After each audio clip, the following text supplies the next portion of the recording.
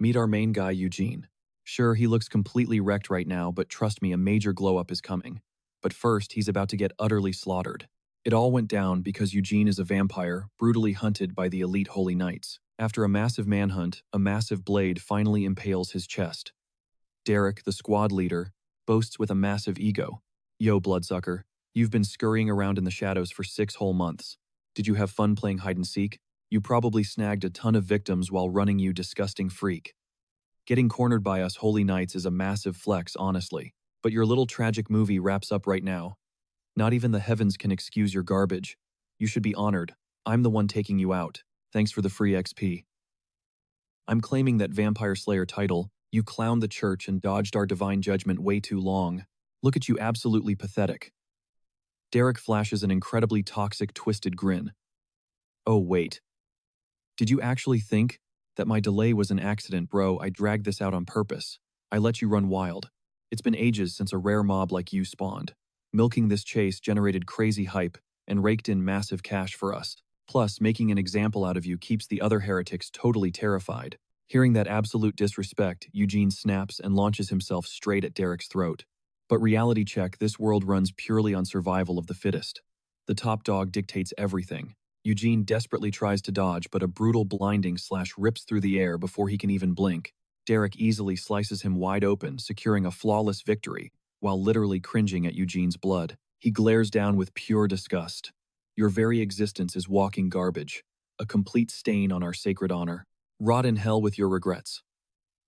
As Eugene fades, he thinks, if I just had one more chance.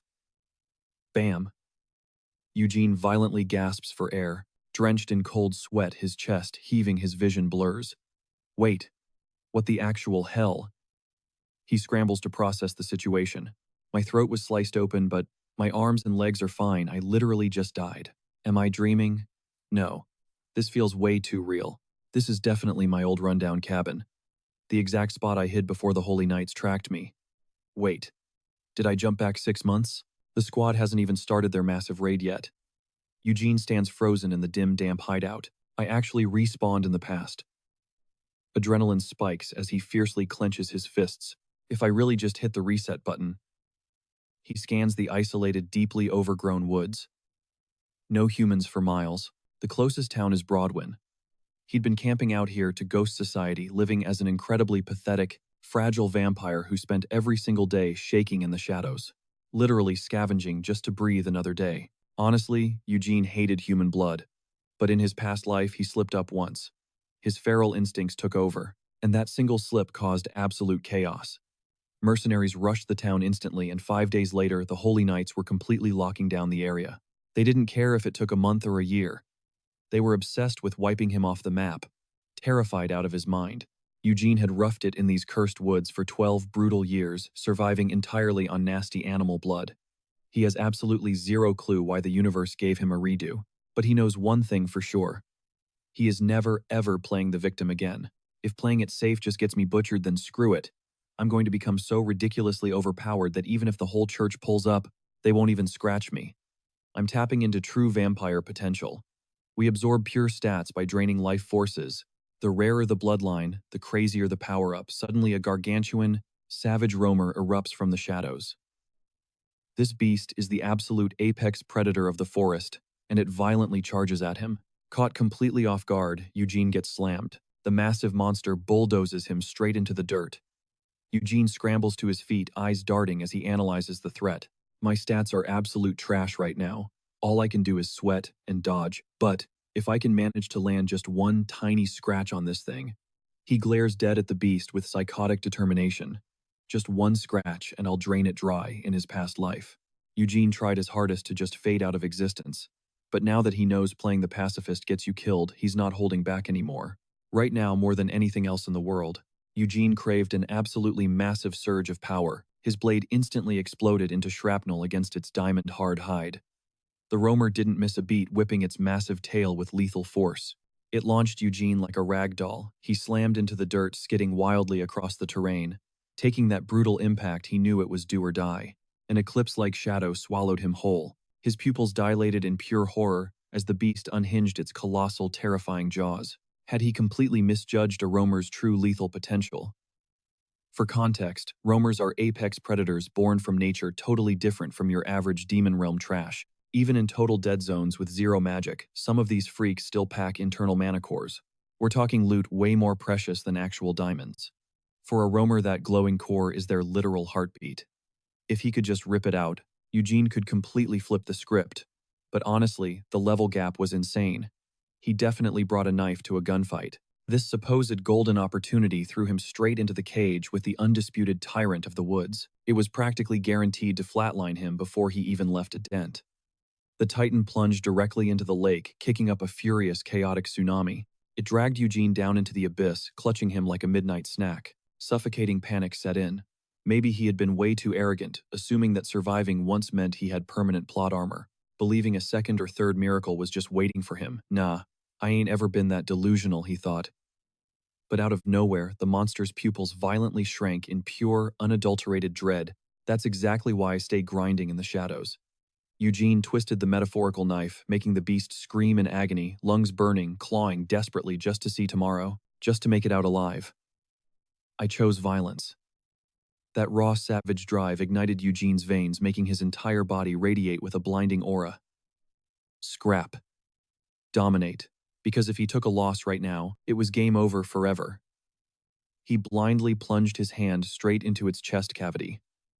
One slip up here, and he was permanently logged out. Digging deeper, starving to claim his prize, the beast roared, and the glowing crimson core was right there for the taking. Because at the end of the day, climbing to the top means stepping on corpses. To breathe another day. After that chaotic underwater bloodbath, the lake went dead silent, until without warning, a radioactive blinding flash erupted from the depths. The mangled carcass of the forest tyrant floated up. I swore to myself, if destiny handed me one more shot, I'm done running away. We step up and fight. The very air around him bled into a thick, sinister crimson. So right here, right now, I'm claiming the crown and the carnage. Eugene stood chilling in the wreckage, flexing and inspecting his newly leveled up physique. He threw a sideways glance at the fallen titan and smirked internally. I literally only wanted a sip of the boss's blood. But his body hijacked the entire glowing core instead. The raw energy pulsing from this thing was off the charts. It vibrated with a sick alien hue he had never laid eyes on. And the sheer size of it, absolutely massive. The core's surging magic instantly morphed into a slick armor of obsidian scales across his skin. With this epic buff, Eugene might actually unlock immunity to the sun, daywalking, huge win.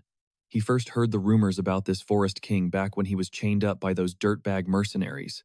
Back in the day, this swamp was basically a puddle, so it was completely off the radar, a total ghost myth.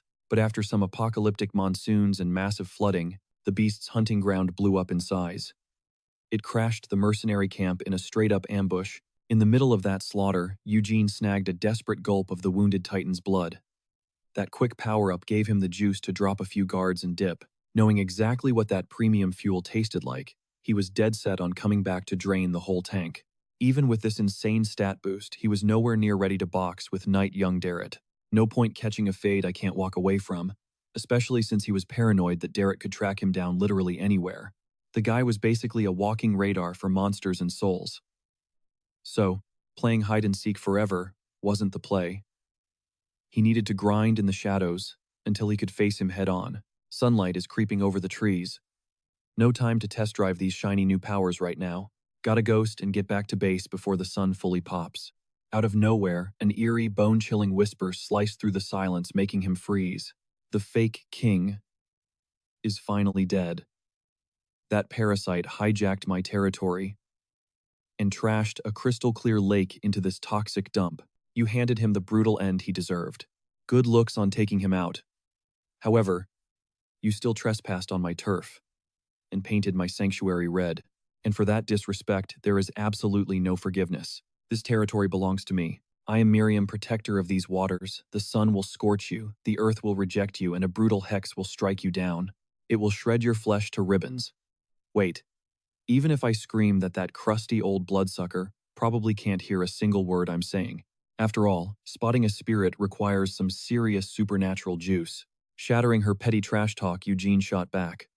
What exactly are you? His blunt question made the entity freeze in its tracks. Did my voice stun her, or can she seriously not see me? Eugene doubled down. I said, what the hell are you? Miriam's jaw practically hit the floor in pure shock. Wait, you can actually see me. You're a vampire, aren't you? Hold on. Did you hear every single word I just ranted about? Eugene instantly connected the dots. She was definitely the one calling him a crusty vampire earlier. Sweating bullets, the spirit frantically bowed in respect. My name is Miriam, I'm a water spirit. I used to rule this entire zone. But 15 years ago, that mutant fish hijacked my home and forced me into servitude. Well, actually, calling it a tactical alliance sounds way less embarrassing. Since nasty water drives away potential meals, that beast let me manage the shore. But honestly, I owe you everything. Now that the overgrown guppy is dead, this ecosystem can finally heal. It's all you're doing, I literally watched it happen. That ugly fish swallowed you whole and I thought you were toast. But then boom, a massive explosion, and suddenly this gorgeous guy steps out of the wreckage. Were you rocking a disguise just to bait that monster? That is some massive brain strategy right there. Eugene completely tuned out her chaotic rambling. You really only care about your own survival, huh? Staring at his skin, Eugene murmured. One of my tattoos is fading. How did that happen? Meanwhile, Miriam awkwardly cleared her throat. I should probably address you properly now, right? That ink looks super dope. What's the hidden meaning behind it? Is it some kind of elite warrior crest? How many enemies have you stacked up? Brushing off her hype, he gave a cold shrug. Beats me. I have absolutely no clue. I've had these marks for an eternity. Honestly. When did I even turn into a bloodsucker? His mind drew a total blank. It felt like he popped into existence exactly like this. His absolute oldest memories featured those 10 cryptic symbols scarred into his flesh.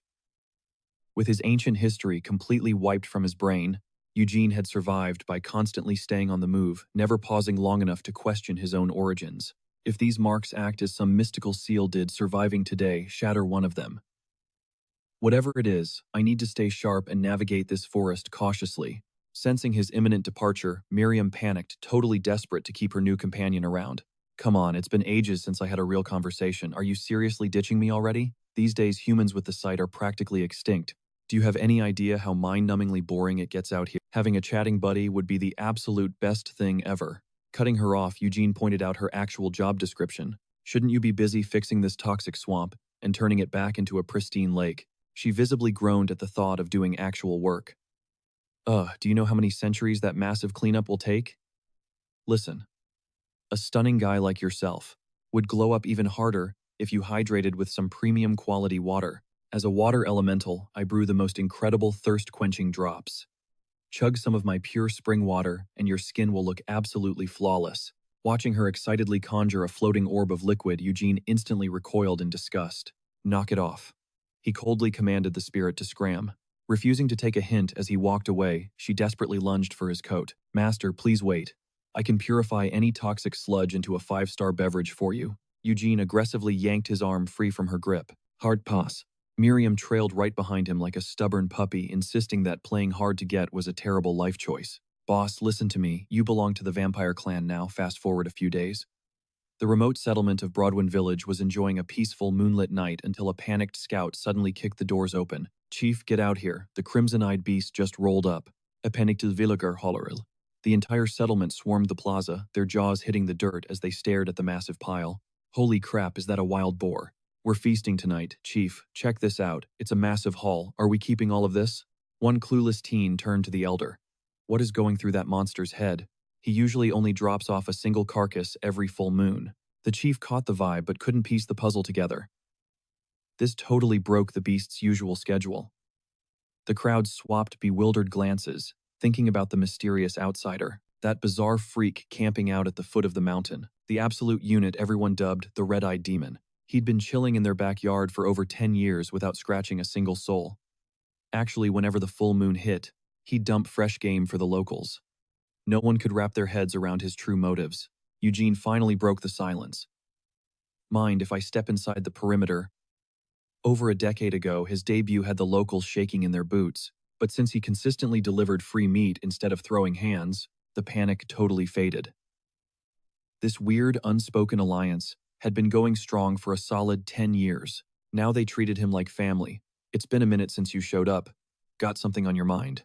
Eugene said as he reached up and slowly pulled off his hood. I isolated myself in the woods because of a severe disease, but after laying low for so long, I'm finally cured. I came to let you know. You guys have been insanely cool to me, and I want to return the favor. If this town ever catches any heat. The second his face caught the light, the entire crowd froze, totally starstruck. Whoa. They couldn't process the absolute masterpiece of a man standing right there. Just say the word and I've got your back. His insane glowing visuals had them totally hypnotized.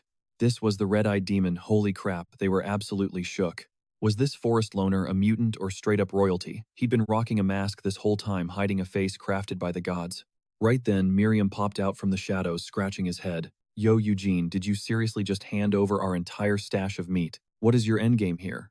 Aren't vampires supposed to be all about bloodshed, slaughter, and catching bodies? Eugene shot down that crusty mindset. In human society, networking is everything. Dropping favors builds hardcore loyalty. Miriam stubbornly pushed back. So you're just gonna vibe with them, without draining their blood? Bro, you literally said we're dipping in a few days. So why even bother playing nice? Eugene wiped the smirk off his face and laid out the grim reality. I thought we could stay out of it, but fate had other plans. I refuse to just sit back and watch this massacre. When those mercenaries blitz this place, they're gonna flatten the entire village. Miriam gasped, piecing together Eugene's obsession with that local kid. He whispered, they're raiding Broadwin, just to snatch that boy, drag him to the Lord's fortress, and silence him for good. They'll leave no survivors. And if we don't shut this down right now, the Holy Crusader Knights will definitely catch wind and storm this territory. Miriam was seriously torn, not entirely buying the hype. Is Eugene actually spitting facts, and if so, how the hell did he predict the future? A total massacre. Even after kicking it with Eugene for days, he's still a total wild card to me. What kind of crazy scheme is he cooking up? Eugene smirked, letting the impending chaos prove his point. Just watch. But first, we need to hack the villagers' trust, so they truly believe I'm harmless. Miriam, still totally lost in the sauce, kept pressing him. What does beefing with heavily armed mercs have to do with building trust? Hey, watch where you're walking. He slammed face first into Eugene's rigid back. Miriam grabbed his nose, whining, damn it, that freaking hurt. He glared up, grumbling, why the hell did you hit the brakes? It hit him a second later. Rushing straight toward them was a massive squad of heavily armored guards out for blood. The second they spotted him, the whispers started flying. Who's the weirdo? Looks like he wandered straight out of town. What's the play here? I was banking on sneaking in unnoticed. Sizing him up, they saw a fragile-looking guy flying totally solo and completely empty-handed. But if he started screaming, their cover was blown. Refusing to risk it, a bandit hoisted his axe and lunged, aiming to silence him for good. Miriam's voice ripped through the panic. Eugene, run. The attacker launched himself into the air, perfectly coiled for a lethal strike. But in that exact split second, Eugene's pupils ignited into a terrifying deep crimson. Living up to the legend of the red-eyed monster, Eugene barely flicked his wrist, and the attacker was just instantly deleted. The absolute horror plastered on the remaining thugs' faces spoke volumes. Eugene calculated his next move. Miriam, think this through. Why bother playing nice and building trust with these locals? I stepped in to wipe the slate clean, leaving zero trace of suspicion behind, because I am going to completely obliterate these mercenaries. Right on cue, an icy chill swallowed the dying glow of the setting sun. The dead silence shattered with a spine-chilling shriek. That's a literal vampire. He's a monster. Going totally feral, Bayo charged headfirst, swinging his broadsword down with reckless abandon. A vampire. Who cares? This is a massive jackpot. We bag him alive, hand him over to the church, and cash in a legendary bounty. But his greedy fantasy was about to get a brutal reality check. Out of nowhere, a massive surge of invisible energy stopped his spear dead in its tracks, deflecting the lethal blow like a solid wall. Bayo violently started shaking under Eugene's dead-eyed, murderous glare. Without uttering a single syllable, Eugene drove a devastating punch straight through the guy's gut. Yet one battle-crazed lunatic in the crew was still feeling way too confident. This freak is insane, but even if I drag him back as a mangled corpse, I'm getting paid. Eugene just effortlessly twirled his blade while the fool bragged. I'm claiming this bloodsucker's head right now. In a flash, Bayo was completely bodied. Now the spear-wielding maniac sprinted forward, screaming, "Die, demon." Bro, do not rush him, blind a teammate shrieked from the back line. But the madman's face was locked in sheer unhinged resolve. I'm gonna crush you, he roared. Yet Eugene effortlessly caught the strike with his heavy armored gauntlets, totally unfazed even as his own palms dripped crimson.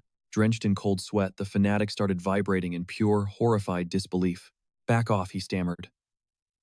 But Eugene's piercing neon red stare only dialed the nightmare fuel up to an 11. As absolute darkness consumed the forest, Eugene moved at the speed of light, slashing clean through the unhinged attacker, sending a massive visceral spray of crimson scattering into the shadows. Showing absolutely zero mercy, he stomped his boot flat against the dying man's face.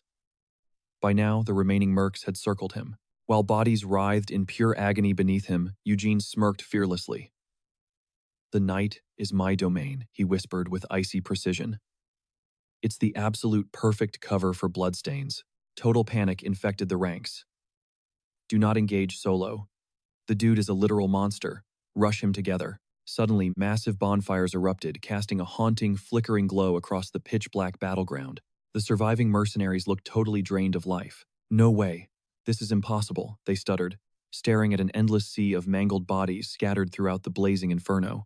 "How did it get this bad? Did that red-eyed freak honestly massacre everyone?" "Did you do this?" they demanded. Eugene's eyes, still flashing that lethal crimson, fired back smoothly. "Obviously not. I stumbled onto this graveyard while heading back from a hunting trip. I was just doing my trap rounds and found them completely wrecked. Looks like your boys caught a brutal ambush on the way to Broadwin Village, and the culprits wolves." The men gasped, totally refusing to buy the story. But looking closer at the wreckage, they spotted massive black wolves scattered around, rocking horrific fangs and razor-sharp claws. "Black wolves," Eugene continued with ice-cold calm. "They were totally starved and rabid. I just capitalized on them tearing into the corpses to land a stealth strike. The proof is right there. I managed to take out a handful, but trust me, the pack vastly outnumbered your crew at first. The stragglers that booked it are probably still lurking in the shadows hunting us right now." The boss was insanely skeptical. "Those beasts are notorious as the deadliest predators in this entire region. How could one guy solo them? Could the red-eyed monster really be innocent?" Just then, men shouted out to their leader, "Chief, we've got massive claw marks ripped into the dirt over here." The whole squad got shredded by wolves. Eugene quietly analyzed the situation. Sure, black wolves are wildly aggressive, but there is zero chance they would ever have the guts to raid a mercenary caravan this heavily armed. The leader broke the heavy silence, his voice dripping with guilt. "My bad, man. I was totally out of line for." Eugene just brushed it off with icy calm. "No big deal, anyone can mess up." "But what about the bodies? What's your move here? I couldn't just ditch them out in the dirt, so I'm laying it all out for you." The chief shook his head grimly. "We absolutely cannot leave them out here as midnight snacks for wild animals. They need a proper send-off. We're burying them back at the settlement." Miriam leaned in, whispering sharp and low, "Eugene is literally everything that comes out of your mouth, a straight-up lie." After absolutely wrecking those mercs, packs of ravenous wolves caught the scent of fresh blood and swarmed the turf. Eugene had already cleaned up his mess, literally carving fake bite marks into the corpses with his own bare hands, all to stage the perfect grisly cover-up. Sure, faking a crime scene is one thing, but why is he acting so obsessed with keeping up this innocent facade? If he had just ghosted the area immediately, he wouldn't be drowning in all this drama. But even then, he couldn't dodge the side-eye. You could practically see the gears turning in his head before he suddenly spoke up. "Oh yeah, while I was looting their pockets for some ID, I snagged this. Looks like some kind of secret letter from the mercs. Want to take a look?" Miriam mentally screamed that they absolutely had to. The damn thing was officially stamped with Lord Tyen's crest. The chief snatched the parchment, muttering, "What in the world is this?" But as his eyes scanned the ink, all the color drained from his face, leaving him dripping in a dead-cold sweat. "Wait, is this actually for real, Philip? Does Philip seriously live in our village?" The massive crowd of locals started buzzing, completely dying to know the tea. "Spill it, Chief. What does it say? Is Philip still around? What the hell is going on?" Out of nowhere, the chief dropped a massive bombshell. Philip was actually the secret illegitimate heir to Lord Tyen himself, and those heavily armed mercs, they were sent here to snatch him up. The revelation instantly sparked a massive wave of shocked whispers. "Wait, what? That random kid is literally a royal." Meanwhile, Komia stared in absolute terror, barely breathing as dark crimson blood sprayed across the battlefield. It was straight up unreal. One single dude had just absolutely flattened their entire elite squad. "If this keeps up, we're all getting packed up in body bags. Stop freezing. Fight back, even if this guy is a literal demon. He's still just flesh and blood, with 2 arms and 2 legs. Do not just blindly rush him, box him in." His face was completely wrecked, smeared in dirt, and bleeding out. Shaking like a leaf, he realized there was absolutely 0 chance of escaping. Then out of nowhere, this absolute menace pulled up. Komiya locked onto every single brutal, devastating swing of Eugene's sword, practically using his own men as human meat shields. Right then, Eugene's razor-sharp, blood-red eyes snapped dead onto him. Before Komiya could even blink, a brutal, gut-wrenching punch sank deep into his stomach. The insane force launched Komiya off his feet, sending his body crashing violently into a massive tree trunk, with a sickening, bone-shattering crunch that echoed through the entire forest. After absolutely flooring, Komiya Eugene dashed right over to where the guy was pathetically dragging himself across the dirt, sobbing. "Stop. Please just stop. Have you literally been stalking us this entire time? Why are you hunting us? We just had a job at that settlement over the ridge." At that exact second, Eugene stepped up, his gaze glowing with pure, unadulterated murder. "I was just dying to know exactly what kind of garbage you were pulling in my territory. That town, it belongs to me." Komiya's eyes swelled with bloodshot terror as he groveled. "Please, I swear to God. I had zero idea you were the Blood Lord. The overlord of this zone. We totally weren't here to hunt vampires, I promise. There's this bastard kid from the Taiyan bloodline, laying low in there. Everyone thought he was long gone, but he's been hiding in the shadows this whole time. We just came to bag him," Eugene responded, his tone chillingly flat. "You're a terrible liar. Drop the act and tell me your real endgame. You seriously expect me to believe you mobilized a whole freaking army just for that? Were you planning to slaughter the entire population?" Komiya shrieked, absolutely losing his mind. No, I swear it wasn't like that. Look, okay, we weren't actually hired by the main Taiyan family. The hit was secretly ordered by the two main heirs, Camera Taiyan and Bertel Taiyan. They paid us under the table, probably because of some insane royal family drama. Our only actual mission was to kidnap that secret half-brother of theirs. We only brought this massive squad as backup, just in case things went sideways. Please, man, just let us walk." Hearing this massive lore drop, Eugene aggressively ground his jaw, fury radiating off him. So Bertel really was pulling the strings from the shadows. Bertel Taiyan, the freaking captain of the vampire extermination unit. The exact same guy who used to serve right alongside Derek, his old knight brother-in-arms. Bertel wouldn't be dumb enough to explicitly order a full-blown village massacre. No, the mercs definitely got greedy and planned that bloodbath all on their own. But that exact power move put a massive target on his back, instantly snagging the attention of the Holy Knights. With the entire settlement wiped off the map, they deployed a massive strike team to investigate. The sole survivor shook like a leaf, stammering out, We just saw an opening for a quick cash grab. We wanted a piece of the pie. If we had any clue the Bloodlord was lurking around, we swear we wouldn't have dared." Eugene, just soaked in the panic, casually dusting off his trench coat. Pivoting on his heel, he tossed a sickeningly sweet warning over his shoulder. "All right then. Watch your back for wolves on the long walk home." The guy's face drained of all color, shivering like a ghost. You're really letting me walk. Oh my God, thank you so much." But literally one heartbeat later, Eugene's blade ripped clean through the dude's throat. Crimson sprayed like a fountain as Miriam smirked from the sidelines. "Bro, what's the actual point of giving him false hope after slaughtering his entire squad?" Eugene didn't even blink. "The second they figure out I'm a vampire, their fate is sealed. 0 survivors." He threw a sharp glare into the tree line right as wild wolves caught a whiff of the fresh massacre. Meanwhile, back at the settlement, the panicked locals were aggressively grilling their elder. "Are the rumors actually real?" The elder let out a heavy sigh. "Yeah, those mercs were a heavy security detail hired to drag Field back to the capital." Jaws literally dropped to the floor. "Wait, Field, that random stray kid from last year, who lives totally off the grid, he rolled into our town 8 years ago. Don't tell me." The elder cut through the murmurs with a grim tone. "The elite hitters sent to retrieve Field got totally shredded by wild beasts out there. So what the hell is our move now?" Before panic could fully set in, Eugene strolled into the spotlight. "So you guys need to smuggle this kid, Field, straight to the Lord's territory." The elder nodded frantically. "Yes, exactly," Eugene smoothly cut him off. "Listen, if armed mercs got completely bodied by the wildlife out here, you need a local. I've survived in these woods for ages. I can absolutely ghost past the predators and get the boy there in one piece." The elder's eyes bugged out in pure disbelief. "Wait, are you seriously offering to bodyguard Field? We couldn't possibly dump that kind of burden on you." Eugene flashed a sickeningly warm, hero-like smile, totally burying his dark aura. "Hey, no sweat. As a sworn knight, it's literally my duty to step up. I can't just look the other way." Off to the side, Miriam muttered under her breath, "Eugene, you are unbelievably shameless." But mid-sentence, her jaw unhinged in absolute horror. Like she had just spotted a demon, she froze. The entire crowd of locals mirrored her eyeballs practically popping out of their skulls. Someone from the back absent-mindedly blurted out, "Whoa," unfazed. The man parted his lips, dropping a butter-smooth, super polite introduction. He bowed slightly, putting on an absolute, "Allow me to formally introduce myself. I am Yan Eugene, proudly representing the—" A random dude scoffed. "Yeah, right, who's buying that?" But that sheer audacity sent shockwaves of pure panic through the crowd. "Wait. This crimson-eyed psycho is high society royal—" "Shut your mouth. Do you want to get us killed?" one hissed. "Show some respect and address him as my lord." Miriam leaned in real close, whispering a harsh reality check into his ear. "Dude, even for a fake flex, you are taking this way too far." But Eugene just smirked, absolutely eating up their terrified reactions. His internal logic was flawless. These backwater hicks had zero interaction with real aristocrats.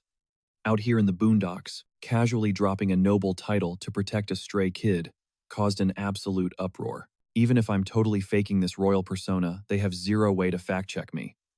Completely fooled, the locals started staring at him with hardcore adoration. "Lord Yan Eugene, were you actually a high-ranking paladin this whole time? Why on earth would you ghost society and rot in these cursed woods for over 10 years? Did you take massive battle damage? Were you recovering? Or wait, is this some hardcore secret night training arc?" Eugene just gave a shady open-ended shrug. "Let's just say, complicated circumstances forced me to sever all earthly ties and embrace the shadows of—" The crowd instantly erupted.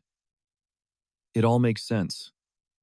Ever since you hauled those care packages into town, you just gave off total main character energy. Only a warrior with crazy overpowered stats could survive solo in these woods." But then the elder chimed in with a heavy dose of reality. "But our community is dead broke. We literally don't have a single coin to fund this mission." Eugene dropped his voice into a gravelly, dramatic register. "Don't sweat the gold. All I desire is a quiet place to crash and wash away—" "Mind if I crash here tonight?" The village chief flashed a warm grin. "Nonsense. That's a tiny request, though our place is a little tight. Please make yourself at home." Outside, the crisp breeze under the starlit sky felt incredibly refreshing. Eugene's gaze drifted into the void. Staring off into the horizon, he let his monstrous side slip out. The vampire lord's hand brushed softly against the rough masonry. This was a sick buff gifted by the master of the woods. His piercing eyes glowed like menacing blood-red rubies, enough to send shivers down anyone's spine. His monstrous claws casually traced the stone wall. Coated in pitch-black scales, this armor gave him some solid resistance against the blazing sun. That would definitely make daytime travel way less brutal. Miriam snapped at him. "You dumb bloodsucker. What goes through that head of yours?" Spinning cap with zero hesitation. "You seriously claim to be a knight, bro? Can you even read?" Eugene gave a quick dismissive shrug. "Hey, maybe they'll bust me eventually. But I'm dipping out of here soon anyway, so who cares?" Miriam pressed on. "All right, spill it. What's your actual endgame here? You've been chilling in the woods forever. Why suddenly play nice with these locals and take on this job?" Right on cue, a voice shouted out. "My lord, we're all set. You can head out whenever you're ready." He leaned in and murmured to Miriam. "Watch and learn. Overnight, I've leveled up my rep. People blindly trust a fancy title way more than actual logic. You can spout massive amounts of lies, but with the right rank, 100 messy excuses boil down to one unquestionable truth. Sure, only this backwater town would swallow such a rushed fib. High society snobs wouldn't fall for it so easily. That's exactly why I'm going to forge this fake persona into reality. Just like the heroic feats Ein pulled off earlier, completely winning over the locals' unwavering loyalty." The village chief flashed a massive beaming smile. "I was super paranoid. Lord Eugene might get the wrong idea, so I went ahead and drafted a recommendation letter. Field. No, the kid Field. Please watch over him on your journey. By flexing real power to back up these wild tales, the masses would definitely eat from the palm of his hand." Field shuffled forward, blushing nervously. "I am Field. It's an absolute honor to meet you, sir." Eugene plotted internally to spin his entire web of deceit into hard facts. He drastically needed to rank up in society. Eugene spoke up. "So you're Field. I am Yan Eugene. Nice to finally meet you." As Eugene schemed about securing legit noble status, a flawless blue sky stretched over the lush emerald canopy. The duo slowly trudged their way out of the settlement, kicking up dust on the trail. Eugene casually asked about the carved village signs. Field nodded toward a wooden marker. "Yep, that's exactly what it says." Eugene raised an eyebrow. "Wait, you can read." The kid scratched the back of his neck, totally flustered. Yeah, my mom taught me the alphabet before she passed away. She came from nothing and never stepped foot in a real classroom. She always said she picked up reading from the guy she fell in love with. It's crazy to think that person was Lord Tian. Miriam snickered directly into Eugene's mind. Well, jackpot, make the kid tutor you. Eugene didn't skip a beat. Could you teach me how to read? The boy practically jumped in shock. Wait. Seriously, me. But you're a high-ranking knight. How do you not know your letters? Eugene let out a heavy dramatic sigh. Knight is just an empty label. My bloodline crashed hard. It's really nothing to flex about. I didn't survive this cruel world by pushing a pen. I survived by swinging a blade. Philip stammered, did the Eugene family fall into ruin? Instead of answering, Eugene just dropped a heavy, solemn silence, playing the tragic victim perfectly. Keep questioning my past, kid, and then slowly give me your unwavering loyalty. Once I lock down that blind trust, it'll be a bulletproof shield for every single lie I've spun. Miriam floated beside him, endlessly amused. Oscar-worthy acting right there, bro. But hey, whatever works. But spinning too many webs is definitely going to raise some major red flags. Judging by the kid's expression, he's actually buying your story. Philip hesitated, his voice dropping. My bad. Honestly, I totally doubted you for a minute. Sometimes you claim you're some kind of freak, and then you turn around and act like straight-up royalty. The whole village treats you like a demon, so yeah, I was pretty biased. But I'm done listening to the gossip. I need to see the truth for myself. Look, if you grew up in a hardcore warrior, clan skipping out on reading makes total sense. To save you from looking foolish in public, I can totally tutor you when we've got some downtime. Philip's tone softened. Please, just spill the tea on Lord Eugene. Out of nowhere, a lethal throwing knife whipped right at his eyeball. Field's face went absolute ghost white. He let out a blood-curdling shriek. In a split second, a massive beast materialized, snatching the blade midair to pull Field from the jaws of death. The ambushers cracked up, totally amused.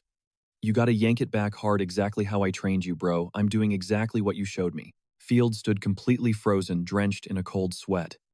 He choked out, what the hell is going on? It's a stick-up genius, the lead hunter smirked. What, never been mugged before? Man, the look on your face is absolutely priceless. Now chop, drop your gear, and dump out every single thing in your packs. Move it, or you're all taking a dirt nap. But Eugene didn't utter a single syllable. He just whipped his blade in a brutally vicious arc right at the guy's neck. Thud. The bandit's severed head popped off, spinning through the air like a twisted piece of candy. The remaining thugs stood absolutely paralyzed. Philip stared at the heavy, lifeless head bleeding out on the dirt, completely traumatized. One of the raiders whirled around, screaming his lungs out. Boss Eugene just shrugged, completely unbothered. Hey, I dropped everything just like you asked. Clean, ruthless, and brutally fast. The enraged hunter yanked out his battle axe, spitting pure venom. You son of a... But before he could even finish, Eugene instantly cleaved him in half, painting the forest floor deep red. With just a handful of lightning-fast strikes, Eugene shipped the entire crew straight to the afterlife. The last surviving grunts desperately backed away, begging and crying out, "Somebody please help," but Eugene just loomed over them, his eyes practically glowing with murder, aiming his dripping sword right at their chests.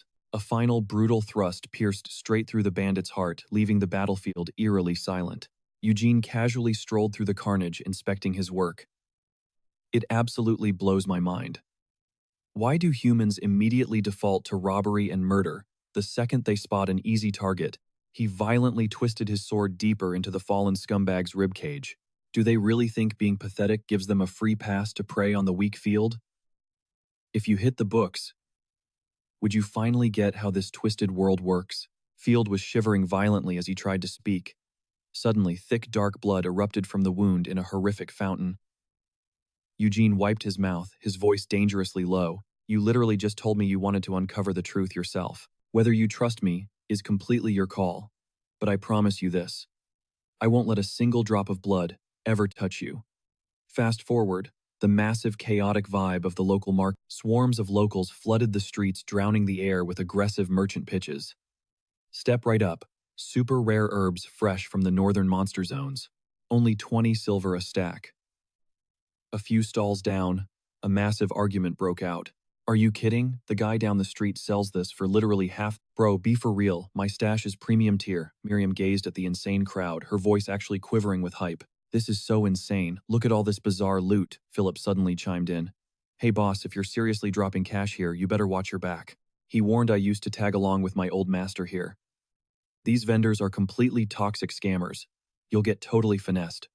They basically milked my master dry every single time. Suddenly, a random customer screamed, "Yo, they're doing 50% off over there.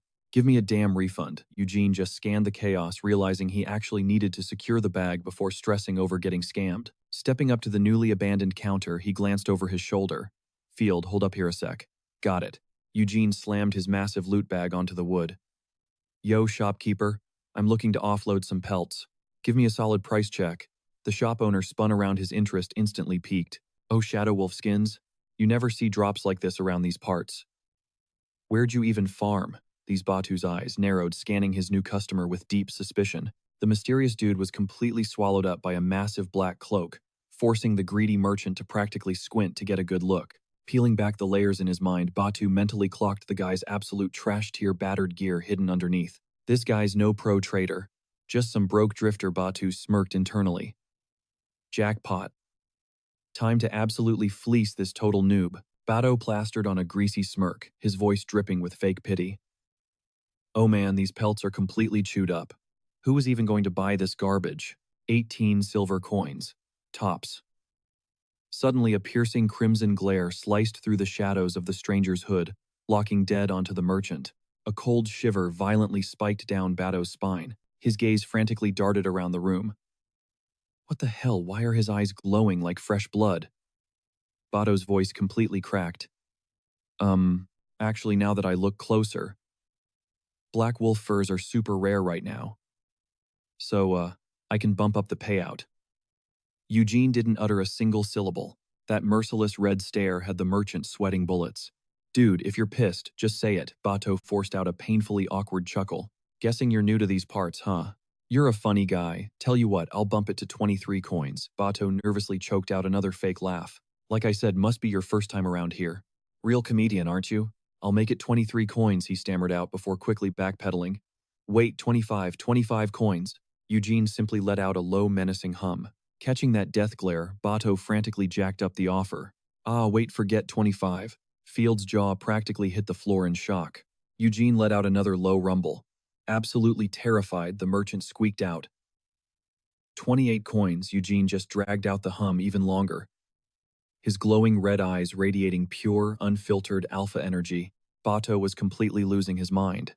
Are you kidding me? How much is this creep gonna bleed me dry? Scrubbing a sweaty hand over his face, he blurted out, 30 coins. That is my absolute limit. Philip stood there, utterly speechless, absolutely blown away by the massive payout. Works for me, Eugene coolly replied. As night consumed, the sky-flickering candles bathed the room in a cozy golden glow. Eugene squinted down at the parchment. Man, these letters look like chaotic scribbles, he thought to himself. I picked up the bare basics from Field, but actually being able to read and write fluently, yeah, that's a long way off. Jagged ancient runes marched across the weathered paper in rigid lines. Suddenly, the bubbly voice of the water spirit echoed through the quiet room. Hey, this isn't half bad, it chimed, popping into view. I mean, a true vampire absolutely needs to rock pure silk, but this gear is totally worth the cash. Eugene smiled in satisfaction. Honestly, I was pretty stressed about getting ripped off, but this market is surprisingly generous. They even hooked me up with some sweet rookie perks just for being a first-time buyer. Miriam slapped a hand over his mouth and snickered. Oh, honey, you are literally a walking goldmine for these shady hustlers. Flashing back to that sketchy old merchant sweating bullets, while hiking up the price, Miriam's eyes sparkled with mischievous greed. He threw his hands up.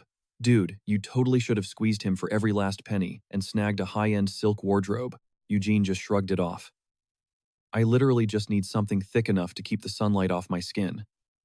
That's it, Miriam dramatically gasped, looking absolutely scandalized. Are you kidding me? You have got to romanticize your life a little. Have you seriously just been rotting away in the muddy woods this entire time?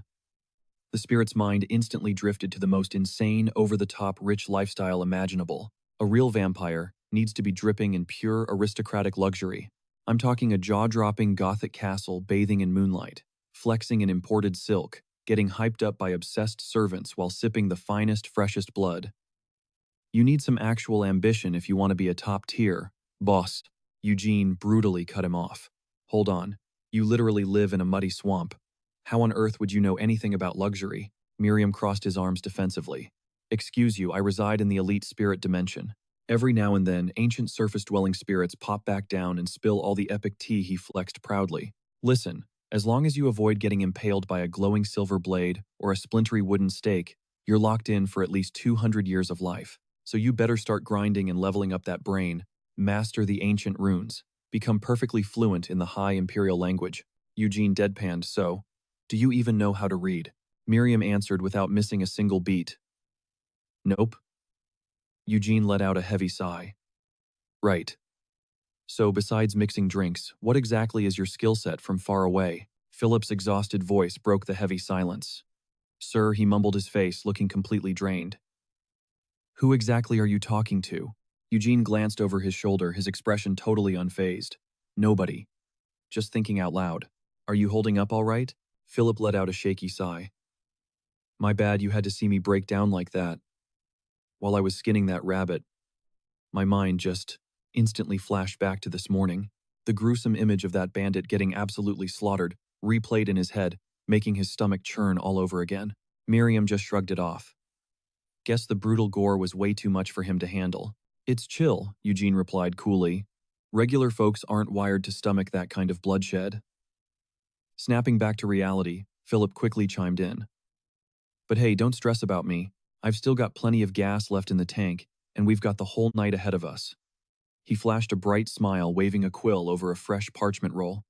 We are completely stacked on paper. I can literally teach you how to write until your hand cramps up.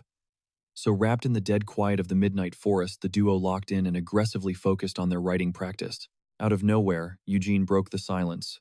Is mastering the alphabet seriously this effortless? Philip chuckled. Nah, that's just because you're low-key a genius, sir. It literally took me solid months to get the hang of it while your average peasant needs an entire year. You're definitely hyping me up too much. Eugene smirked before his tone shifted. But Philip, is this really going to be enough if you want to level up in life?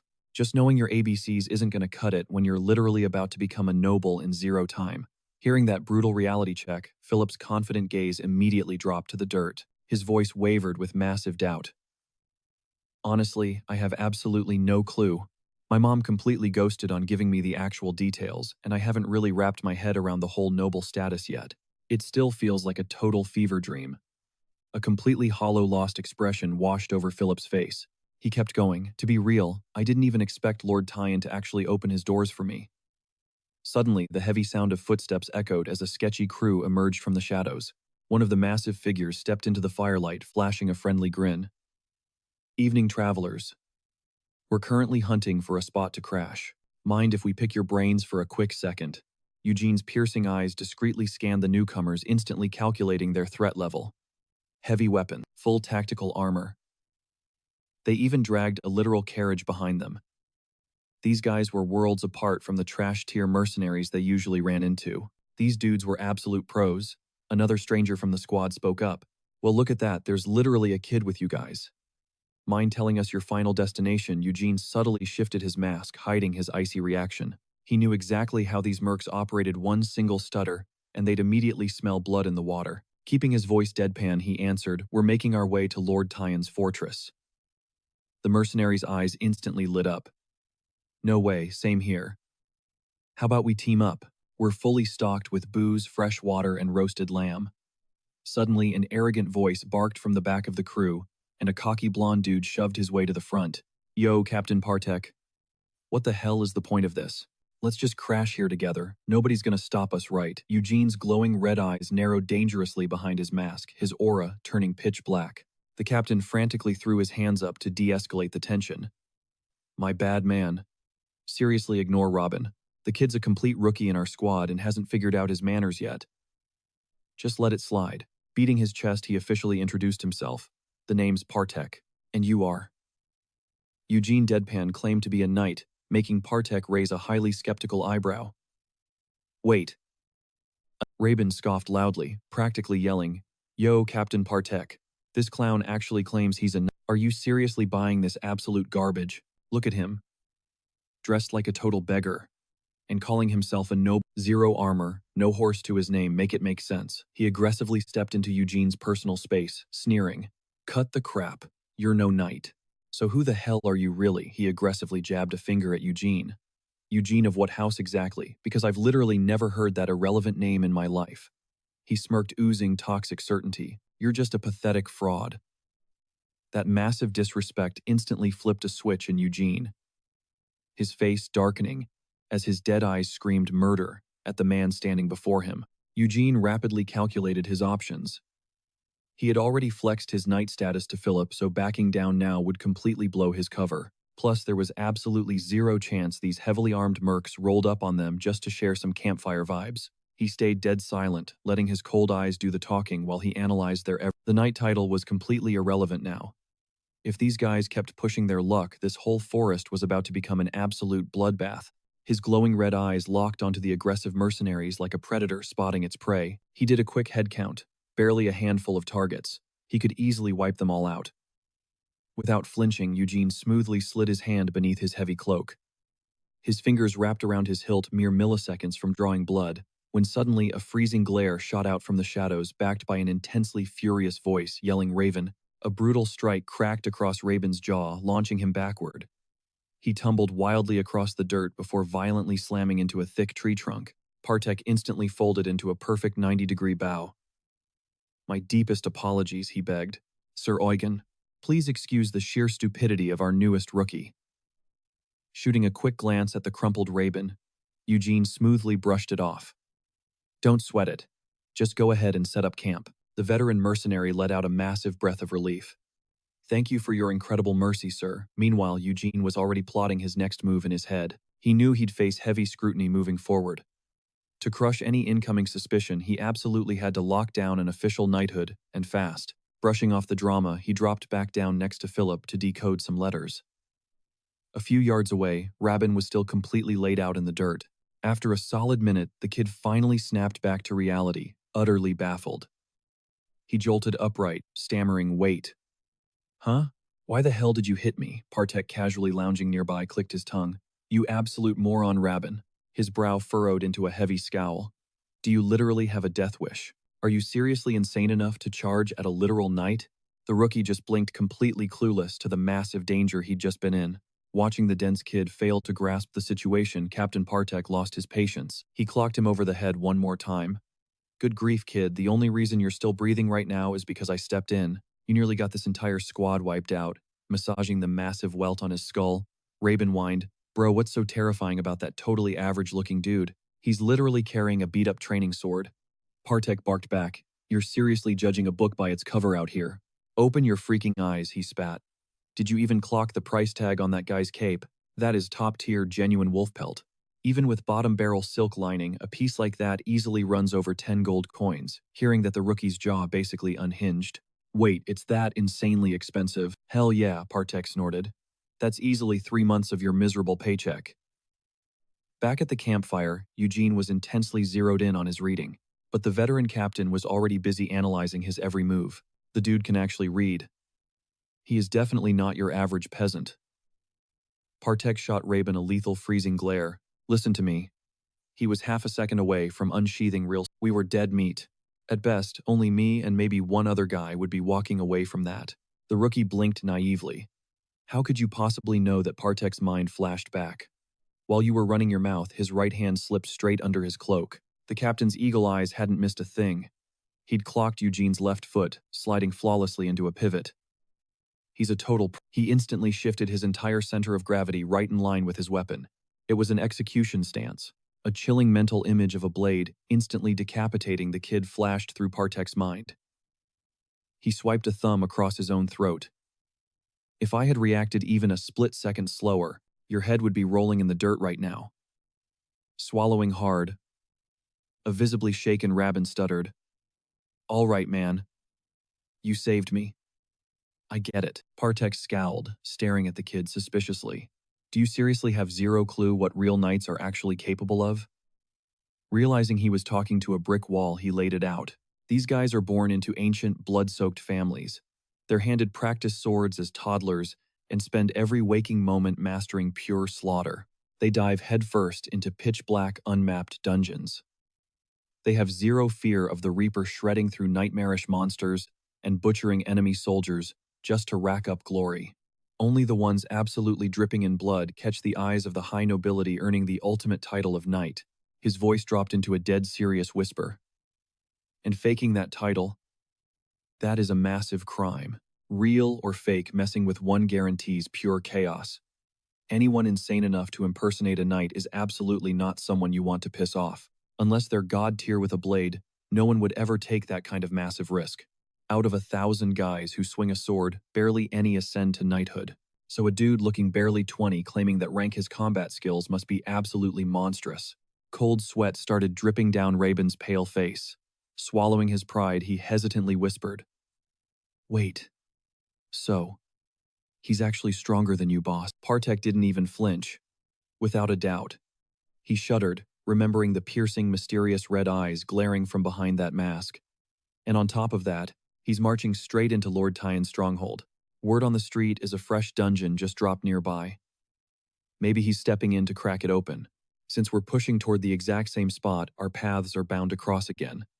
Meanwhile, Eugene thought to himself, man, it's a good thing I played this smart. Does flashing the title of knight seriously hold this much power? If this bluff holds up, great, but we definitely need a solid backup plan. His sharp gaze drifted to the crew across from him as he analyzed the situation. Minus the guy currently knocked out cold, the rest of these dudes are actual seasoned mercs. So why on earth would House Tywin hire a bunch of street-level thugs instead of top-tier pros like them? Or better yet, just deploy their own private guard? The whole setup smelled fishy. Suddenly, he pushed himself up and closed the distance between them. Robin's voice completely cracked. Why? Why are you walking over here?" Eugene casually peeled off his mask, revealing his face. "I caught wind that you're also marching toward Lord Tywin's stronghold." Bathed in the moonlight, his insanely flawless visuals practically glowed.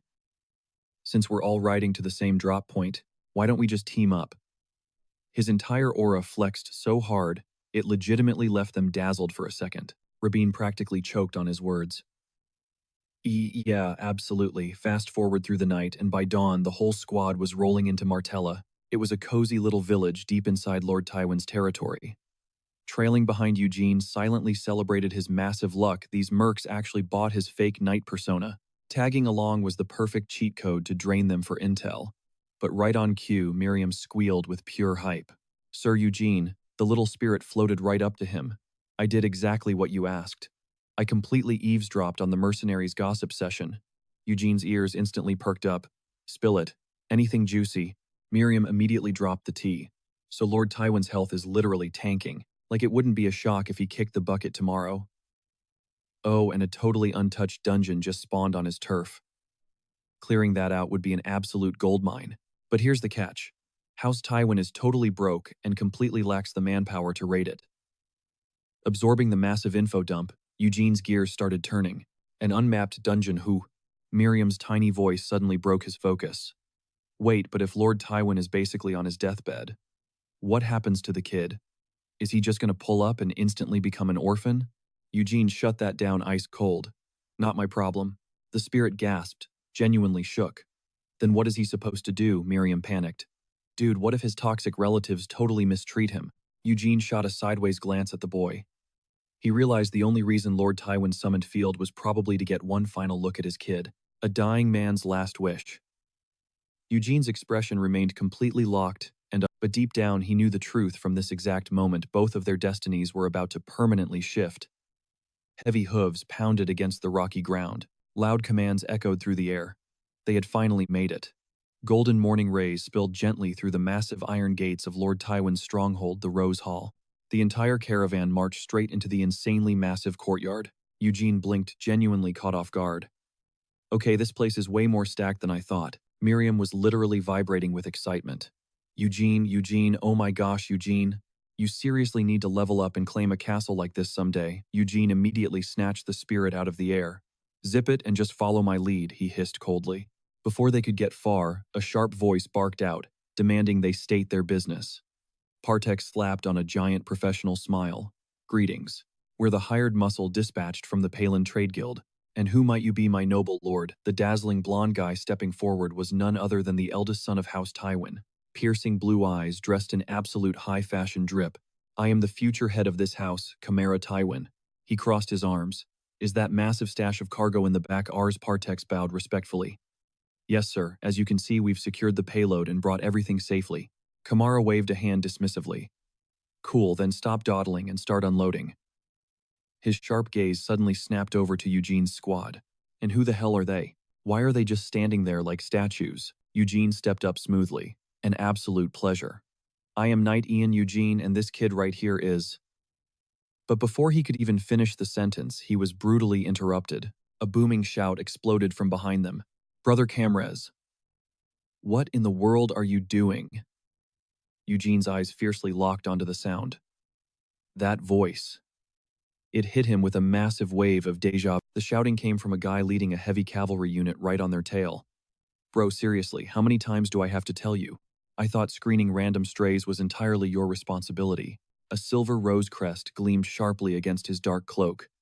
Eugene's crimson eyes narrowed to dangerous slits as a chilling thought crossed his mind. Asterisk, how could I ever forget that wretched voice? Asterisk, the absolute commander of the Dragon and Demon Extermination Unit. The very first bastard to sniff out his sanctuary. Back in the day, this guy and Darrett had dragged him through absolute hell, Sir Bertil Tywin. A prestigious knight, and the fiercely ambitious second son of House Tywin standing right alongside his older brother Kamara Tywin. Kamara, looking thoroughly unamused, flashed a paper-thin, patronizing smile. Do I seriously need to run every minor, pathetic detail by you? If a stranger walked in right now, they would swear times you times were the ruling heir. Bertel stiffened instantly, backpedaling in a panic. That is out of nowhere, a sharp voice cut through the tension, whipping both of their heads around. Hey, a swift figure marched right up to the bickering siblings, shattering the heavy silence. Listen up, this urgent dispatch just arrived from the Broadwin village elder. Bertel immediately extended his gloved hand to snatch the parchment, but the messenger totally psyched him out violently, yanking it back and leaving the second son grasping at empty air.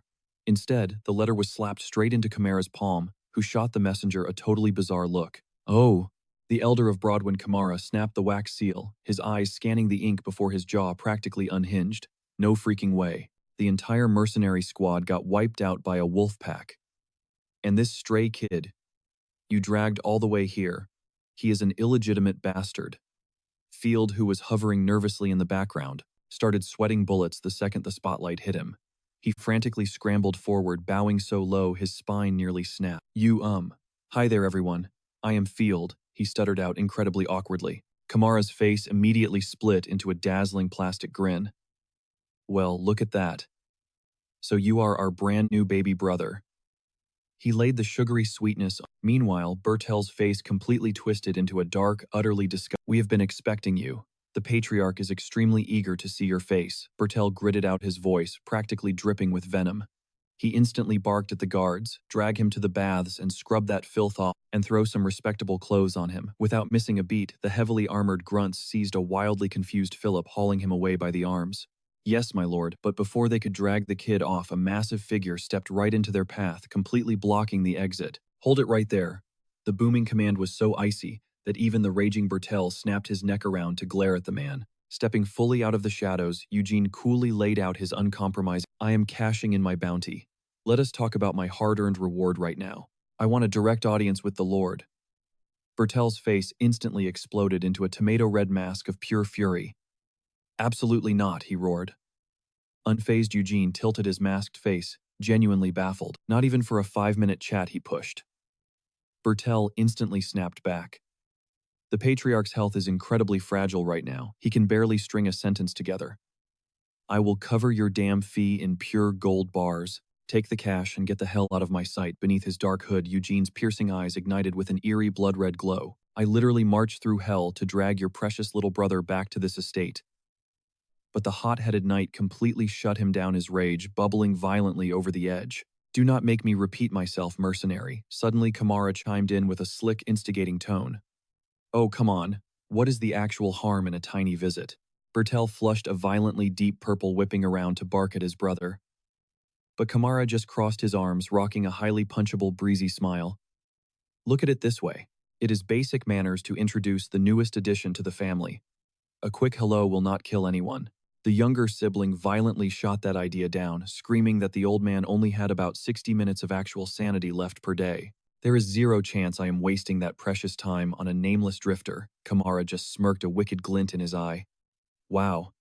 So now you are dictating the Lord's daily schedule all by yourself. Losing his absolute mind, Bertel practically invaded his brother's personal space, roaring, "Why the hell do you keep twisting every single thing I say?"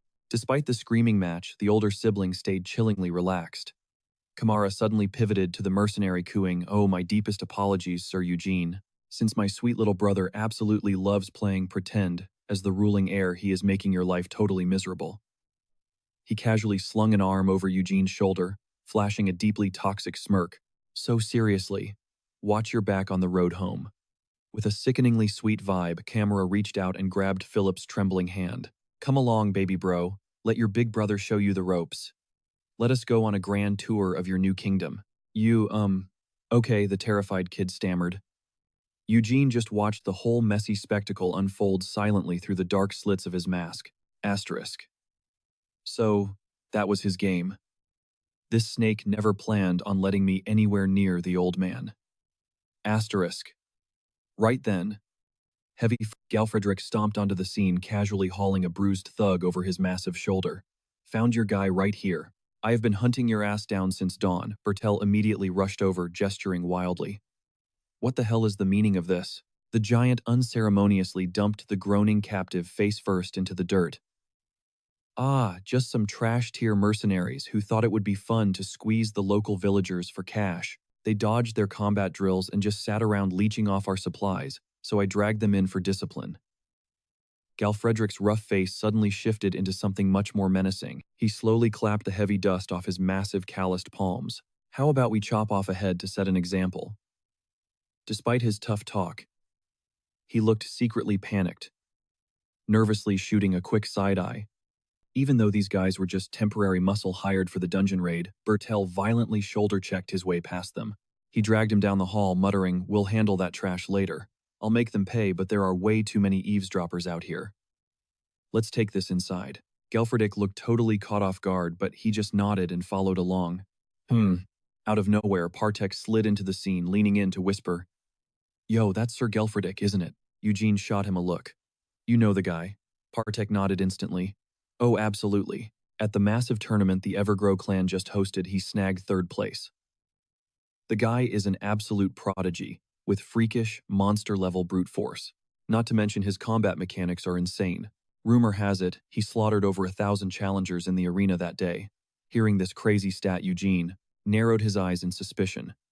Why would a top-tier powerhouse like that drag himself out to this run-down border wasteland? Partek stroked his chin, theorizing. It's gotta be because of the newly spawned dungeon, even if it's out in the boondocks. The first knight to conquer a virgin dungeon racks up an astronomical amount of clout. Raiding a fresh dungeon is basically a death sentence. People are getting wiped out left and right. Sir Gelfredick is probably trying to use this insane risk as a stepping stone to get scouted by one of the royal-tier noble houses. Partek spaced out for a second, mulling over the politics. Suddenly, Eugene snapped him back to reality. Partek blinked, turning around. "Hey Partek, your current contract expires today, right?" Partek hesitated, clearly sensing a catch. Yeah, it does." But why? Eugene just flashed him a sly grin. "Perfect. Then how about I hire you for this next run?" Fast forward to nightfall. A blinding full moon drenched the courtyard in silver light, illuminating Bertel and Gelfredick as they relentlessly drilled their grunts. High up in the manor, Kamara stared down through the frostbitten glass. Asterisk. I have to be the one to conquer this dungeon raid. Asterisk. Asterisk. Ever since our old man's health tanked, my snake of a brother has been ruthlessly gunning for the heir title. And now he's gone and roped in a heavy hitter like Sir Gelfredick. Asterisk. He is 100% plotting to snag the glory of clearing that dungeon for himself. Asterisk. If he pulls that off, the public's loyalty will flip to him in a heartbeat.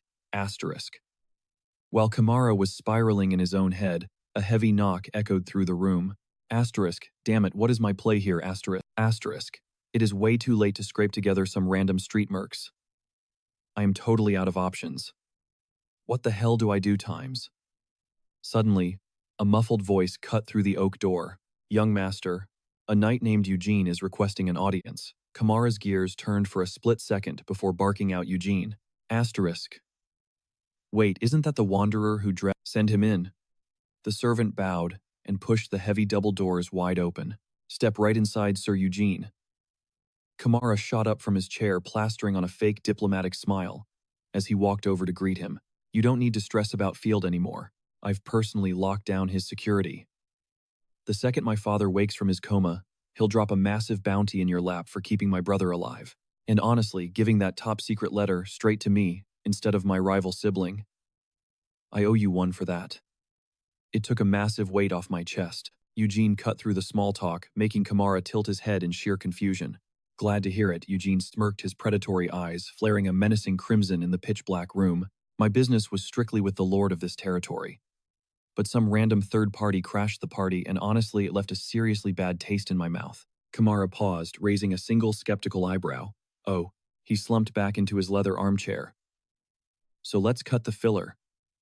What to meet the old man face to face and verify some identities? Eugene shook his head slightly. That's only half of it. I'm actually here to strike a deal with you, Kamara. I want a spot on your raid squad. The squad that's going to wipe this dungeon clean. Kamara just stared at him for a second before bursting into a roaring, mocking laugh that bounced off the giant stone walls. He propped his chin up with one hand, looking Eugene up and down like he was a complete joke. Gotta admit, you're way more unhinged than I gave you credit for. This whole knight title you parade around. Kamara scoffed, his eyes scanning Eugene's battered, dirt-stained gear in pure disgust. Did you literally just make that up to sound cool? I heard you took down what may be 5 low-level bandits, and now you think you can tag along to leech some free clout for your fake knighthood. Give me one valid reason why I shouldn't just kick you out. Eugene didn't even flinch. He casually crossed his legs, his voice dropping low. Because Lord Kamara, considering your current desperate situation, this is a god-tier offer. He caught that and immediately demanded clarification. What exactly do you mean? Instead of answering, you completely dodged the question and just started rattling off the perks. Look, if we actually manage to crack this thing open, my cut is just 100 silver and 50% of the basic drops. But I need absolutely all the mana crystals strictly reserved for me and my squad. Kamara cocked his head to the side, his eyes narrowing. That deal is almost too good. Honestly. It's giving me major red flags. You fully realize you're lowballing yourself way below the standard cut, right? Eugene didn't even try to backpedal. So do we have a deal or what? He flashed a cocky smirk and casually lifted his hand. Let's be real. You're the one absolutely desperate right now. Definitely not me. Kamara tracked his every move, totally on guard. Knights literally breathe honor. Glancing at his threadbare gear, the guy screamed rogue warrior, totally lacking a noble family's bankroll. Plus, he definitely wasn't out here desperately chasing the bag. It looks like his reputation is his whole personality. On top of that, based on that earlier chat, you totally just hijacked his train of thought. The one scrambling for a lifeline is you, buddy, not me. The second that brutal truth dropped, Kamara's eyes practically bugged out of his skull. His brain instantly flashed to Bertel and Gelfredick. Gelfredick. Kamara's lips instantly curled into a downright sinister smirk. This dude absolutely knows how to play his hand. He's way sharper than those brain-dead meathead warriors. Gripping the armrest, he pushed himself upright. Fine. I'd be absolutely insane to pass up a golden ticket like this. I'm leaving it entirely in your hands, Sir Eugene. Kamara let the words hang heavy in the air, then deliberately extended his arm. His palm hovered right there, suspended directly in front of Eugene's chest. Magic crystals are an absolute nightmare to purify and insanely expensive to forge, while standard drops can be flipped instantly for pure cash. Staring at Kamara gave Eugene massive flashbacks of Partek. I'm going to hook you up with a totally legit high-tier trading syndicate. If you, Sir Eugene, lock in and swear you're only grabbing the basic scraps, then Sir Kamara will definitely greenlight this on the spot. Gelfredick flipped the dagger between his knuckles and let out a mocking scoff. How absolutely hilarious. Bertel stared blankly out the glass and muttered, He's literally dragging another warm body into the raid squad. It is way too late for him to try and fight fate now. He spun the blade flawlessly, shooting him a cold glare. Labyrinths aren't some cute little sandbox for kids. You slip up once, you're rotting down there forever. It is literally just survival. If some pathetic dead weight tries to drag down our clear time, I will violently veto it. Bertel just gave a heavy internal shrug. Oh right. What's the deal with the new paladin? My brother dragged in. He gripped the top of the wooden backrest. right where Gelfridik was lounging. Honestly, my expectations are completely underground. My brother is totally iced out by the local elites and his network is basically zero. If you can, I need you to deliver that brutal reality check right to his face. He swiveled toward Bertel, scoffing. Why are you dumping this massive headache onto my plate? Suddenly a booming voice echoed down the hall, instantly snapping both their heads toward the door. Ah, my bad for keeping you guys waiting forever. I was just catching up with my newest recruit, so allow me to officially reveal our newest raid party member. Eugene confidently swaggered into the room, his entire squad flanking him. Sir Eugene and his absolute powerhouse mercenary crew. Taking one single look at the guy, a cynical thought immediately sparked in Bertel's brain. It's literally that exact same dude from before. He clocked the massive gang of hired swords trailing behind. Bertel instantly stepped up. Okay, my brother is officially crossing the line here. We absolutely cannot let some random nobody with zero verified stats crash our raid party. Kamara defensively crossed his arms, dragging out his words. His background. Sure, but as for his actual combat level, I will personally vouch for his kit. He flashed a megawatt grin, gesturing dramatically to hype the guy up. Fun fact, my little bro literally just briefed me. Those rogue gangs have been relentlessly griefing our borders. They've been an absolute nightmare for us, right? Well, rumor has it Sir Eugene unleashed a tactical blade art and completely wiped them off the map. Just during his casual commute over here, the polished steel in Gelfridik's grip caught the light with a lethal, blinding glint. With stats like that, I'd say his DPS is more than enough. Right, without a single warning, he whipped his arm forward, launching the dagger straight at Eugene's skull like a bullet. Eugene's pupils instantly shrank, as his survival instincts screamed. In a literal blur, his hand shot down, tearing his longsword straight from its scabbard. Pure fire erupted from his slash, violently batting the projectile off its path. The deflected blade slammed into the stone wall, instantly blowing a massive chunk out of the masonry. It carved a terrifying, jagged crater deep into the room. Thick gray smoke curled off the trembling metal like the weapon itself was literally cooking. Still slouching in his seat, Gelfridik rested his chin on his knuckles, his lips stretching into a completely thrilled, maniacal grin. Dropping his hand, he abruptly exploded out of his chair, vaulting to his feet in a split second. Oh ho! He began stalking toward Eugene with slow, extremely predatory steps. Huge apologies for the completely toxic introduction.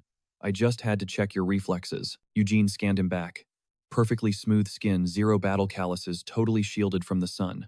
This kid 100% grew up sheltered in a royal palace, huh? Yet standing right face to face, the guy was leaking an absolutely suffocating, toxic bloodlust. Little friend, care to show off what you're made of? As night fell, the entire crowd flooded into the arena, bathing the courtyard in the eerie glow of flickering torches. Word of the showdown traveled like wildfire through the streets. Sir Gelfridik was demanding a duel right this second. Spectators absolutely packed the stadium, starving for a good show. They just had to witness the insane power of the knight, who snatched third place at the tournament and literally ripped monsters to shreds with his bare hands. Holy crap, is that guy even human? Fans jammed both sides of the entryway, totally clueless about who the poor challenger even was. Tuning out the heavy whispers, Eugene ice-coldly strapped on his heavy metal gauntlets. Man, I kind of feel bad for that dude. Gelfridik wasn't sweating it at all. Honestly, the veteran looked absolutely hyped. He dragged his blade's tip across the stone, kicking up blazing sparks. Hoisting his weapon high, his entire vibe shifted into deadly focus. His cocky grin vanished in a flash. Eugene just gave him a deadpan head tilt, then casually dropped his gaze to the dirt. He whipped his greatsword through the air with such insane power that the very earth spit fire. Stepping up to call the match, the center ref cleared his throat and bellowed the countdown. The split second his voice dropped. A bell ringer up top yanked the rope to kick things off. Boom.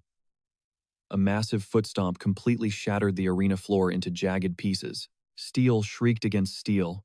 Blinding sparks exploded as both warriors violently shoved their heavy blades toward each other's throats. With a savage final strike, Gelfridik and Eugene shoved off, painting the battlefield in a brutal shower of golden embers. The veteran wildly waved his hand in a cocky bring-it-on taunt. Eugene locked his wide, intense gaze onto Gansek, fully absorbing the sheer disrespect. Eugene blasted forward like a bullet, unleashing a relentless hurricane of strikes to trap him. Raben totally lost it, screaming from the stands. Look at Sir Eugene go. Sir Gelfridik is getting absolutely destroyed. Partek crossed his arms, dropping some hardcore facts. Nah man, he's just testing the waters. Keeping his eyes glued to the bloodbath, he watched Sir Galfredrick fake a retreat. The giant effortlessly deflected every single one of Eugene's wild swings without even breaking a sweat. In fact, a wicked smirk crept across his face. Galfredrick silently analyzed his target's rhythm. This kid's blade work was super raw. He had zero textbook habits, making it totally impossible to read his fighting style. It wasn't some elite academy technique. It bled pure feral energy like a beast raised in the wild. He threw up a hand, gesturing for Eugene to back off. Sucking in a sharp breath, Eugene actually looked pumped. Right on cue, Galfredrick smashed a parry and opened his mouth. "Yo, little buddy, your whole knight status is totally fake, isn't it?" Galfredrick mocked with a brutal sneer. "Your sword game has zero foundation. Your footwork is absolute trash. You've clearly never had a real lesson in just hard carry with your crazy brute strength." Eugene froze mid-step at the call-out. Sure, sword skills aren't the only thing that makes a knight, but just a few heavy clashes will totally expose a fighter's true colors. Riding that mental edge, Galfredrick used his explosive momentum to launch a massive mid-air strike at him, but Eugene clutched up, snapping his guard up just in the nick of time. "You've got a seriously loud mouth," Eugene scoffed with a dark grin, throwing down an ultimatum. "Tell you what, if you can actually beat me, I'll keep my mouth completely shut." Then he violently lunged back into the fray. The impact was insanely heavy this round, and Eugene barely had a microsecond to parry the massive weapon sideways. But Galfredrick instantly capitalized, whipping his sword upward to brutally pin Eugene's blade to the dirt, completely breaking his defense. The veteran knight punished the slip-up immediately. Galfredrick blitzed forward, ripping into a savage spin that totally caught Eugene lacking. He sent a lethal swipe directly at the kid's skull. Eugene barely managed to block, but the kinetic energy was absolutely crushing. Boom, Eugene got launched like a ragdoll into the arena wall. Bertel snickered from the sidelines. The rest of the audience dropped their jaws in absolute shock. He looked totally out cold, but his knuckles were still white-knuckling that hilt. Eugene slowly lifted a deadly glare, and then he scrambled back up, dodging falling rubble as the crumbling wall collapsed behind him. A blindingly fast sword slash whistled right past Galfredrick's ear. The two warriors locked eyes, the tension between them thick enough to cut. Galfredrick smirked to himself, genuinely stunned by the kid's crazy speed. Eugene fiercely parried Galfredrick's heavy blade downward, slamming it into the dirt. But the older knight just kept grinning as Eugene firmly planted his footing and twisted into a vicious spinning slash aimed right for the kill, yet Galfredrick's reflexes were absolutely insane, countering with a brutal upward block. Clang, their weapons smashed together with terrifying power, instantly exploding into jagged shards of metal. But the fight didn't stop there. Tossing their broken hilts aside, the two absolute units seamlessly transitioned straight into brutal hand-to-hand combat. Locking fingers in a vicious test of pure muscle, they shoved against each other like enraged bulls. Feeling the insane grip strength, Galfredrick's eyes widened in surprise. The kid might be young, but he's packed with power. "And bro is dead set on taking me down," he chuckled inwardly. "Alright, I'll admit, your raw strength is off the charts," Galfredrick noted, suddenly flexing his massive bulging biceps. With a sudden explosive yank, he ripped Eugene forward, throwing off his center of gravity. "But my battle IQ heavily outclasses yours." Caught completely off guard, Eugene stumbled headfirst toward the ground, making the massive crowd gasp in absolute horror. A predatory grin spread across Galfredrick's face as he loaded up a devastating punch. But right in that split-second time, practically froze for Eugene. Smashing one palm against the dirt to catch his fall, Eugene launched himself back up just as Galfredrick lunged in, fully expecting to land a clean knockout hook. But Eugene completely flipped the script. He aggressively yanked Galfredrick's extended arm, wrecking the giant's balance as a massive counterpunch sailed toward his face. Watching the fist close in, Galfredrick realized this kid wasn't using textbook martial arts. Either his combat adaptability was terrifyingly fast, or his raw, unhinged survival instincts simply took over the moment danger flashed before his eyes. Staring down the barrel of that incoming knuckle sandwich, Galfredrick couldn't help but crack a hyped, adrenaline-fueled smile. Seriously, where the hell did this monster kid come from, he thought, right as Eugene's fist connected with explosive, bone-crushing force. Bam! The sheer impact launched Galfredrick through the air like a ragdoll. The crowd screamed and scattered like bugs as his massive body slammed violently into the arena boundary, obliterating the solid stone wall into a cloud of dusty debris. The veteran warrior slumped onto his back, totally knocked out cold with a bruised jaw, and his eyes rolled completely white. The entire Colosseum fell into dead silence. The spectators were absolutely dumbfounded by the winner is Eugene. Hearing his name, the young warrior finally let out a heavy, exhausted sigh of relief. Knight Eugene. The stunned onlookers suddenly snapped back to reality, losing their minds as they swarmed the arena. Bro, what just happened? That kid is an absolute menace, someone screamed. Oigana Oigana. It's kind of a weird name, but let's go. Robin puffed out his chest, flexing his ultimate fanboy energy. Ha ha ha. Did you lose? That absolute legend is our knight. Partek standing right next to him just side-eyed the boy. Bro is already claiming him like they're besties. Meanwhile, across the wrecked arena, the seemingly dead Galfredrick twitched. The blank white of his eyes faded as focus snapped back into his pupils. The beast was awake. He slowly rose from the rubble and started stomping toward Eugene. Towering over the boy like a literal raid boss, his massive shadow completely swallowed the young knight whole. Eugene flinched, bracing for a sneak attack. But instead, the giant snatched his wrist and hoisted it high into the air. Give it up for our champion. Grinning from ear to ear, Galfredrick hyped up the audience, demanding they scream the victor's name. Eugene stood there totally baffled by the sudden sportsmanship. The crowd went absolutely feral, aggressively chanting Eugene's name. Up in the VIP balcony, Lord Kamara glared down at the celebration, grinding his teeth in pure, unfiltered rage. Cut to a few hours later, a massive royal-level feast was spread across a grand dining table. A whole squad of maids and butlers hovered nearby, with overly sweet, creepy smiles making Eugene cringe hard. This is a direct gift from Lord Kamara. To celebrate the unlocking of the prison gates, the head butler purred smoothly. Please feast and recover your strength. I shall personally spoon-feed you, Sir Eugene. Another maid chimed in, practically bowing. Is the lighting in here okay, my lord? I went ahead and closed the heavy drapes, knowing you might have a headache from the bright sun. A third servant popped up holding an insanely expensive decanter. If you drop your flavor profile, I have some top-tier vintage wines ready to pour. Little Miriam, chilling right on top of Eugene's head, was trying so hard not to completely lose it. She snickered quietly, absolutely loving the incredibly awkward VIP treatment. Since she was a vampire, human food was basically useless to her, but she kept playing along. Geez, mister, aren't you gonna blow up like a balloon if you shove all that in your face? Eugene sighed heavily, looking utterly done with the fake hospitality. Look, I appreciate the hype, but no thanks. From here on out, I'm feeding my own damn self. Everyone clear the room. The snooty butler opened his mouth to argue, but immediately shut it as Eugene shot him a deadly cold-blooded glare, a silent warning meant directly for Kamara's ears. I prefer rolling solo, you hissed, locking eyes with Lord Kamara, your deadly glare screaming, back off, got it. After ghosting everyone for over a decade deep in the mountains, that one fateful night completely flipped the script. Now everyone looks at you like you're an absolute legend. Strolling through the halls, Eugene was quickly ambushed by Kamara, who practically oozed fake charm. Well, if it isn't our legendary knight, catch some good sleep last night, Eugene, he pressed. You just shrugged it off deadpan. I guess it wasn't terrible. Kamara tilted his head, genuinely confused why you'd reject all the VIP luxuries he hooked you up with.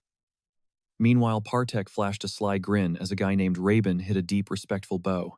My Lord Eugene. Wait, Lord Eugene. Did you just cough? You smirked internally. Asterisk. Humph. This mysterious loner vibe fits me perfectly. Asterisk. But that piece shattered. He shoved everyone out of the way, aggressively slung an arm around your shoulder and hollered. Come on, Eugene, aren't we brothers in arms? Eugene brutally iced him out. Gal Frederick, get off me. Unfazed by the rejection, the loudmouth just asked if you managed to get any rest. Man, my face is still on fire from the absolute beatdown you handed me last night, Gal chuckled, proudly tapping the massive purple bruise on his cheek. He leaned in, gesturing wildly. Look at this busted face. You just stared blankly, thinking times, seriously, are you begging for round 2 asterisk? Bouncing on his heels, he pressed on. Got 0 plans today, right? The weather's totally perfect. Let's throw down in the sparring ring. Reborn instantly hyped up, shouting, Oh, I am totally getting front row seats for this. Eugene just sighed internally. Asterisk, Gal Frederick clearly. Asterisk. Asterisk. Could not care less about my fancy knight title. Asterisk. It was obvious that all the haters, even though you finally secured the respect you wanted, the constant mob of fanboys felt totally suffocating. You locked eyes with Gal Frederick and deadpanned, you really want me to wreck you again. He just barked out a laugh. Hey, you never know until we trade punches. Suddenly, heavy dragging footsteps echoed through the hall. Field stumbled into view, absolutely dripping in fresh wounds. He rasped out a greeting, freezing the entire crowd as all eyes darted straight to you. "How have things been holding up?" Field gasped out. Suddenly the scene flashed back to a dead silent moonlit night. A blood-curdling shriek violently ripped through the total silence. "Ah, I'm sorry, my lord, please don't kill me." The terrifying shadow of Master Bertel stretched across the wall, clutching a heavy staff. Another agonizing wail echoed as the monstrous shadow reared back. "Ugh," Bertel sneered, glaring down in absolute disgust at the pathetic figure crumpled on the floor. "If you hadn't completely botched this mission, we wouldn't be in this massive mess." Bertel spat, his voice pure ice. "If you had just wiped that village rat off the map from day one, this cursed red-eyed knight would have never crashed Rose Castle." His eyes burned with psychotic rage as he roared. "You utterly trashed my master plan." Down on his bleeding knees, Philip sobbed. "Master, I swear I'm so sorry. I hired top-tier mercenaries. They always get the job done flawlessly." Bertel scoffed, clicking his tongue in pure contempt. "Just a squad of useless trash. Trashed and eaten alive by a pack of black wolves. Those frauds took my gold but couldn't even survive some wild mutts." He aggressively grabbed Philip by the jaw, forcing him to look up. "Are your freaking eyes just painted on pressing a gleaming blade right against Philip's skin?" Bertel was totally unhinged, holding absolutely nothing back. He pressed the lethal threat, pushing the trembling man into pure panic mode. "I'll slice you open right here, right now." Everyone standing nearby drained of color, paralyzed by the horrific, desperate screams bouncing off the walls. Tossing the blade aside, Bertel paused to scheme. Asterisk T. How do I clean up this massive disaster? He couldn't just execute the guy in cold blood right in the middle of the city. Suddenly, a twisted light bulb went off in his head. "Oh, I know exactly what to do. I've got the perfect play." He slowly looked up toward the pale moonlight filtering through the high window, casting shadows over Field's beaten body. "Oh yes, this is my only out, and it's practically a free ticket to make him disappear forever." Snapping back from the brutal flashback to the present moment, you crossed your arms, exuding lethal calm. "Rumor has it Lord Bertel commanded you to rot down in that dungeon." Leaning back against the freezing stone wall, you locked eyes with him. "My gut screams this is a trap. What's your take on it?" Slumped on a wooden chair, Philip choked out. "I'm literally just the sacrificial lamb here. So you're just gonna let them butcher you down in that cell?" He completely froze, dropping into total silence as Eugene's heavy words sank in. "Think back to those elite mercs who got totally shredded by that black wolf pack on the village road. Those rogue hitmen were 100% dispatched by your twisted higher-ups." Eugene shot him a piercing, deadly glare. "Feel it. They never actually planned for you to step foot inside this castle alive." Then he dropped a massive bombshell that left the broken man utterly gasping for air. "You still have one shot to survive this." He paused, his voice turning ice cold. "Become my thrall." He whipped around his jaw, practically hitting the floor. "You're already 16. You crushed the coming-of-age trials, so you don't need a babysitter's blessing anymore. You carve your own destiny now," he pressed on. "Are you just going to bolt and wait for some random to end your life? Or are you going to brawl until your lungs give out?" Fast forward to the day the forest gate unsealed, the massive crowd gathered at the colossal entrance. Naturally, nobody had a clue what nightmare fuel would spawn. Gal Frederick barked out a quick threat assessment to the squad. Bottom-tier trash mob goblins. Mid-tier massive spider hounds. Top-tier bosses are completely wildcards. Our ultimate mission is carving a bloody highway straight to the next mob zone. If an elite boss drops, we dip instantly. Are we crystal clear? The entire platoon roared their agreement. "Sir, yes sir," he then barked the marching orders. "First up, sweep the perimeter for any hidden mob spawns." One grunt exhaled a massive breath. "Thank God it's just goblin fodder. Think it's gonna be a bloodbath?" A second guy folded his arms, smirking. "Honestly, I'm faking a twisted ankle and ghosting the squad the second we wipe the low tiers." His buddy blinked, totally stunned. "Wait, for real? You can literally do that," the slacker leaned in. "Bro, listen. This is our rookie raid. It's an absolute slaughterhouse out there and nobody gives a damn about the backline. We could literally become cannon fodder, just trying to snatch some leftover loot." While running their mouths, they accidentally slammed right into a heavy figure. "If it goes south, we dip." He was fully ready to drop some heavy curses on the guy they bumped, but the words died in his throat. Bertel shot them a death glare, demanding to know if Field was lurking around. The grunt's face instantly went pale, flashing a fake, overly polite smile as he aggressively bowed. "Ooh, Lord Bertlefield. What the hell are you babbling about?" Bertel's eyes scanned the chaotic crowd. "I'm asking where that little Ratfield is hiding. I swear on my life I stationed his worthless hide right here." The soldier shakily pointed a finger. "Oh, do you mean that kid way over there in the distance field was happily chatting up a storm with Eugene? Lord Eugene, I packed you some combat rations. Please make it back in one piece."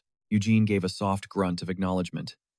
Bertel forcefully shoved the poor soldier into the dirt and stormed straight toward the duo. "These Lao La Kong family losers always scatter like panicked roaches," he muttered, closing the distance and barking out. "Why the hell are you stalling, Field?" The kid nearly jumped out of his skin. Bertel glared down with absolute freezing contempt. "Did you get amnesia and forget my absolute orders? Strap on your gear and march back to your post right freaking now." Panic struck Field's face. He scrambled backward, instinctively using Eugene as a human shield. That cowardly move made Bertel's blood boil even hotter. "Is this brat completely deaf?" Eugene barely shifted his gaze as Bertel violently lunged forward, trying to snatch Field's arm. "I said get back to your damn post." But before he could rip the kid away, Eugene clamped a vice-like grip onto Bertel's wrist, forcing him to drop Field. "Back off." Bertel's forehead veins practically exploded at the sheer disrespect. "You've got some nerve," Eugene fired back, his tone dripping with sarcasm. "Sending a rookie who's only ever gripped a kitchen knife straight into a slaughter zone dungeon. Are you actually insane?" Eugene violently flung Bertel's arm away like it was toxic waste. "Watch your mouth, I'm just putting the kid through the grinder, so he actually gets strong." Bertel menacingly stepped into Eugene's personal space. "Check your ego. You have absolutely zero authority to lay a finger on him." Eugene's eyes turned to ice. "You're the one who needs a reality check." Eugene didn't back down an inch. "Before you tried to drag him off, you should have known. This kid became my sworn thrall yesterday. Every single person here saw it go down." Bertel's face flashed with pure shock, while Gal Frederick snapped his head to look at Eugene. "This is a literal blood pact. If you even breathe in his direction, it's a direct declaration of war against me."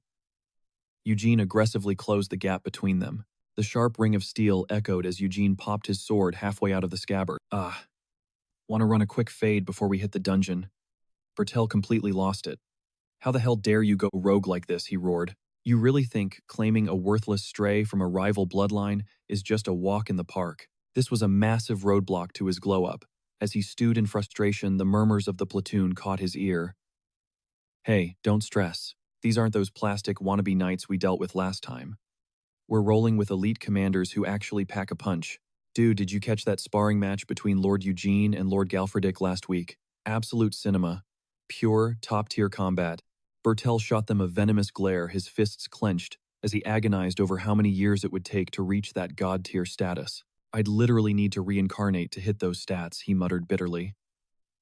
His thoughts were derailed when Kamara materialized out of nowhere, slapping a heavy hand onto his shoulder. "If Lord Eugene is leading the charge, I can totally trust him to keep my kid brother breathing."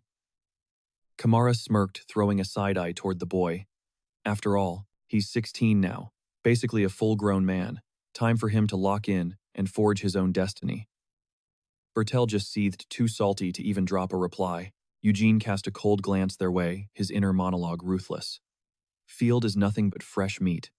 In this world, the second you show weakness, you become an all-you-can-eat buffet. Even if you hold your breath and hide, survival is zero. The hunters will sniff you out and tear you apart." He scowled, his jaw locking in grim realization. If you can't solo level your way to the top, you better find a squad to carry you. Kamara flashed a warm grin, stepping up to give Field an encouraging thump on the shoulder. "Come on, kid, let me give you a quick tour of the archives." "Wait, you actually know how to read? Bro, that's literally the ultimate survival hack for the weak." Suddenly, a scout rushed up to brief them. "No trace of Domer. It looks like zero monsters have breached the dungeon's perimeter. We are clear to breach the dungeon gates." Galfredick let out a booming laugh, enthusiastically slamming his shoulder into Eugene's. "Bet, let's get this party started." The massive iron gates groaned open before the vanguard, exposing the suffocating pitch-black maw of the dungeon. Galfredick tossed a deadly serious glare over his shoulder, barking out his final warning.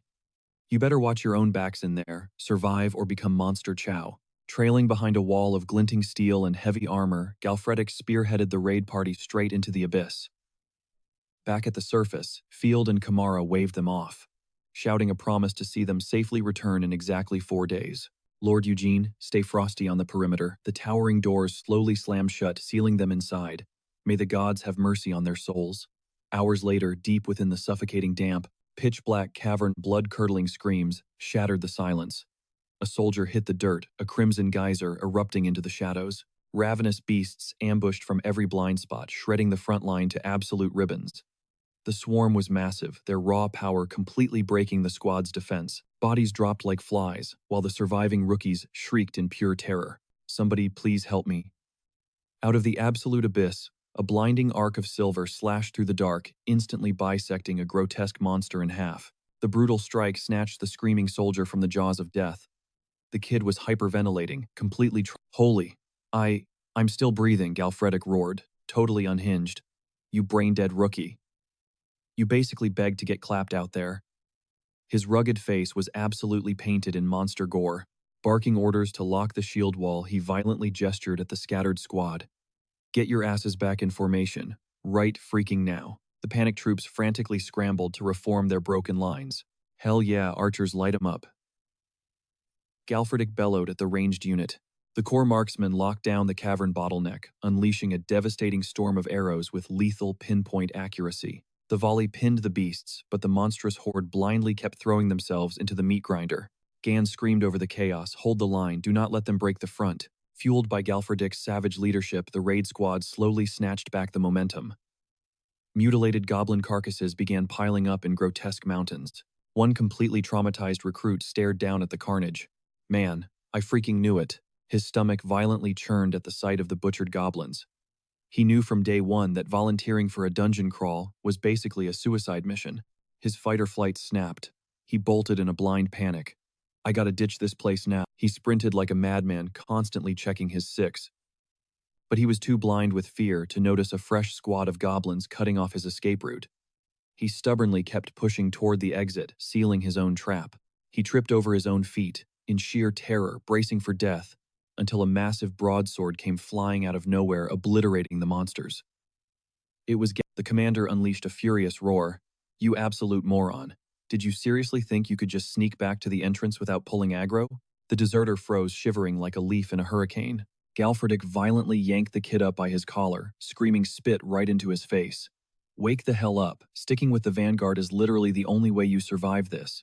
He ruthlessly tossed the boy aside, ripping his sword from the dirt and bracing for the next wave.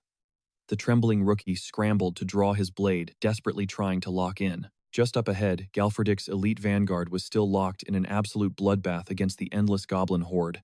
Watching the brutal slaughter unfold on both flanks, Galfredic swiped the cold sweat from his forehead. He couldn't believe it. Were these last-minute mercenary pickups seriously this utterly useless? Dragging this pathetic squad into a dungeon was basically a guaranteed death sentence. But before he could even process the disaster, a panicked shout ripped through the air. The horde was swarming them again. And worse, another scout screamed that their backline was getting totally ambushed. Alfred barked, damn it, pivot to a double-flank defense right now. Then Eugene smoothly stepped toward the rear. I'll take care of this, Eugene stated flatly. Galfredic scrambled to block his path. Hold on, Lord Eugene. You can't solo this. It's suicide. But the kid was already gone. In a literal flash, Eugene vanished into thin air, leaving Galfredic staring blankly at the dirt. Erupting out of nowhere, Eugene morphed into a blur of lightning-fast tornadoes tearing straight into the enemy mob. His mask clattered to the ground. Snapping back to reality, Galfredic sprinted right after him. Bartek Onma 6. Locked down the back line. With Galfredic spearheading the charge, a strike team shoved their way deeper into the cavern. Holy crap, he cleared that distance in a heartbeat, he muttered.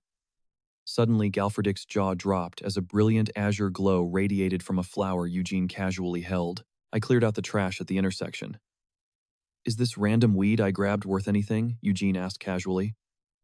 Galfredic stood there, heavily gasping for air. He instantly recognized it as a basic glowing herb, but his brain was completely short-circuiting over Eugene's absurdly overpowered stats. Seriously, how did this guy possess such a god-tier level of strength? Unbothered, Eugene just stared at the crushed plant in his palm. Ah, man, it already died. Meanwhile, the bloody clash wrapped up. The battered troops were dragged off to the medics. The entire cavern was an absolute chaotic bloodbath. God, I'm fading. Somebody help me. I'm bleeding out, a guy shrieked. Cutting through the panic, a scout reported in my lord. We've scraped together all the leftover mana crystals. Eugene gestured smoothly. Hand them over. A handful of softly glowing gems sat bundled in a dirty rag. After wiping out that entire massive hoard, this pathetic stash was all they got. Clearly underwhelmed, Eugene ordered the squad to take a breather. Staring intently at the crystal, he realized something unlike the wild variants he'd seen. This specific rock pulsed with an eerie blue aura. Right on cue, Miriam floated into view. What a letdown. Next to the high-tier stuff, this is basically a pebble, the spirit sighed. Crystal quality always matches the beast's raw power. Eugene tilted his head. So are the wild ones naturally chunkier. The water spirit shook her head. When dungeon creeps go feral, they turn into roamers. But that doesn't automatically bump up their crystal size. Remember that ugly mutant fish you consumed earlier? It was massive and stacked with power, right? Well, elite roamers like that are practically 1 in a million. That specific alpha had hijacked Miriam's entire turf. Eugene's eyes narrowed as flashbacks of that brutal fight hit him. He finally clicked that snagging that roamer's crimson crystal had been an insane stroke of luck. Miriam dramatically grabbed her head. Busting her spectral chops in these dungeons just to hype up some snobby royals was completely pointless. But then a thought struck her. Wait, do you think they're hiding any heavy-hitting boss monsters in here? Boom. A deafening crash echoed through the cavern, freezing the entire squad dead in their tracks. Galfredic whipped around his face grim. Are you kidding me? We barely caught our breath. Break time is over, boys. Fix the damn defensive line. Your positioning is absolute garbage right now, he barked furiously. You pathetic, weak, useless scrubs. Lord Eugene and I are taking the front line. You trail us, and if any of you cowards break rank, I'll personally end you later. Listening to this aggressive pep talk, Eugene mentally sweat dropped. Bro, this is literally my first time setting foot in a dungeon and you're throwing me in the vanguard. Completely oblivious to Eugene's internal panic, Galfredic leaned in. He bluntly pointed out that these hired swords were going to be total dead weight. Lord Eugene, we need to completely restructure the vanguard, he insisted heavily, slinging a buddy-buddy arm around the young noble's shoulder. He warned with a grin that the mobs waiting in the shadows ahead were going to completely dwarf the trash they just slaughtered. His blood was absolutely pumping. Those goblins, they were just low-level gatekeepers for the true horrors ruling this domain. That means we're walking straight into mid-tier nightmares at the very least. Once we chop them down, you better believe the high-level elites are lurking right at the pitch-black core of this hellhole. Hearing Galfredic hype up their impending doom, the terrified soldiers in the back practically wet their armor. Eugene soaked in every syllable Galfredic dropped. His mind flashed back to that exact moment he absorbed the Roamer Swamp Lord's glowing crimson mana stone. That single crystal had unlocked an absolutely god-tier ability. Eugene balled his fist, a burning curiosity, creeping in, would claiming another gem. Gift him a completely new perk. The dead silence shattered as over 50 heavy footsteps echoed through the shadows roughly 100 meters out. Even worse, 3 absolute units trailed right behind the pack. Galfredic instantly cracked a wicked grin. He was completely hooked on what Eugene had just pitched. Oh yeah, Galfredic made it crystal clear he wanted a piece of the action himself. Eugene didn't say a word. His eyes locked onto the prey as he channeled every ounce of his aura, unleashing a wildly devastating shockwave. The sheer pressure leveled the terrain entirely. His ultimate zeroed in on a massive goblin, officially kicking off the absolute chaos. Galfredic and his squad rushed the front lines to capitalize on the momentum. The whole platoon swarmed in. Galfredic barked at Partek to stick to him like glue and watch his 6. Got it, boss. Up ahead, Eugene was straight up soloing 2 massive goblin elites. He effortlessly dismantled one of their limbs. The squad in the back screamed, "My lord, we're coming in for backup." Eugene didn't even flinch. He vaulted right to the monster's eye level and delivered a ruthless max power strike directly to its face. A violent burst of crimson painted the air. The beast shrieked in pure agony, desperately clutching its ruined vision as the dark liquid kept pouring. Catching the perfect window, Eugene launched himself again, completely shredding the creature's grasping digits. Then he brought down the hammer with everything he had. A literal waterfall of crimson flooded out. Eugene just licked his lips, totally vibing with the chaos. Soaked in that dark red, he looked like an absolute menace. The grunts down below were totally paralyzed by the insane display. Their lifelong textbook image of an honorable knight was forever altered. Without missing a beat, Eugene wound up for another massive swing. His sheer kinetic force shattered the monster's crown, caving it right in. With one brutal yank, Eugene forcefully separated the beast from its shoulders. Forget high-tier swordplay, righteous energy, or some composed royal vibe. The reality was just raw, savage dismantling. The entire zone was washed in deep crimson. Eugene literally looked like a demon straight out of the abyss, totally wrecking what the squad thought they knew. This was the complete opposite of that shiny, idealized hero trope. Meanwhile, Eugene was just standing there, utterly fascinated by his own destructive masterpiece. He had fully tapped into the aura of an untamed apex predator. All three megabosses had been zeroed. The platoon finally caught their breath after the sweaty skirmish, while Galfredik silently scanned the aftermath. A veteran grunt gritted his teeth, tanking the pain of a fresh gash. The battlefield was completely littered with the fallen from both sides. Galfredik zoned out in deep thought. That massive boss fight had literally drained the entire squad's HP bars to zero. It was insane how fast they hit rock-bottom stamina. But Galfredik figured it wasn't just physical fatigue, it was the pure mental shock of what they had just spectated. Everyone's morale was absolutely in the gutter. That terrifying, unhinged visual of Eugene literally unaliving the beast on loop was living rent-free in their heads. It was a borderline traumatic-rated cinematic masterpiece. Galfredik seriously debated calling it quits. Pushing further felt like a massive risk. He glanced up at Eugene, who was just chilling, and finally spoke up. "Are we calling it a day or packing it up?" Eugene sighed, sounding genuinely bummed out. "Honestly, my stamina bar is still maxed out. Who knows when I'll get to farm a zone like this again? Bailing now would be a massive waste of epic loot.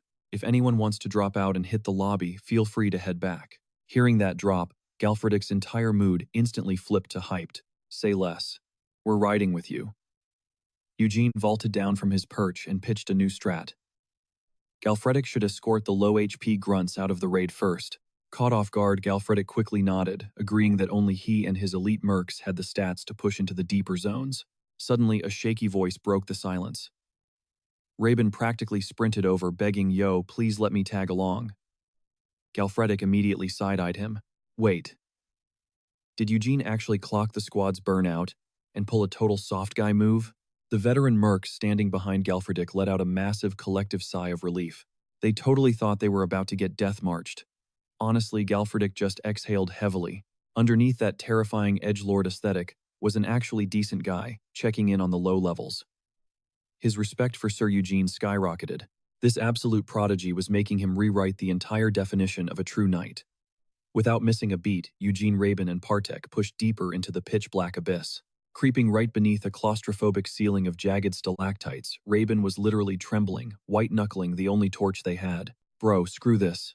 I absolutely do not want to be here. So why the hell did I get dragged into this? I'm straight up terrified." He desperately tried to cope by replaying the footage in his head how Eugene had literally solo-wiped those mutant goblins. If things went sideways, at least they had a human cheat code on their side. Before he could turn the tide, Reborn's boot squashed something beneath his heel, paralyzing him in his tracks. Eugene casually glanced down slowly, lifting his own foot. Stuck to his sole was the mangled corpse of an arachnid oozing neon green slime. Up above, the dungeon ceiling was practically alive. Hundreds of creepy crawlers spilled from the cracks, rappelling downward on thick threads of silk. These pests were pure nightmare fuel. They flexed massive, razor-sharp pincers boasting jagged fangs and crimson bloodshot eyes swallowed up nearly half of their hideous faces. Their armored shells were jagged and vile. This specific cave swarm was notoriously brutal, packing highly corrosive acid, designed to melt their victims into liquid mush. Reborn let out a blood-curdling shriek as the horde closed in. Partek instantly screamed to pull back. Panicking that they were completely outnumbered, he begged to fall back for now. Eugene just tilted his head. Retreat, he didn't waste another breath. He launched himself right into the chaos, his blade, a deadly blur, as he carved through the swarm, clearing a massive path through the gore. He was practically yawning through the slaughter, treating this deadly threat like a total joke. Partek frantically barked at Reborn to back him up right now, but Robin was already caught in a desperate brawl against a pack of highly toxic creepers. He shrieked in absolute panic. The crazy guy had already dived headfirst into the meat grinder. Partek violently swung his weapon, refusing to let up for even a second. The trio pushed back hard, slicing through the venomous wave, but suddenly Reborn's legs gave out, and he hit the dirt. A sea of hairy legs swarmed him instantly, pinning him down. A massive, horrifying beast hissed, launching its venomous fangs straight for his throat. Reborn scrambled backward, his eyes wide with pure, unfiltered. His vocal cords totally froze. This was game over. But right as death knocked, a shadow blurred past him just in the nick of time. Rabin violently flinched, squeezing his eyes shut before slowly peeking open to see his savior. Holy crap, you saved me, Eugene barely noticed, tearing through the horde like an absolute machine. Rabin violently gasped for air. Freshly dragged from the jaws of death, he scanned the bloodbath in pure shock. Monster carcasses completely carpeted the ground, stacked into literal mountains of gore. With a sickening crunch, Eugene completely obliterated another freak. Rabin shakily scrambled back to his boots. Good grief. Is this guy secretly a monster himself? He muttered in pure awe. He's literally unkillable. You've practically wiped out the whole cave. So, we can totally dip now, right? Robin snapped his head toward Partek, pleading for backup. You're with me on this, Captain. Absolute silence. Partek didn't utter a single syllable, and a sickening knot twisted in Rabin's stomach. Captain Rabin followed his gaze downward. Partek's knees were knocking violently, the color completely drained from his terrified face. How the hell is something like this down here? Even within the exact same species, there's a strict power hierarchy, but crossing paths with a boss-level threat like this. It's absurdly rare. No raiding party in their right mind packs gear for an absolute apocalypse like this. Partek's mind was completely spiraling into sheer pain. Its colossal, freakish size instantly gave away its status as the dungeon's apex predator. Looming above them, a massive scythe-like claw pierced the darkness.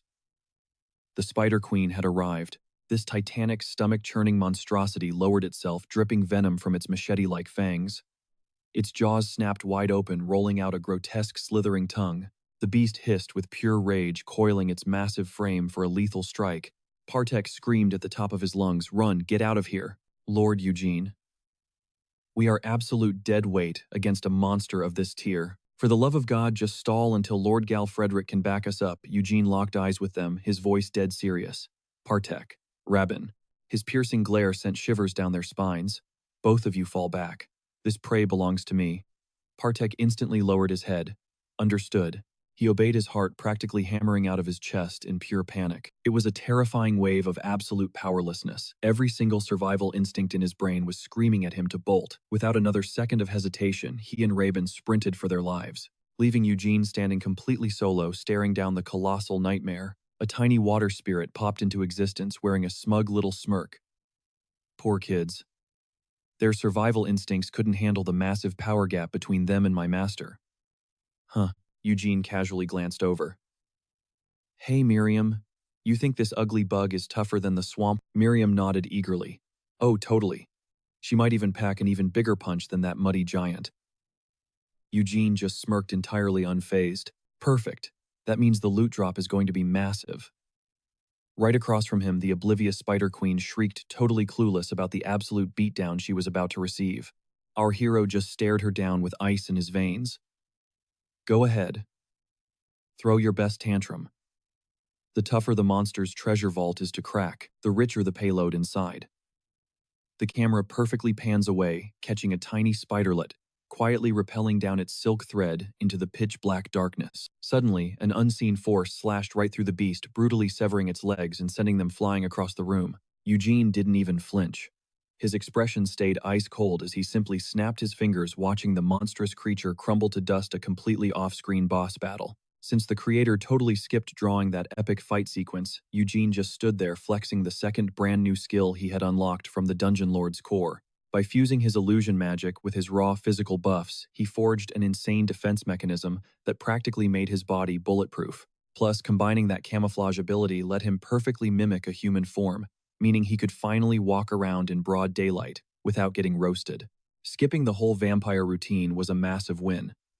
Suddenly, a sweet voice completely derailed his thoughts. "Wait, are you ditching the mask now?" she asked. Normally, fangirls practically mobbed him, forcing him to cover up his god-tier visuals just to get some peace. Gatekeeping, a face like that, is basically a crime, the crowd of girls babbled, absolutely losing their minds over him. "Mr. Knight, drop the lore on your latest dungeon run," they begged, completely crowding into his personal space. "Rumor has it, you totally soloed that massive arachnid boss." Eugene froze up, cringing internally at the massive spotlight. A tiny water spirit popped up right over his head, cackling like an absolute menace.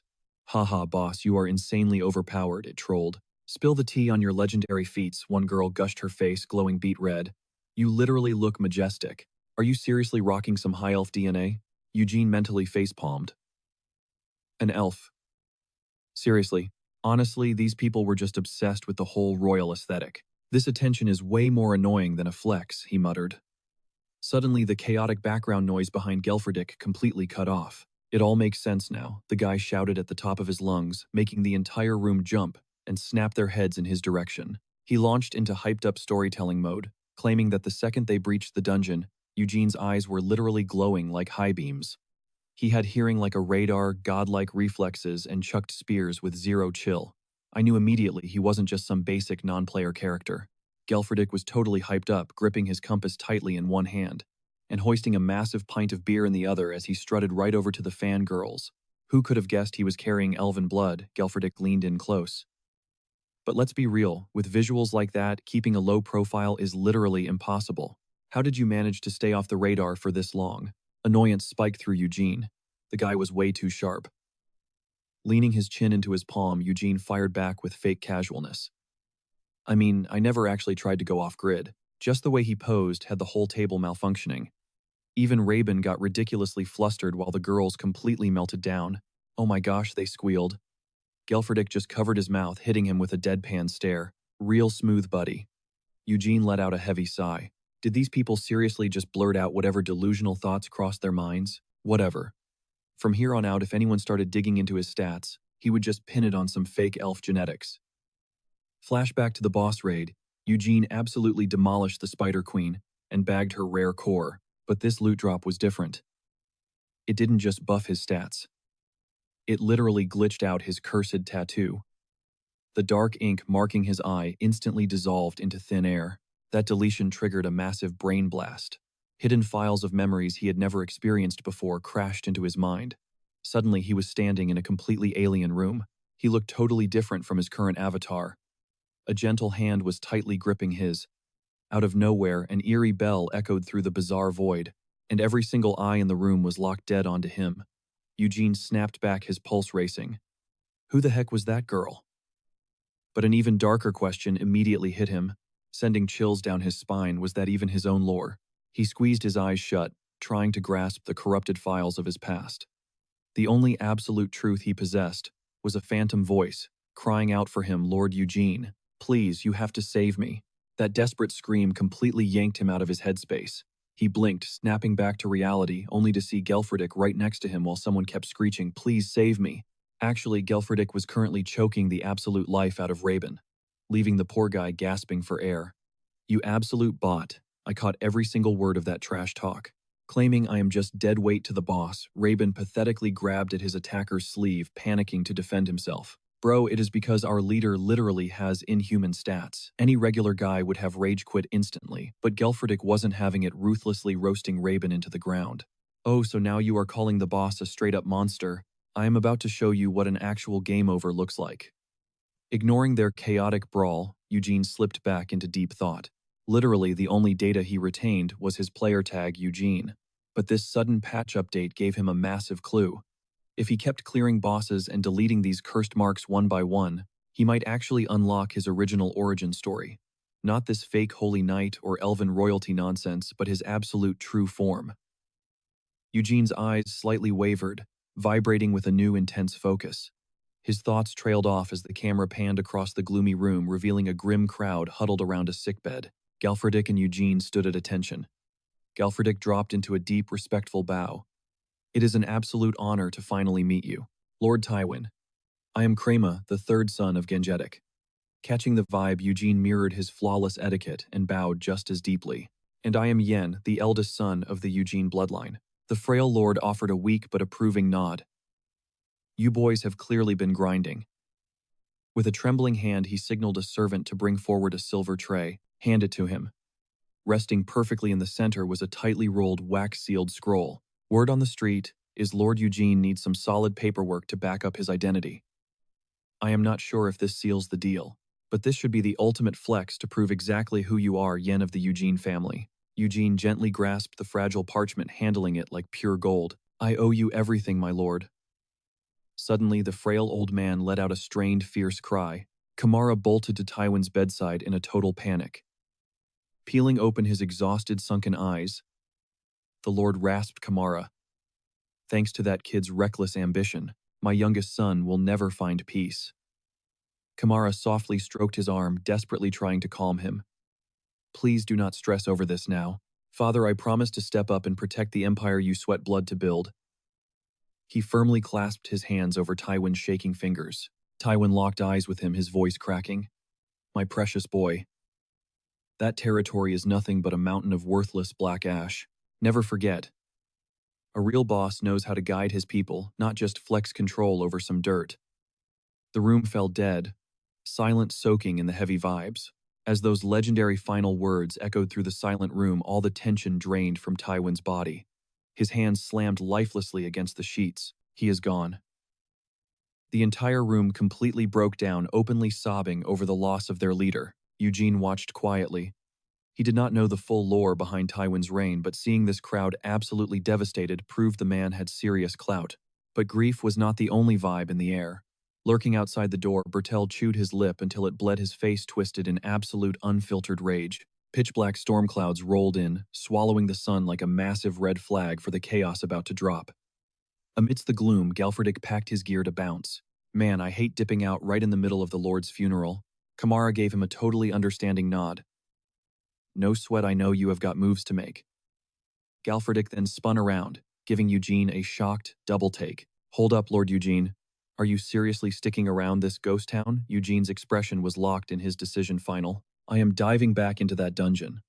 We cracked that thing wide open, it would be a massive waste to just leave it. Galfredick aggressively scratched his head, flashing a crooked smirk. Man, what a brutal shame. If Count Evergrow were here, he would instantly realize how insanely overpowered you are. He confidently shot his hand out toward Eugene. Spitting nothing but facts, Galfredick boldly declared, it was an absolute honor to share a battlefield with such a cracked knight. Let us pray we are not standing on opposite sides next time we meet. Eugene stared at the offered hand for a second before reaching out. Eugene locked his grip tightly around Galfredick's hand, sharing a look of sheer mutual respect. In the background, Reborn hung back, aggressively waving goodbye. Stay safe out there, Lord Galfredick. Instantly flipping the switch, Eugene barked orders at Partek to pack up and get moving. Partek snapped to attention. On it, boss. Field tilted his head, visibly confused. Wait, literally 10 seconds ago, Partek totally ignored him, dropping a random question instead. Hey, how exactly is Lord Galfredick getting around? Field's brain clicked. Oh, horses. Partek snapped his fingers. Bingo. A true knight needs a ride. So step 1, snag you a horse. Step 2, hit up the trade guild to cash in all these insane monster drops. Hearing about the massive loot payout instantly hyped Field up. Then I am ready to be your absolute best, most hardcore squire ever. Out of nowhere, Eugene glared at the overly excited wannabe with literal murder in his eyes. I literally do not need your services anytime soon. Philip froze, utterly shell-shocked. Wait. Bro, what do you mean, smash cut? Philip was now miserably hauling a massive wooden crate at a dusty construction site when a foreman screamed at him. Yo slacker, put your back into it. Meanwhile, over in the kingdom of Kaler's biggest bustling trade hub, a massive cargo ship had just pulled into port. The entire dock froze, jaws dropping at the absolute mountain of loot. The crowd was buzzing. Wait, did that one solo knight seriously haul all this back? Rabin leaned back, crossed his arms, and let out a booming laugh. You bet, every single piece of this is Knight Yen Eugene's personal loot. The crowd's eyes practically popped out of their skulls. Hold up. Is not Yen Eugene that insanely hyped rookie who absolutely wiped the floor with those savage hounds in Lord Tywin's territory? Wait, seriously, the same absolute madman who snapped a monster dog's neck using his bare hands. Rabin jabbed a finger forward, barking out, Yo merchant, keep your hands off that stash. Philip tilted his head back, sweat dripping down his face. Sir Eugene, he muttered under his breath. Things were dragging out, but just then a voice echoed from inside. Please, zero need to stress, Lord Eugene. I'm Billmore, stepping up for the Palin Guild. We're the ultimate trading empire of Ma. Let me personally handle all this epic loot for you. Eugene locked eyes with Billmore. Honestly, he'd been totally side-eyeing Partek's merchant connections at first, but he never expected a massive corporate powerhouse to show up. For a total outsider like him, this was a massive flex. The merchant kept pitching, practically buzzing with hype. With my hustle, I'll crash those raw material costs straight to the floor. Lock in an exclusive deal with me, and I swear, suddenly heavy deliberate footsteps echoed near the doorway. Bang. The door swung wide open as a guy barged in, his tone ice cold. Who exactly is this knight Eugene? Eugene barely reacted, casually resting his chin on his hand. Beside him, Partek leaned in and whispered frantically, Lord Eugene, things are about to get incredibly messy. Eugene cocked his head. Why? Partek gulped. That guy is the personal secretary for the Palin, vice guildmaster. Eugene cut him off completely. And give me the short version. Partek scrambled to explain. I mean, he holds way more clout than Billmore, the guy we're literally trying to make a deal with right now. Looks like he wants to snatch up Lord Yan's drops for pennies to farm passive income. You need to watch your back. Eugene's eyes narrowed to dangerous slits. Watch my back, sweating bullets. Billmore flashed a shaky grin. Mr. Grail, Sir Eugene is actually in the middle of a private negotiation with me right now. Grail ruthlessly cut Billmore off. Don't try to flex against someone way out of your league. Besides, I don't see any ink on a contract yet. Lord Eugene, your hype has literally taken over the streets. They claim the savage knight who snapped those hounds' necks is sitting on a mountain of loot, though obviously, that's just pure cap to pump up the market value of your trash. A total rookie scam. Anyway, our Palin Vice Guildmaster wants to lock you into a premium VIP contract. Ditch this dump and follow me. Grail smirked inwardly. A meathead newbie like him is going to get totally played by us. But suddenly, Grail's arrogant grin froze, pure panic flashing across his face. Eugene was glaring daggers right through him. What's with this bossy attitude? Grail stammered. Oh, my deepest apologies. Please let me properly introduce myself. I'm Grail, the right-hand man to the Palin Vice Guildmaster. This is a massive win for you, Lord Eugene. Eugene's voice dropped 10 degrees, absolute frost. A win? What exactly am I winning here? Grail swallowed hard words, dragging out. Better payouts for your drops, of course. Eugene didn't blink, his icy stare pinning the secretary down. Better payouts. Cold sweat was literally pouring down Grail's pale face. Yes, our Vice Guildmaster will personally manage your account. Eugene's eyes slowly widened, unleashing an aura that was straight up terrifying. The sheer pressure rolling off Eugene made Grail's brain short-circuit. If I crossed a line, I am so sorry. I swear I meant zero disrespect. Eugene leaned in, his voice dropping to a lethal whisper. Zero disrespect. Absolutely traumatized. Grail spun around and practically sprinted for his life. My bad, I'll catch you later. Billmore burst into dramatic, ugly tears. This humble Billmore is literally crying right now. You actually ghosted the Vice Guildmaster just to stick with me. I swear to back you up, 100%, Lord Eugene. Say the word and I'll make it happen, whatever it takes. Eugene just blinked, completely caught off guard. I actually love that energy, his eyes gleamed. So when do we get to work? Eugene pushed himself to his feet, his voice dropping to a deadpan chill. What are you talking about? You're leaving right this second. Billmore's jaw dropped in absolute shock. Wait, seriously? Priscilla raised an eyebrow. Did he actually shoot down your offer? Grail dipped into a low bow, his voice tight. It's beyond humiliating, Vice Guildmaster. The rumors were dead on. This guy is not someone we can just brush off. She just stared silently out the glass. Don't sweat it. Keep your chin up, Grail. Knights love flexing their precious honor to mess with us merchants. Fine. We'll just play our own game and make his life a living nightmare. In our world, cold hard cash and premium inventory are the ultimate weapons. Especially when we're dealing with some broke knight who can't even scrape together enough coins for a halfway decent ride. Head out tonight and drop off some little presents for Eugene. The kind of high-tier gifts a dirt-poor knight could never dream of turning down. Philip's eyes practically bugged out of his head. Wait, you want me to just stay behind and hustle this massive mountain of loot? Eugene didn't miss a beat, his tone strict. You heard me. Keep offloading all those monster parts I dumped at the guild. Philip started low-key panicking. But why? Why am I getting benched again? Is it because I'm too weak to watch your back out there, Lord Eugene? If that's it, I swear I'll start grinding sword practice right this second. Eugene sharply cut him off. Tell me, what exactly is a servant's core duty? Philip tucked his chin, his voice dropping quietly. To back up their knight on the battlefield and manage their everyday life. Spot on. Eugene shrugged it off like it was nothing. You nailed it. Your role is to be my absolute support, flipping our battle drops for massive profit. That's the exact mission I'm officially trusting you with. Go hash out the fine print with Billmore. He's going to show you the ropes of real merchant hustle. Philip stared down at his boots, a wave of reality hitting him hard. He knew the truth. If it weren't for Lord Eugene stepping up, he would have been a goner ages ago. Whining about a side quest like this was just embarrassing. Catching his mood, Eugene added, "Look, once you pull in enough profit, I might actually teach you how to swing a blade. Eventually, I'm going to need you watching my six out in the war zone anyway." A sudden rush of heat hit Philip's face. Totally hit in the feels by Eugene's promise, a soft grin broke out on his face. Pressing his fist over his heart, he made a quiet vow. "I will absolutely handle this, Sir Eugene." Meanwhile, across the map, Yen and Partek were just chilling, wandering through the city streets, tossing out a quick, "Catch you later, boss." Partek dangled a pathetically flat, empty coin pouch in the air. "Bro, does cash literally always vaporize this fast?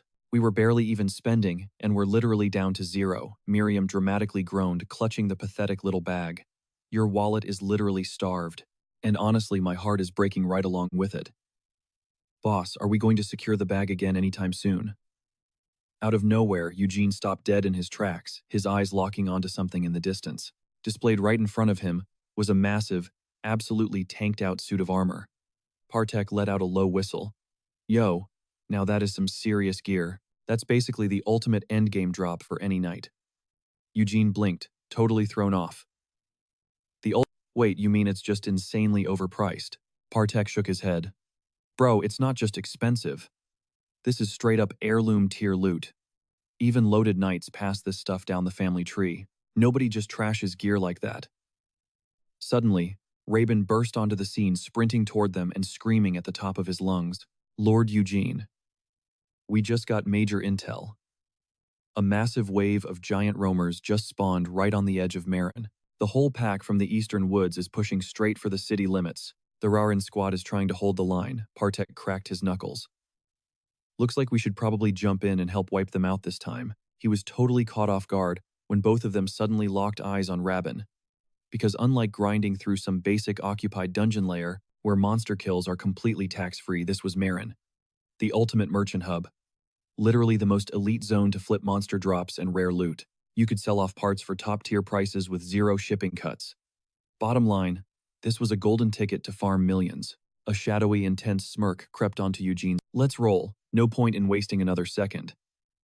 But just as they turned, a boot stepped out to block their path. "Hold up." Partek's eyes went wide. "Wait, you're..." The guy was completely doubled over, fighting for his absolute life just to breathe. "Just hold on a sec." Rabin stared at him, totally bewildered. "Seriously, why is everybody sprinting around panting today?" Grail finally caught his breath, straightening up. "The Vice Guildmaster. She sent me to drop off a little gift for you." A premier warhorse. The beast stepped forward.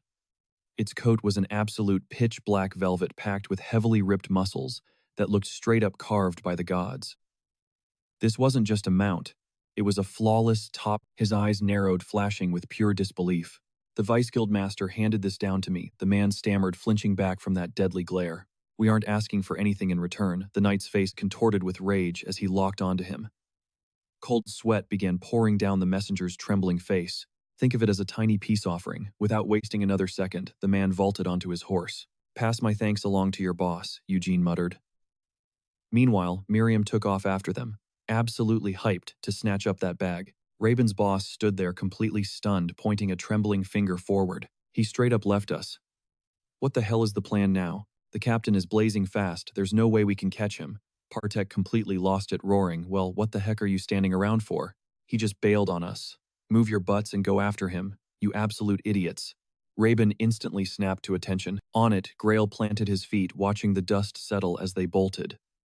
But right at that exact second, a massive threat was brewing deep inside the eastern woods. Right on the edge of Marin, a pack of goblins stopped dead in their tracks, their ugly heads snapping around to stare behind them. A horse tore through the thick tree line, its hooves hammering the dirt. Eugene was an absolute blur, effortlessly slicing through every single monster in his path. Miriam cackled like a maniac. "Yo, master, get a load of that massive swarm crowding the east. That is one massive horde. Did the frontline squad already get wiped out?" His eyes burned with an icy arrogance. "Perfect. I absolutely hate sharing my loot." The dense woods practically choked on thick, heavy dirt clouds, as his mount just kept galloping like a total beast. Golden rays finally pierced through the heavy forest canopy. Eugene only yanked the reins to slow down when that brilliant light hit his face. Total freaking chaos was going down up ahead. Medrika was trapped in a deadly circle of monsters. Listen here, if you freaks can't finish me off, you are not taking a single step past this line. Suddenly towering golem-like beasts with glowing blood-red eyes threw themselves at him. The brutal impact completely crushed Medrika's defense, sending both rider and mount crashing hard into the dirt.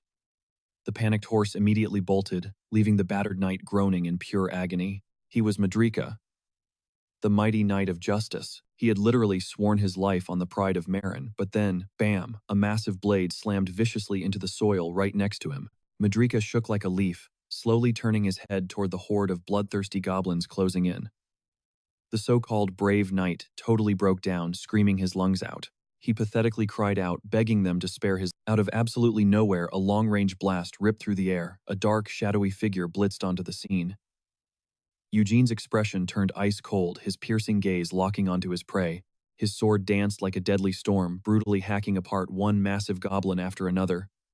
Medrika just sat there on the dirt jaw, totally dropped, watching Eugene drift his steed. With crazy precision right through the scattered bloody monster corpses, Medrika let out a breathless, nervous laugh. Man, I owe you my life. Who even are you? But Eugene straight up ignored him. He just delivered a lightning-fast backhand slash, instantly decapitating a sneaky goblin that was totally about to ambush Medrika from behind. The fallen knight scrambled backward, his whole body shaking violently. My name, Eugene, scoffed. Do you seriously think that matters right now? If we get slaughtered in this dirt, knowing who I am won't do squat for you. A massive, endless tsunami of freaks was already charging their way. Fair point, if we actually make it out of this hellhole alive, I'll ask you again. Later, as the caravan finally rolled toward the Great Trade City, hundreds of those ugly goblins swarmed us like absolute roaches. But we held the line. And right when things looked insane, that mysterious knight just started deleting them from existence. And obviously I did my fair share of carrying too. Boom, we secured the ultimate victory and protected Marin. Out of the blue, a random guy in the crowd piped up.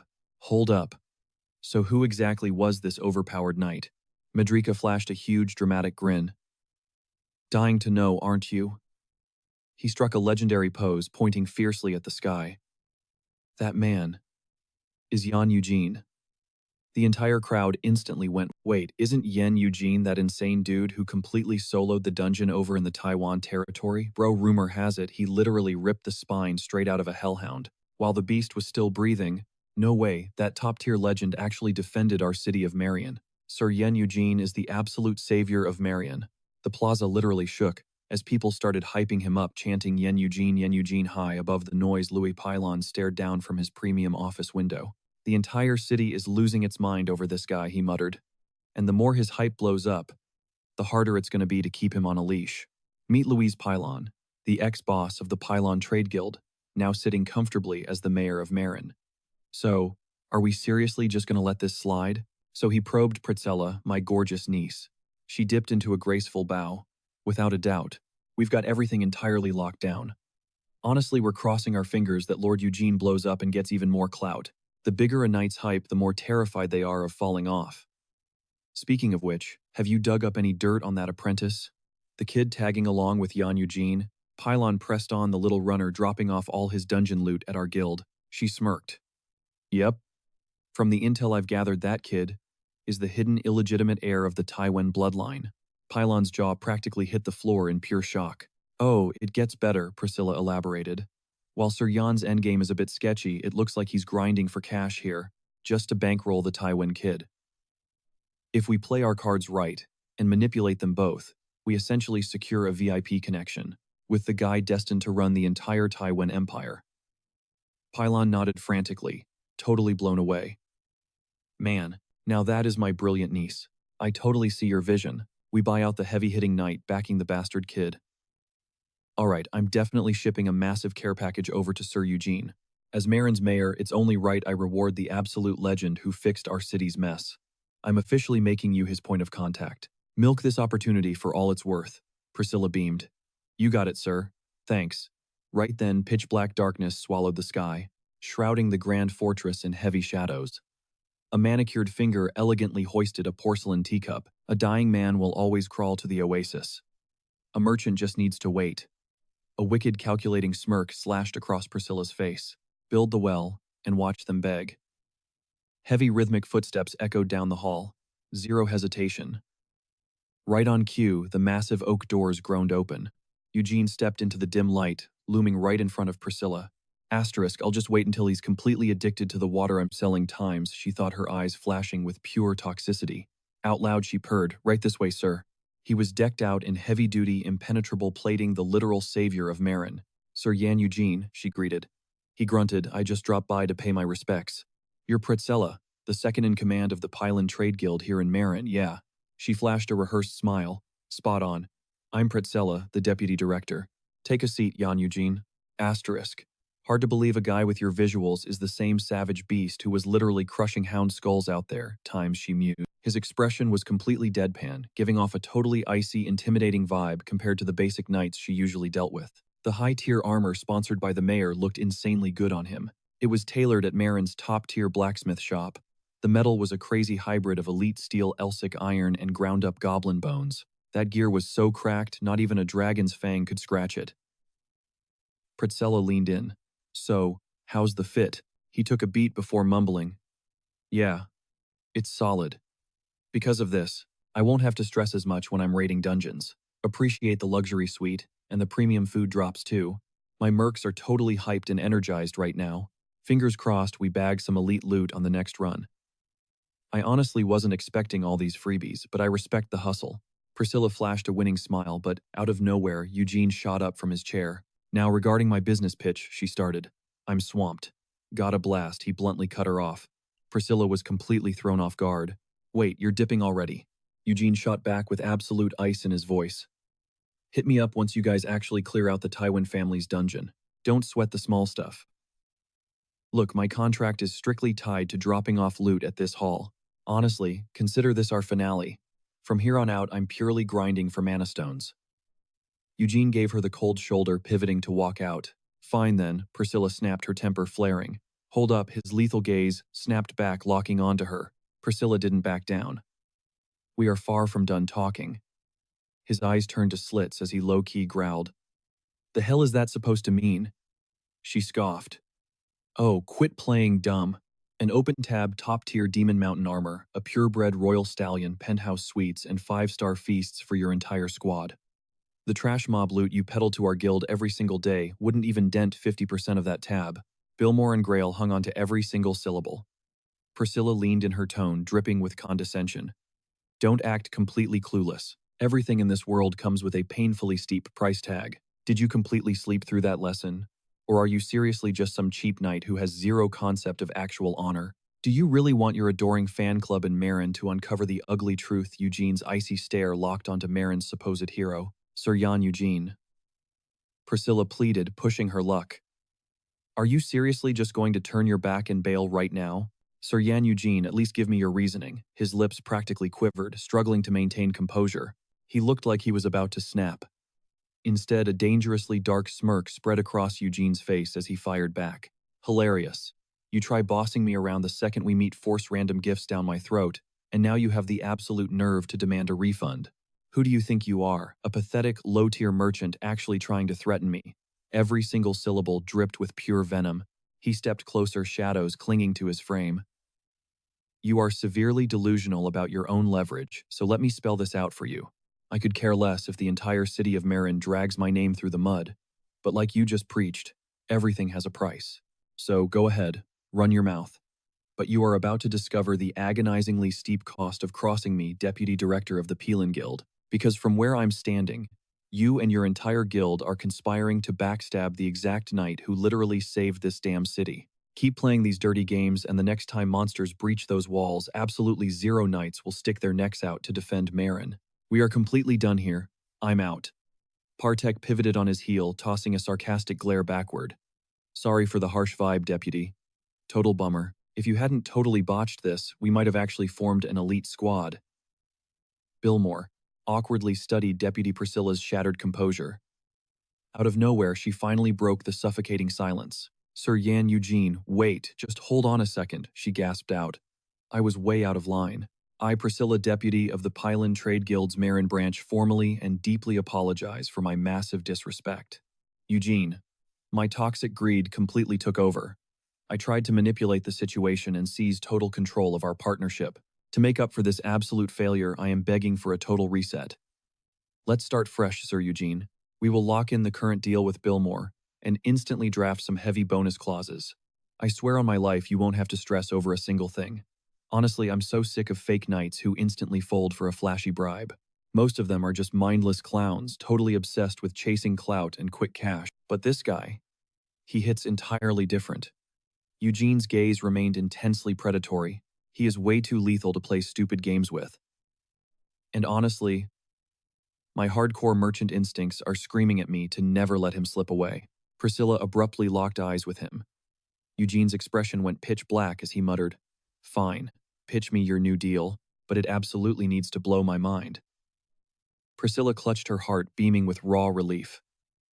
"Thank you so much for wiping the slate clean." Priscilla pressed a trembling hand to her chest, flashing a genuinely relieved smile. "Thanks again for pardoning my massive fail. A true knight absolutely needs god-tier armor and a beast of a horse to look insanely intimidating. Yeah, it sounds a little cringe, but honestly, this kingdom is ridiculously gorgeous." Partek suddenly jumped into the conversation. "This new contract is absolutely stacked." He glanced down at the parchment. "You seriously vibe with it too?" Partek vigorously bobbed his head. "Oh, 100%. The Pylon Guild is way too massive to sleep on. Their main hub is right here in Marin, but they literally operate hundreds of outposts across the whole empire. They exclusively run trades with elite, top-tier bloodlines. Kind of like the mighty Tywin family. Just look at this insane flex. They're offering us VIP access to an unlimited supply of deadly dungeons and labyrinths tied to their network. That is an absolutely game-changing perk. With a cheat code like this, we're eating better than the actual royals." He was practically buzzing with hype. An absolutely legendary masterclass in negotiating, man.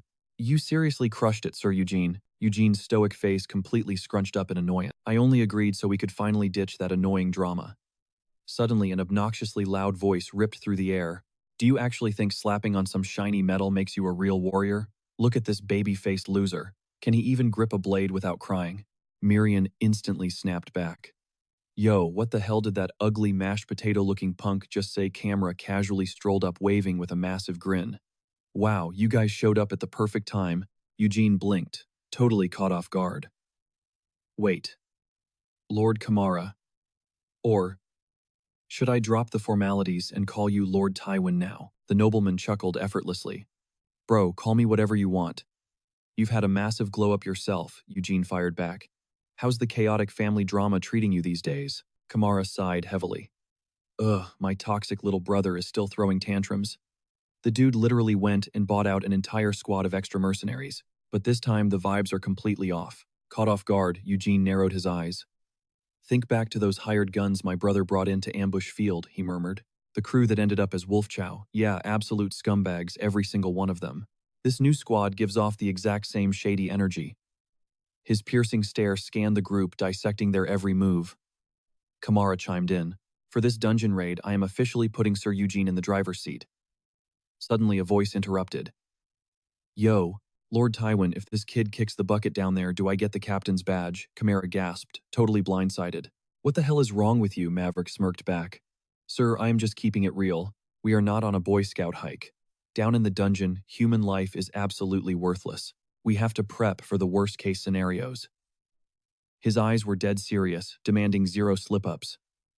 Maverick radiated pure, cocky arrogance. After he dragged out his little speech, Captain Eugene glanced over his shoulder. "Fair point. If I bite the dust, then this obnoxious punk gets the promotion." Kamara stood there totally stunned. Eugene dropped a sly hint. "We have got a backup plan. Move out." Out of nowhere, Miriam thrust out a finger and yelled, "That dude is so annoying." Eugene's voice dropped to ice. "I know. This has Bertel's filthy fingerprints all over it. He is planning to use these thugs to wipe me out in the shadows. But if this doesn't play out the way those idiots planned, this could actually be pretty entertaining." Flash forward, and Eugene's razor-sharp blade was slicing through enemies like butter. The dark cavern quickly became a graveyard of butchered monsters. His sword arm was a blur of lethal motion, striking with brutal, unstoppable momentum. Maverick observed from the sidelines, eyes narrowed. The rumors were totally justified.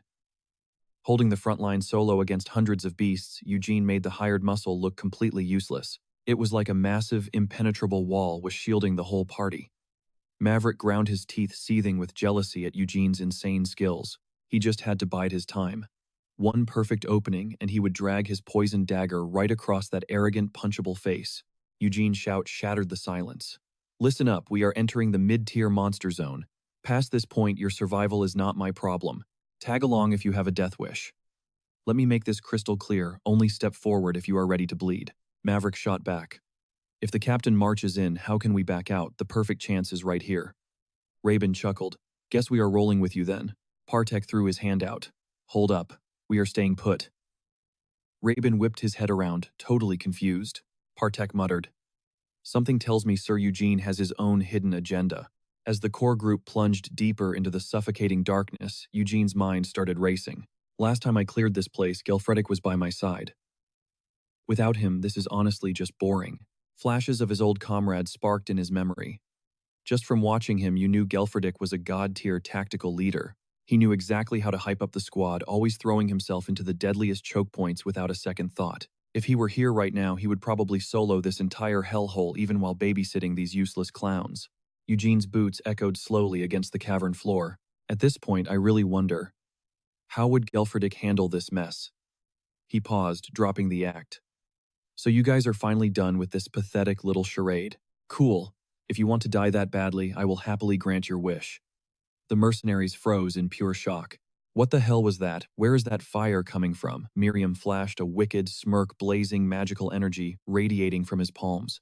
Flames instantly engulfed the thugs. Run, it is a freaking trap. He is a mage. Panic erupted.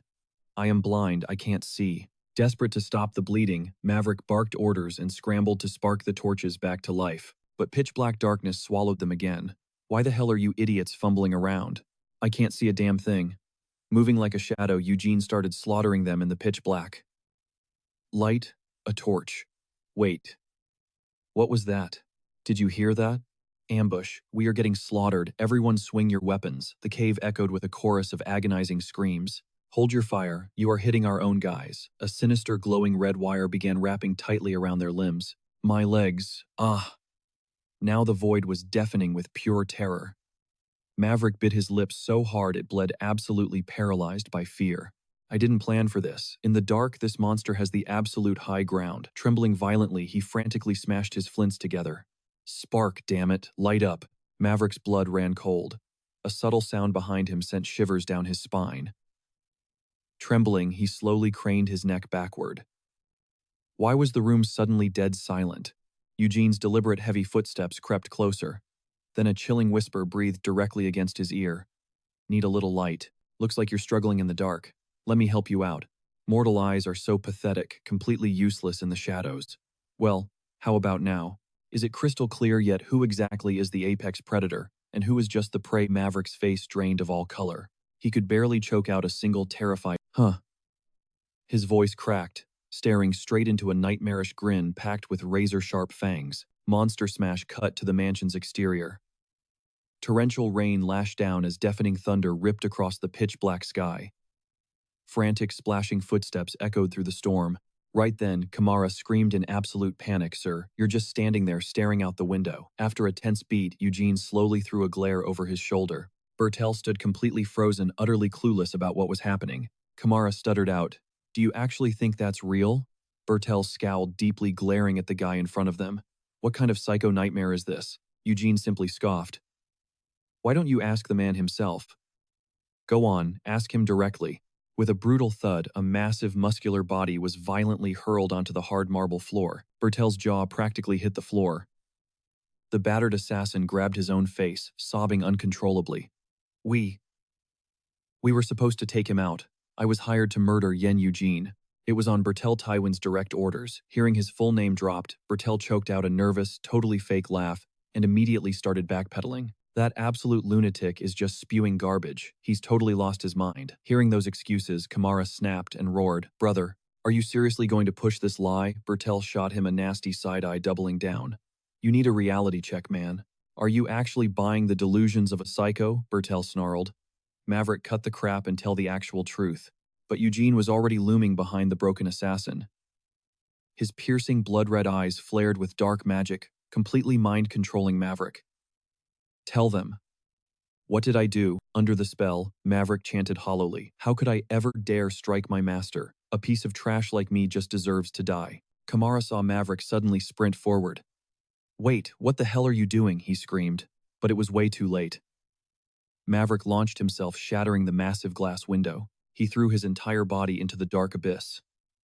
Kamara slammed his hands onto the broken window frame, screaming Maverick's name into the roaring storm. A split second later, Maverick's falling body was violently impaled on the stone sword of the courtyard statue. Total panic erupted. Bertel desperately spun the narrative. "See that, brother? The dude clearly lost his marbles after watching his crew get shredded like wet tissue paper. You'd be crazy to believe his paranoid garbage, right?" Kamara's face darkened in disgust. "Watching you secretly celebrate his brutal suicide only makes you look guilty as hell." Bertel was totally speechless, cornered by his own brother. Panicking, he aggressively pivoted back to Eugene. "And you, Eugene, do you have zero shred of knightly honor left in your body? How dare you try to frame me with these insanely toxic, baseless rumors?" Eugene's expression turned dangerously lethal. He stepped up, demanding Bertel, "Swear on your precious knightly honor right now. Are you 100% innocent?" Even though Bertel was visibly sweating bullets, he still forced out a shaky "Of course I am." Instantly, Eugene raised his arm and projected his voice. Then Bertel Tywin, in the absolute name of honor, and in the pure name of truth, Eugene drew his razor-sharp blade, aiming it straight at Bertel's throat. "I challenge you to a duel to the death to prove it." Cornered and outplayed, Bertel could only grind his teeth in furious silence. Cut to the next afternoon. Intense gossip was spreading through the courtyard like wildfire. Yo is the second young master seriously throwing down in the main plaza. "Bro, what kind of massive drama is he stirring up this time? Dude, I heard a crazy rumor that he actually hired a hit squad. A literal assassin. Ugh, he's always been super toxic, but crossing this line, he is totally cooked." "Wait, who was the target?" The crowd watched with bated breath as Eugene and Bertel squared off in the dusty arena. Word on the street is he tried to wipe out the boss's top merc, Sir Eugene. In the ring, Eugene, deadly calm, raised his glowing blade into a battle stance. Camera stood on the sidelines, his stomach tied in knots. He squeezed his eyes shut, knowing this blood feud had gone way past the point of no return. Today, pure raw violence would expose the liar. The cold, hard truth was about to be carved out by steel, guided by the merciless will of the gods. The camera locked onto Eugene's ice-cold, unbothered smirk. He was fully ready to bathe his hands in victory. Losing his mind, Bertel let out a completely feral roar. He gripped his heavy broadsword with both hands and launched himself like a rabid dog straight at Eugene. Eugene didn't even flinch. He simply flicked his wrist, bringing his blade up just in time. The two massive weapons clashed with an ear-piercing, sparks-flying screech as Bertel desperately pressed his attack. He threw everything he had into the assault, but he still couldn't break through his opponent's iron defense. Then, out of nowhere, a sudden memory made Eugene's focus slip. His mind flashed back to Bertel's frantic warning. "We tracked down a Nightwalker. Reporting to you right now." The memory of young Derek snapping back to reality hit him hard. "I've been hunted by freaks like you for over 10 years. That raw confession made Eugene freeze in his tracks. Fueled by sheer panic, but spotting a golden opening, his opponent whipped his massive blade down for a lethal strike. The crushing parry sent Bertel skidding backward. He ground his teeth in pure frustration, staring down at his vibrating weapon after ripping his blade away. Suddenly, a devastating counterforce launched his sword, spiraling wild. The heavy steel plummeted, stabbing deep into the dirt. A split second later, Bertel's legs gave out, and he crashed onto the battlefield. Eugene's pupils ignited with a sinister blood-red glow, his voice dripping with pure, unadulterated murder. "Now eat this." Bertel choked on his panic, his eyes bulging in absolute terror as the final blow descended. Meanwhile, Kamara always thought his brother's blade skills were top tier, but right now anyone with eyes could see Bertel was locked in pure pathetic paralysis. Watching his little brother eat dirt, a chilling reality check hit Kamara. Eugene was leagues above anything Bertel could handle. Choking on the suffocating boss-level aura radiating off Eugene, Kamara knew immediately this guy was built completely different. Without a second thought, one of Bertel's arms was violently blasted away. Panic-stricken Kamara finally dashed forward, screaming at him to hold up. Eugene shot him a dead-eyed glare and mocked his exact word, "Hold up." He casually stepped aside. This deathmatch isn't over. Desperate Lord Tywin Kamara threw his arm up to hijack the execution. I absolutely refuse to watch my own blood get slaughtered by Lord Eugene, he barked. Dripping blood, Bertel Tywin was way too shattered to back up his earlier trash talk. The ultimate dub officially went to Sir Yen Eugene. But from his knees, Bertel started screaming like a lunatic. Hell no, I'm not done yet. I'll put this freak in the dirt myself. He lashed out in pure toxic rage, his veins literally boiling over as he locked his crazed eyes on his target. He glared down at his brother, pleading, "It's over. The battle's done. Just own up to what you did and serve your time in a cell."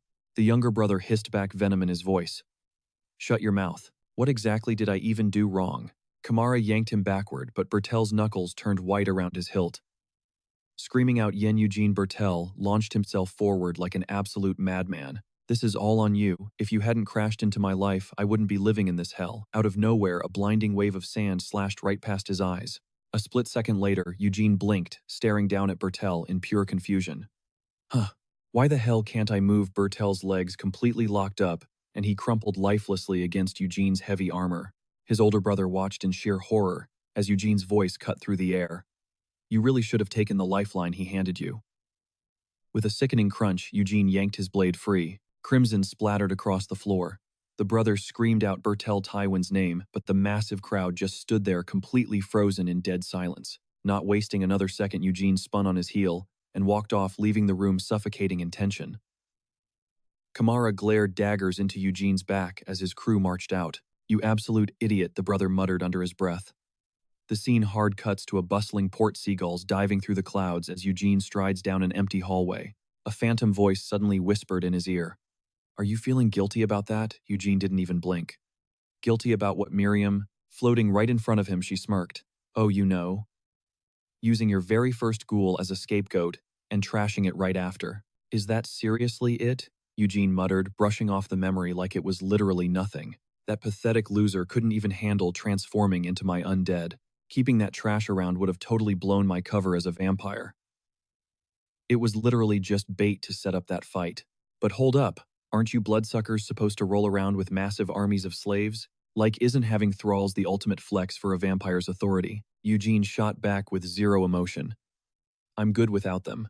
Miriam let out a massive, exhausted sigh. "You're actually clueless about your own heritage, aren't you?" As Eugene grabbed the brass doorknob, he scoffed internally. Turning weaklings into monsters just creates more garbage to take out. If he was really going to recruit someone. He yanked the door open. Instantly, a frantic voice shattered the silence. The room was in pure chaos, everyone staring at each other in absolute shock over Lord Galfredick. Yeah, I heard it's a total war zone out there. Wait, when did he even cross the gate? Bro, it's been literally 2 weeks. Out of nowhere, Billmore whipped his head around and locked eyes with him. Pritzella completely froze like a deer in headlights for a few seconds before sprinting over to practically bow at his feet. "Boss, it's incredible to see you. Word on the street is you actually soloed that dungeon and made it out." Eugene just gave a slow, confident nod. "Yeah. Thank God you're back in one piece." "But wait, what the hell actually went down with Lord Galfredick?" Her face dropped as she spilled the tea. "Okay, so exactly 2 weeks ago, Galfredick joined the raid party to crack open that massive labyrinth out in Count Everglow's turf. They heard the deafening crash of his horse taking off, but then nothing. He completely ghosted everyone and rushed inside totally alone. The search squad swept all the way through the mid-tier monster zones, and they found zero trace of him." Eugene's jaw clenched tight, his brain racing through the horrifying reality. He stuck deep inside the hardcore monster territory. Without hesitating, Eugene whipped his horse's reins, blasting straight into the pitch-black woods. Cut to a massive door violently slamming open. A sleek figure stepped down from the VIP balcony, flashing a charismatic smile. "Welcome to my domain, Sir Jan Eugene. Your crazy hype has been echoing everywhere. Honestly, you're way younger and definitely better looking than the rumors said." Eugene didn't even crack a smile, dropping into a dead serious bow. "The honor is entirely mine, Prince Jevon." But the royal instantly cut the friendly vibes short. "Right, let's cut the small talk. We have a massive crisis to hash out. Enter Jevon Everglow, the absolute top dog and prime heir of the insanely wealthy Everglow bloodline." He waved Eugene into his private office where the two of them crashed into velvet armchairs, ready to talk business. Jevon leaned forward, his tone dropping. "Look, it's pretty obvious Lord Galfredick let his ego get way too big. If he had actually pulled off this dungeon raid, my family was fully ready to slap a noble title on his name. But instead, this lunatic completely went rogue and pushed into the apex tiers all by himself." Eugene tilted his head. totally lost. Wait, pushed up completely solo, what exactly does that mean? Jevon's face turned icy cold. Exactly what it sounds like. The brutal truth. Those absolute highest floors are a death trap. My entire Everglow clan hasn't even scratched those zones in 100 years. That nightmare realm is officially known as the Dungeon Lord's territory. Eugene's eyes went wide, the shock hitting him like a truck. Meanwhile, chilling out in the shadows, the actual Dungeon Lord, he leaned back casually bragging that he didn't just crash there, he was the undisputed king of the entire dungeon. Resting his chin on his hand, a wicked smirk crept across his face. He watched as the power-hungry Galfredrick wildly tore through the place, leaving absolute chaos in his wake. Pushing himself up, he confidently closed the distance between them. Let me do the honors. Meet the muscle protecting our turf, Sir Luditz. Back in the day, he led the charge alongside Galfredrick to wipe out the dungeon. Luditz offered a polite nod. An absolute pleasure. Word on the street is you actually took down Galfredrick in a straight-up fight. Funny enough, we actually have that in common. As the reigning champ of the Evergrow tournament, I totally crushed him in the arena too. So we're in the same exclusive club of guys who wrecked Galfredrick. Hilarious, Eugene muttered. His deadpan stare completely killed Luditz's upbeat vibe. Does that even matter right now? Jevon quickly jumped in, desperately trying to cut the awkward tension. Look, losing a powerhouse like Galfredrick was a massive blow to us too. I am genuinely sorry about all of this, Sir Eugene, he confessed. Gesturing nervously toward him, he stammered, I heard you and Galfredrick. We're super tight. Best bros right. A flashback of Galfredrick flashing a cocky wink suddenly invaded his mind. We were blood brothers, Eugene sighed exhaustedly. Internally, he scoffed, yeah, right, that total moron completely faked it. Jevon dropped heavily into the chair across from him. Since you guys were incredibly close, you had his back constantly, didn't you? Now, listen closely. For over 100 years, our bloodline has repeatedly launched crusades to dominate the upper floors. But every single time they vanish without a trace. So we established a grim rule. If someone goes missing for over a month, we call off the rescue and officially pronounce them dead. Got it. It has already been 3 brutal weeks since Galfredrick vanished. If we don't track him down by next week.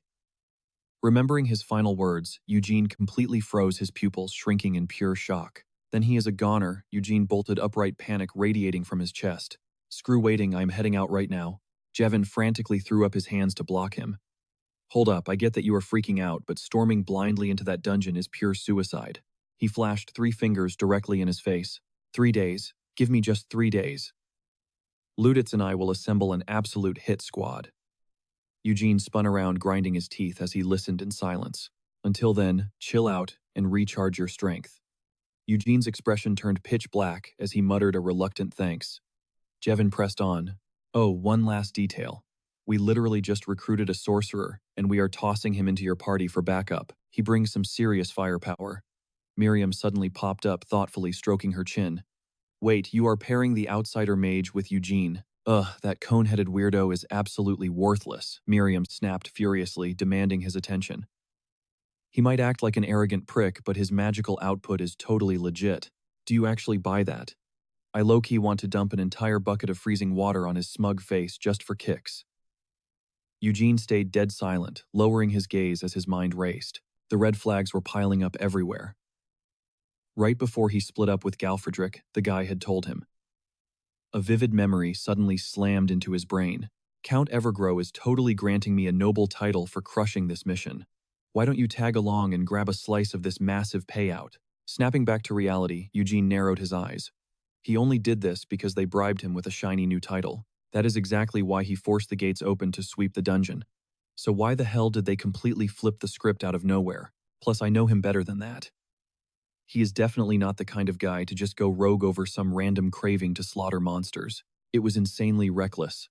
Suddenly, a panicked voice screamed from the massive crowd.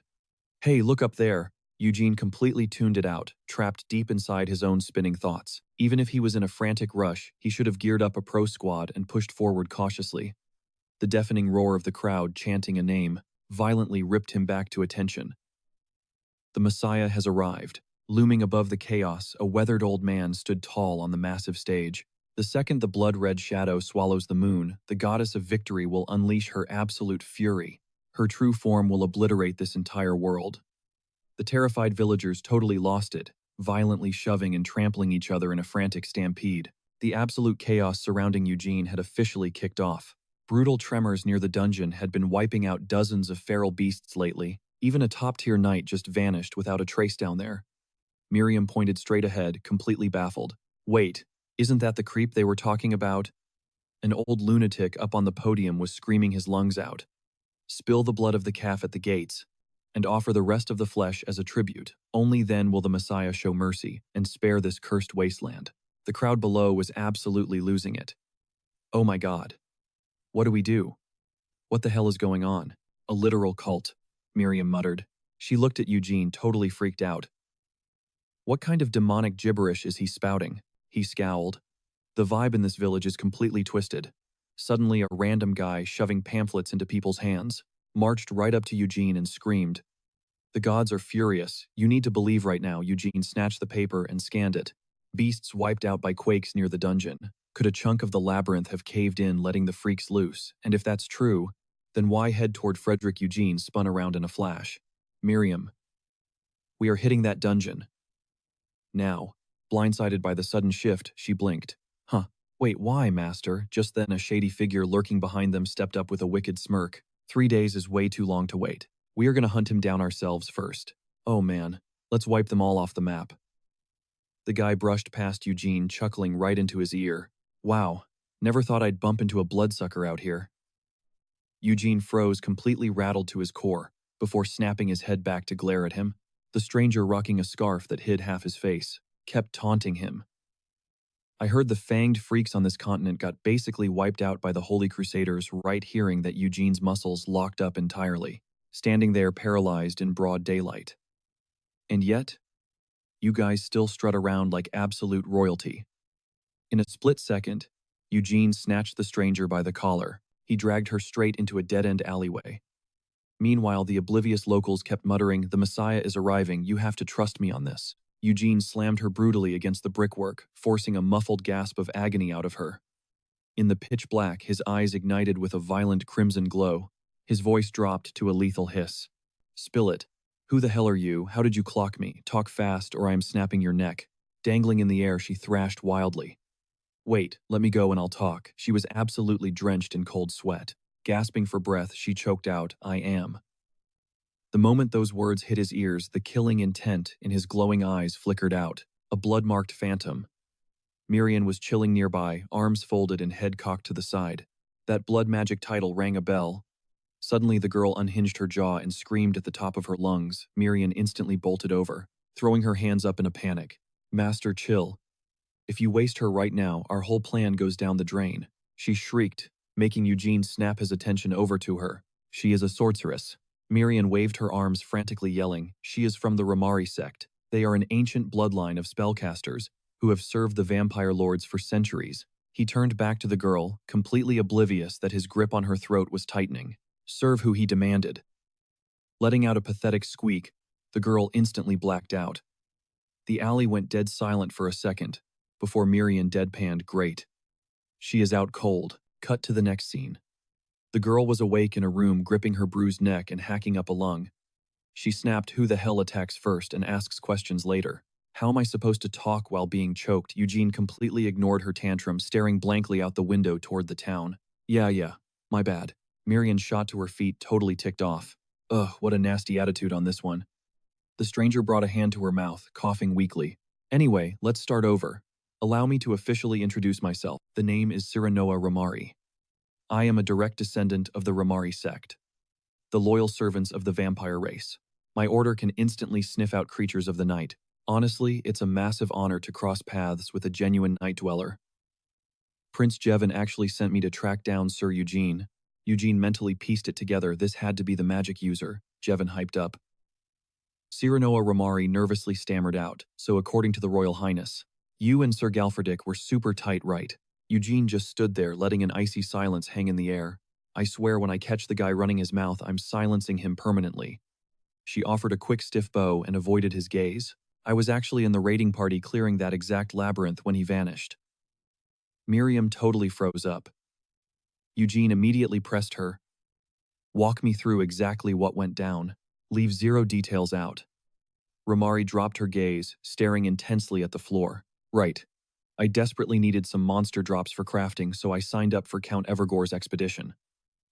Everyone knows the Everglue Labyrinth is basically a death trap, but adventurers have been grinding there for 100 years. Every single floor was wiped clean except for the absolute highest peak. Because of that, squads were waltzing in pretty casually, even though a few people still ended up dropping dead. As we shoved our way deeper into the ruins, the floor violently shuddered. The vanguard started screaming to hold the line. Incoming earthquake. Next thing I knew, a massive shockwave ripped through the cavern. The entire labyrinth violently rattled, and the stone beneath my boots just straight up crumbled. Right as I was plummeting, a hand lunged out and snatched my arm. It was Lord Galfredick. He had been guarding the rear guard. He literally traded his life for mine, plunging into the black void so I could live. Thanks to his sacrifice, I somehow managed to scrape by and woke up way later. The surviving troops immediately started raging, crying about who would be insane enough to rip open such a high-risk portal. The whole squad was convinced that Lord Galfredick was the one who triggered the upper-level gate and caused the tremors. But he literally saved my life. The absolute least I could do was track you down and tell you the truth, Sir Eugene. Since you're his ultimate ride or die, I just totally didn't expect you to be a literal vampire lord. Eugene tilted his head up, his mind racing. Prince Jevon's story was completely out of sync with actual reality. Eugene shifted his icy gaze to the side. Was Jevon intentionally playing him, or was someone feeding the royals total garbage? Cyranoa abruptly broke the silence. But right as everything collapsed, I caught a glimpse of something down in the pit, where Galfredick vanished. There was this massive, creepy mural of a giant eye. Eugene's brows knit together. He immediately grilled her about the symbol, and she frantically nodded. Yes. Sir Eugene, do you still have that sketchy pamphlet those crazy cultists were handing out?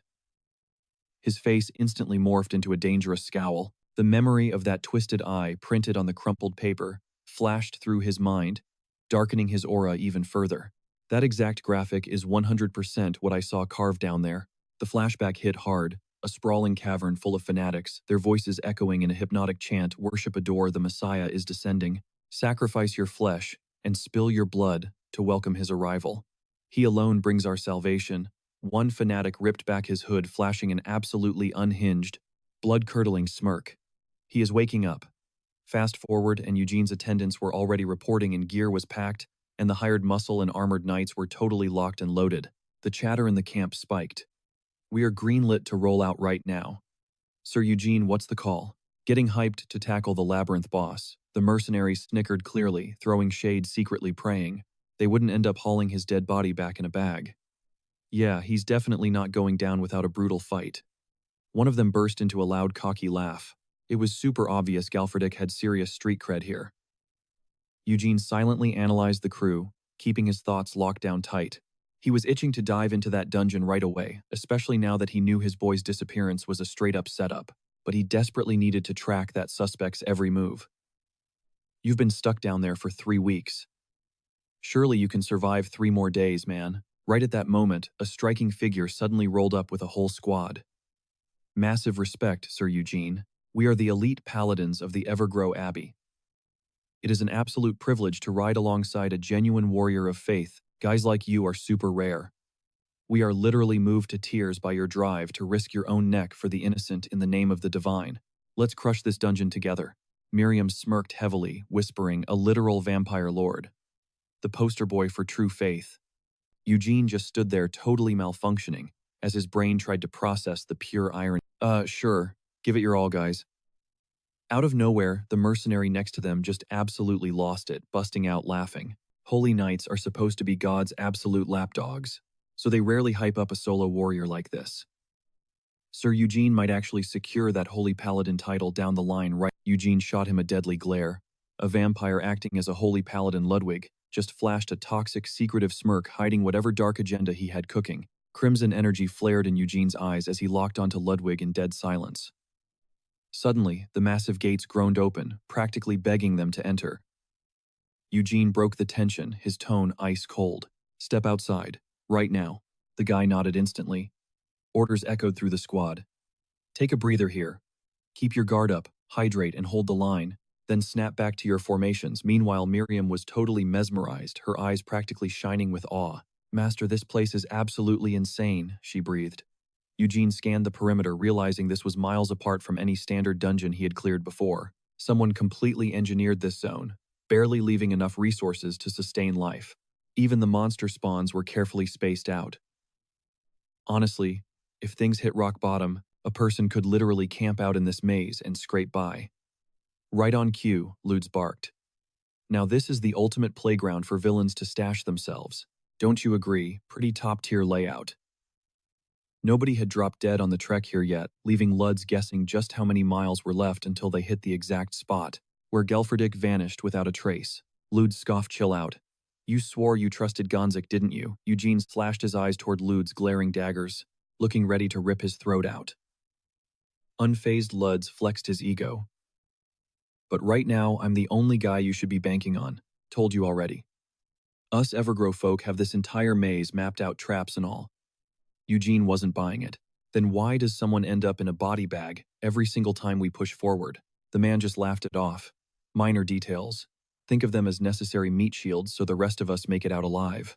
That sick, twisted logic set off massive alarm bells in Eugene's head, just as they breached the labyrinth walls. Rows of Abbey paladins scattered frantically, sweeping the perimeter. Out of nowhere, the floor cracked, groaning with unnatural vibrations. Earthquake, someone shrieked. Lutz roared over the chaos. Brace yourselves, the entire maze is shifting. Eugene locked onto him with absolute pure bloodlust. Right here, Lutz yelled. He jabbed a finger at a crumbled barricade. The stonework was literally rearranging itself as he rapidly laid out his exit strategy. There's a shortcut to the upper tier, he claimed. But cutting through the panic, another knight hollered Sir Eugene. The ground is caving in. Lutz just stood there in the crumbling cave, totally unfazed and dripping with arrogance. Eugene stared him down, his mind racing as the trap clicked in his head.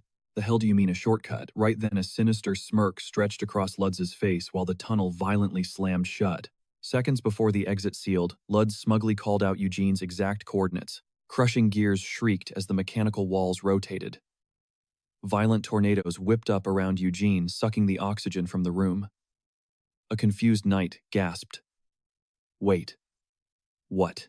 Eugene's eyebrows violently slammed together as the pieces connected. This is no random quake. We just walked straight into that bastard's rigged trap. But what's his actual endgame here? Cyranoa Ramari suddenly shrieked, pointing frantically. Look, her eyes practically bulged out of her skull at the pure horror in front of her. Eugene froze. Slumped against a massive wooden pillar was a battered, blood-soaked body. He couldn't even process it. Gelfredick, blind rage took over. Eugene exploded off the ground, rocketing straight toward his fallen comrade. Seeing that horribly starved, lifeless figure strung up like an animal completely shattered his heart. His crimson eyes zoomed in. He was still breathing. If he moved fast enough, he could pull him back from the brink. Master. Miriam whispered, her voice shaking. Master, we're not alone in here. Something feels completely off. I've been sensing this massive dark energy lurking way down below. Out of absolutely nowhere, a violent gale blasted through the cavern. The hurricane-force winds nearly ripped them off their feet. Cyranoa cranked her neck upward, utterly paralyzed by shock. Where the hell is that draft coming from? Floating high in the abyss, a sickly crimson orb pulsed to life. Massive blazing eyes sliced through the pitch-black chaos. In a flash, the dragon-like terror puked out a disgusting wave of blood-red fire, choking the entire cavern with the foul stench of rot. Monstrous limbs thrashed violently beneath the bedrock, causing the entire arena to violently quake. The duo could only watch this sheer nightmare unfold. Cyranoa's face drained of all color as she let out a blood-curdling scream. It's a freaking minute. Cover Gelfredick, Eugene roared at Cyranoa. The beast flexed its apocalyptic strength, effortlessly launching massive boulders and debris right at them. Launching himself airborne, he sprinted at a genuinely terrifying velocity. The screech of his heavy boots shredding the concrete was absolutely deafening. Thanks to his god-tier agility, he just barely sidestepped its savage strike. Eugene narrowed his piercing gaze, tracking every twitch of the Minotaur's colossal frame. The beast went totally ballistic, blasting out a terrifying wave of scorching plasma. The shockwave sent him violently skidding across the dirt before launching him sky-high. He let out a gut-wrenching groan. Even Cyranoa Ramari got whipped into the air by the chaotic blast radius. Down below, the Minotaur ripped out its colossal broadsword. Surging with a blinding lethal glow, the giant monster gripping that massive weapon radiated an insanely bloodthirsty aura. Right then, clinging desperately to the brick, someone screamed, "Wait, what the hell are you doing?" The beast's dead crimson eyes locked onto him like a laser. With one apocalyptic swing, the Minotaur slammed its heavy blade into the floor, violently shaking the entire cavern. To everyone's sheer horror, Gelferdic's limp body, which was still hopelessly tied to the massive beam, got completely obliterated in the crossfire. Watching this absolute nightmare unfold, Eugene scowled, grinding his teeth in pure, unfiltered rage. Channeling every ounce of his raw power into the wall, Eugene catapulted himself straight ahead. He desperately stretched his trembling fingers out for Gelferdic, praying he could somehow snatch his friend to safety. His blazing eyes screamed pure determination to end this nightmare right now. But a glowing magical barricade suddenly slammed down completely, locking him in his tracks. His face twisted in absolute fury as he snapped, "What the hell do you think you're pulling?" Cyranoa Ramari just kept her cool, whispering, "Sir Eugene, that thing is a literal minotaur. We're talking an S-tier elite boss monster." She didn't sugarcoat it. Even a full-blooded vampire would get absolutely wrecked. Instantly, Eugene flashed his razor-sharp fangs, his pupils flaring with psychotic, murderous intent. He leveled his blade right between her eyes, only to aggressively slam it back into its scabbard. "You've got some nerve." Cyranoa shuddered quickly, murmuring, "My apologies, Sir Eugene. But I simply refuse to let a noble vampire blindly sprint into his own grave. Squaring up against a minotaur head-on like that is basically a suicide mission. If you genuinely want to drag Sir Gelferdic out of here alive, you have to use your head. But hold on, why the hell was a minotaur camping out here in the first place?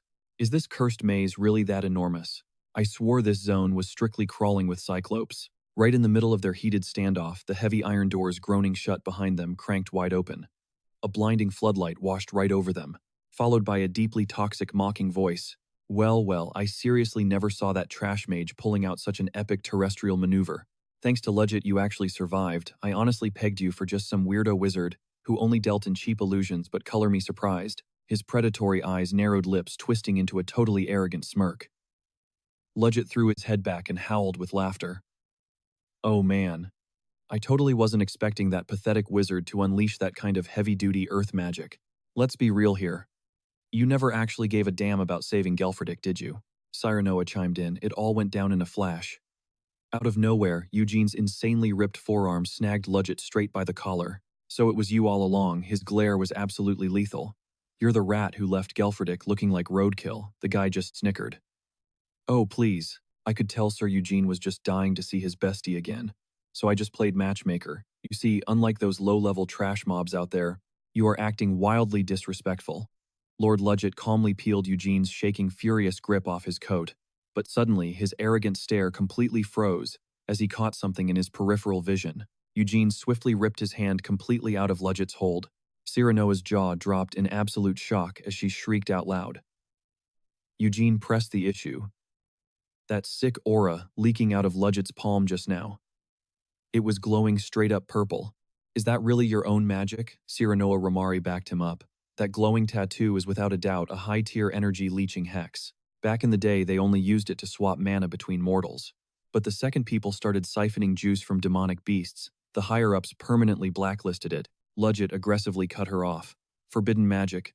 That's just a pathetic excuse for the elites to gatekeep all the true power.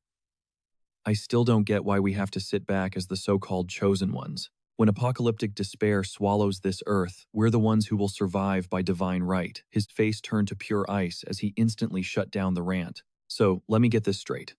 You leeched off some random monster's stats to crush Gelferdic. And then you had the sheer audacity to flex it in my face like it was your own skill. Fine then, let me violently remind you of your actual rank." Without warning, a tidal wave of blood-red aura exploded out of his entire body. The two titanic pressure waves brutally clashed into each other. Cyranoa panicked internally. This raw killing intent is insanely out of control. How in the world is a standard-issue vampire cranking out this level of destruction? Yet Ludget was standing there practically dripping with smug confidence. Ludget didn't even break a sweat.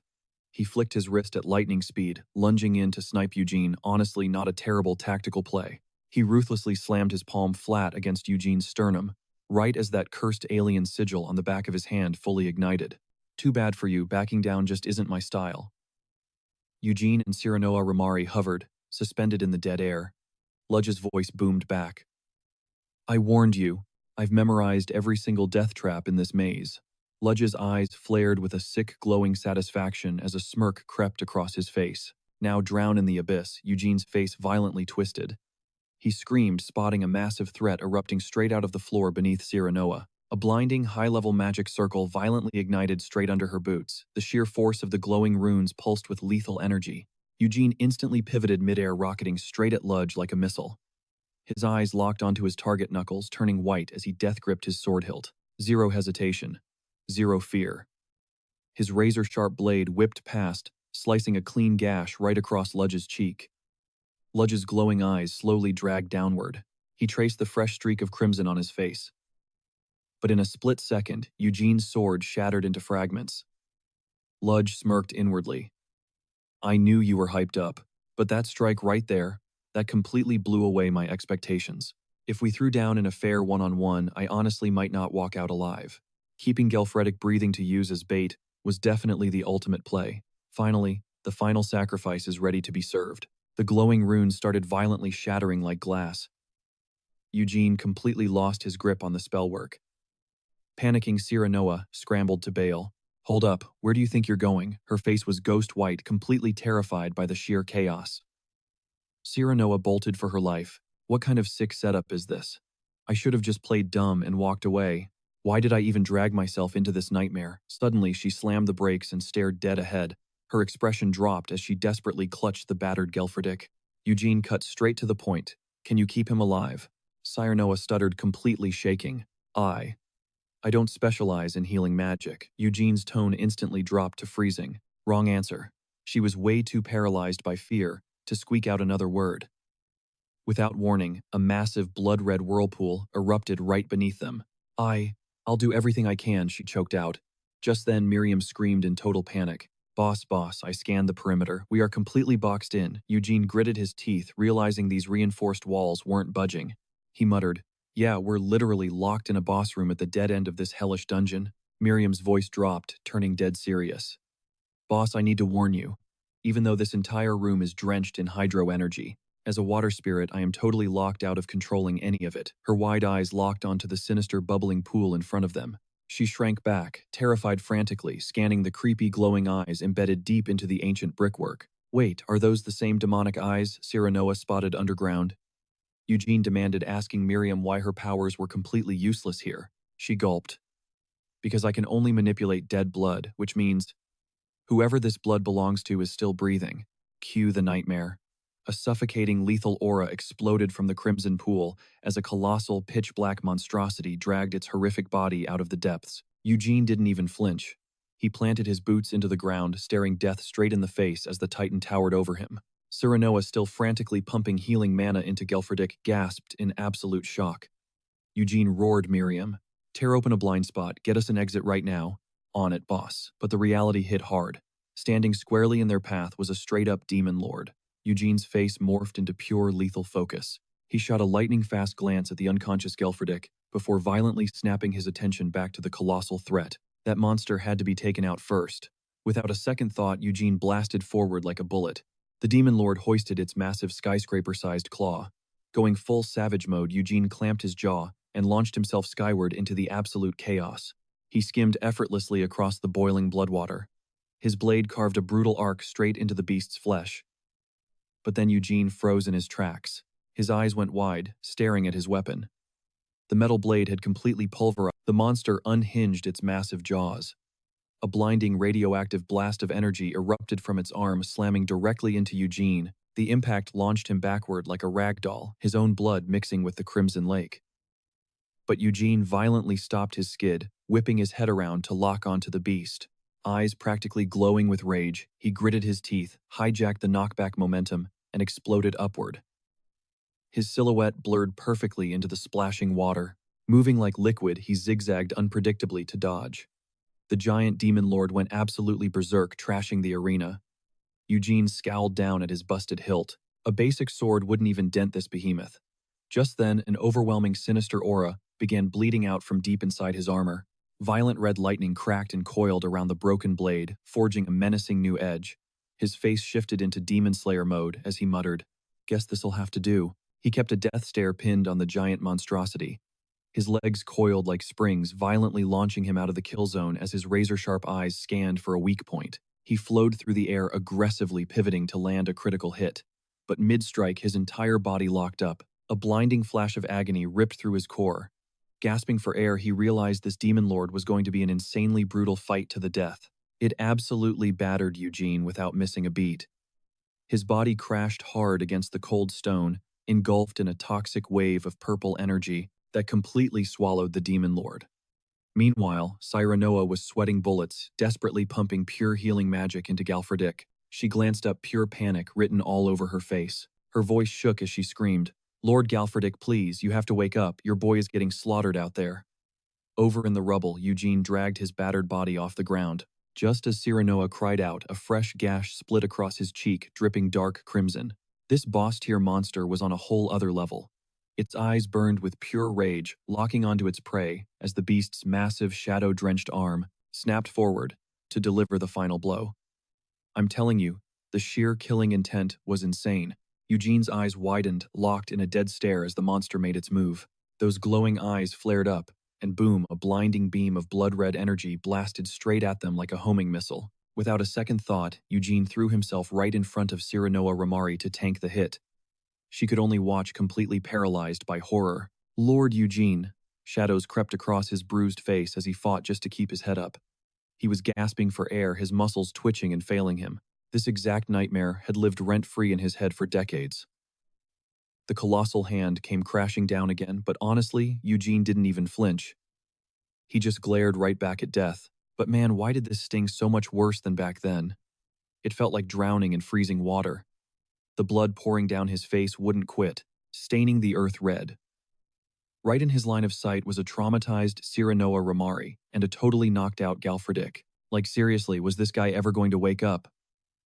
But right on cue, his eyelids fluttered. Galfredick snapped awake, his pupils dilating in pure shock. The second he locked onto Eugene, Ramari's expression was just devastating. Right in front of them, Eugene completely crumbled, hitting the floor in a massive pool of his own blood. I literally told you guys. Sir Eugene's chest had been brutally skewered by the primeval monster's dark energy. Ramari was absolutely shaking. Even a top-tier vampire was basically dead meat against this freak of nature. They were cornered completely out of options. Meanwhile, the monster just cracked its jaws wide open, charging up a devastating blast right in its throat. Was it really game over? Cyranoa Ramari squeezed her eyes shut, letting those bitter, desperate tears finally spill over. I'm so sorry, Master. Your failure of a student is checking out first. But out of nowhere, a weak voice cracked through the silence. Sir Eugene, Ramari whipped her head down, totally stunned.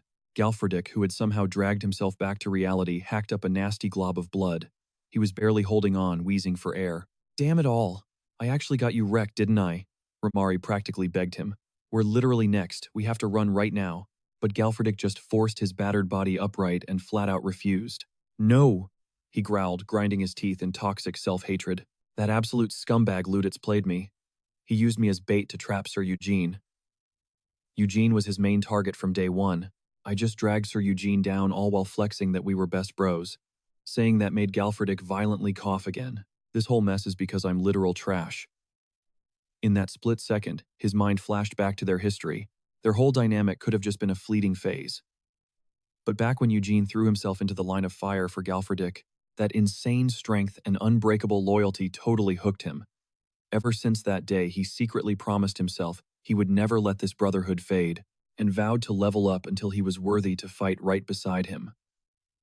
Right then, the towering beast raised its massive claw, charging up a lethal strike. But Galfredick, he didn't even flinch. Whatever, it's game over anyway. Ramari completely lost it. Wait, Sir Galfredick. But before she could even try to stop him, he yanked Ramari behind his back to shield her. Please forgive me, Sir Eugene, he whispered just as a lethal barrage of shadowy spikes erupted toward them. Eugene was completely out cold, not moving an inch, as those deadly projectiles closed in on Galfredick. Yet the crazy part, Galfredick was actually smiling. If we get a respawn in the next life, I swear I'll be the ultimate knight for my bro. Exactly at that second, Eugene's eyes snapped wide open. His glowing blood-red pupils locked onto the horrific sight of Galfredick taking the fatal blow. He stared totally paralyzed, his mind breaking as the scene played out. Galfredik getting obliterated was the ultimate trigger. Eugene clenched his jaw so hard it could shatter glass. His fangs violently extended, razor-sharp and deadly, as an absolutely terrifying aura exploded from his core, sending shockwaves that obliterated everything in its path. The sheer flex of his spiritual pressure had Romari gulping, shaking like a leaf. Eugene slowly dragged himself up his bare hand, casually snapping the literal spikes that were stuck inside his chest. Crimson blood spilled out but was instantly vaporized by his chaotic god-tier awakening.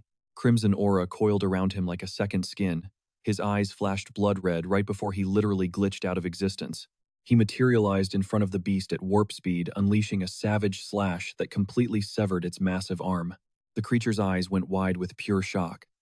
After executing a flawless combo, Eugene touched down lightly on a crumbling stone pillar. Beneath him, the gore swirled into a violent crimson vortex. Eugene was practically unrecognizable now, his gaze hollow, bleeding out pure chaos. He was totally lost to the bloodlust. Romari freaked out, shouting, "Yo, what even is that?" Eugene is literally mutating. Meanwhile, the beast hoisted its battle axe with its one good arm, charging forward without a second thought. It locked eyes with him, radiating pure nightmare fuel. Tripping out, Romari suddenly noticed the massive puddle of gore on the floor was actually slithering directly toward Eugene. This dude was absolutely nothing like your average vampire. Romari let out a breathless chuckle, whispering, "Master, I think today, I'm about to witness absolute history." Eugene extended his hand, merging raw aura, and spilled blood right in the center of his palm.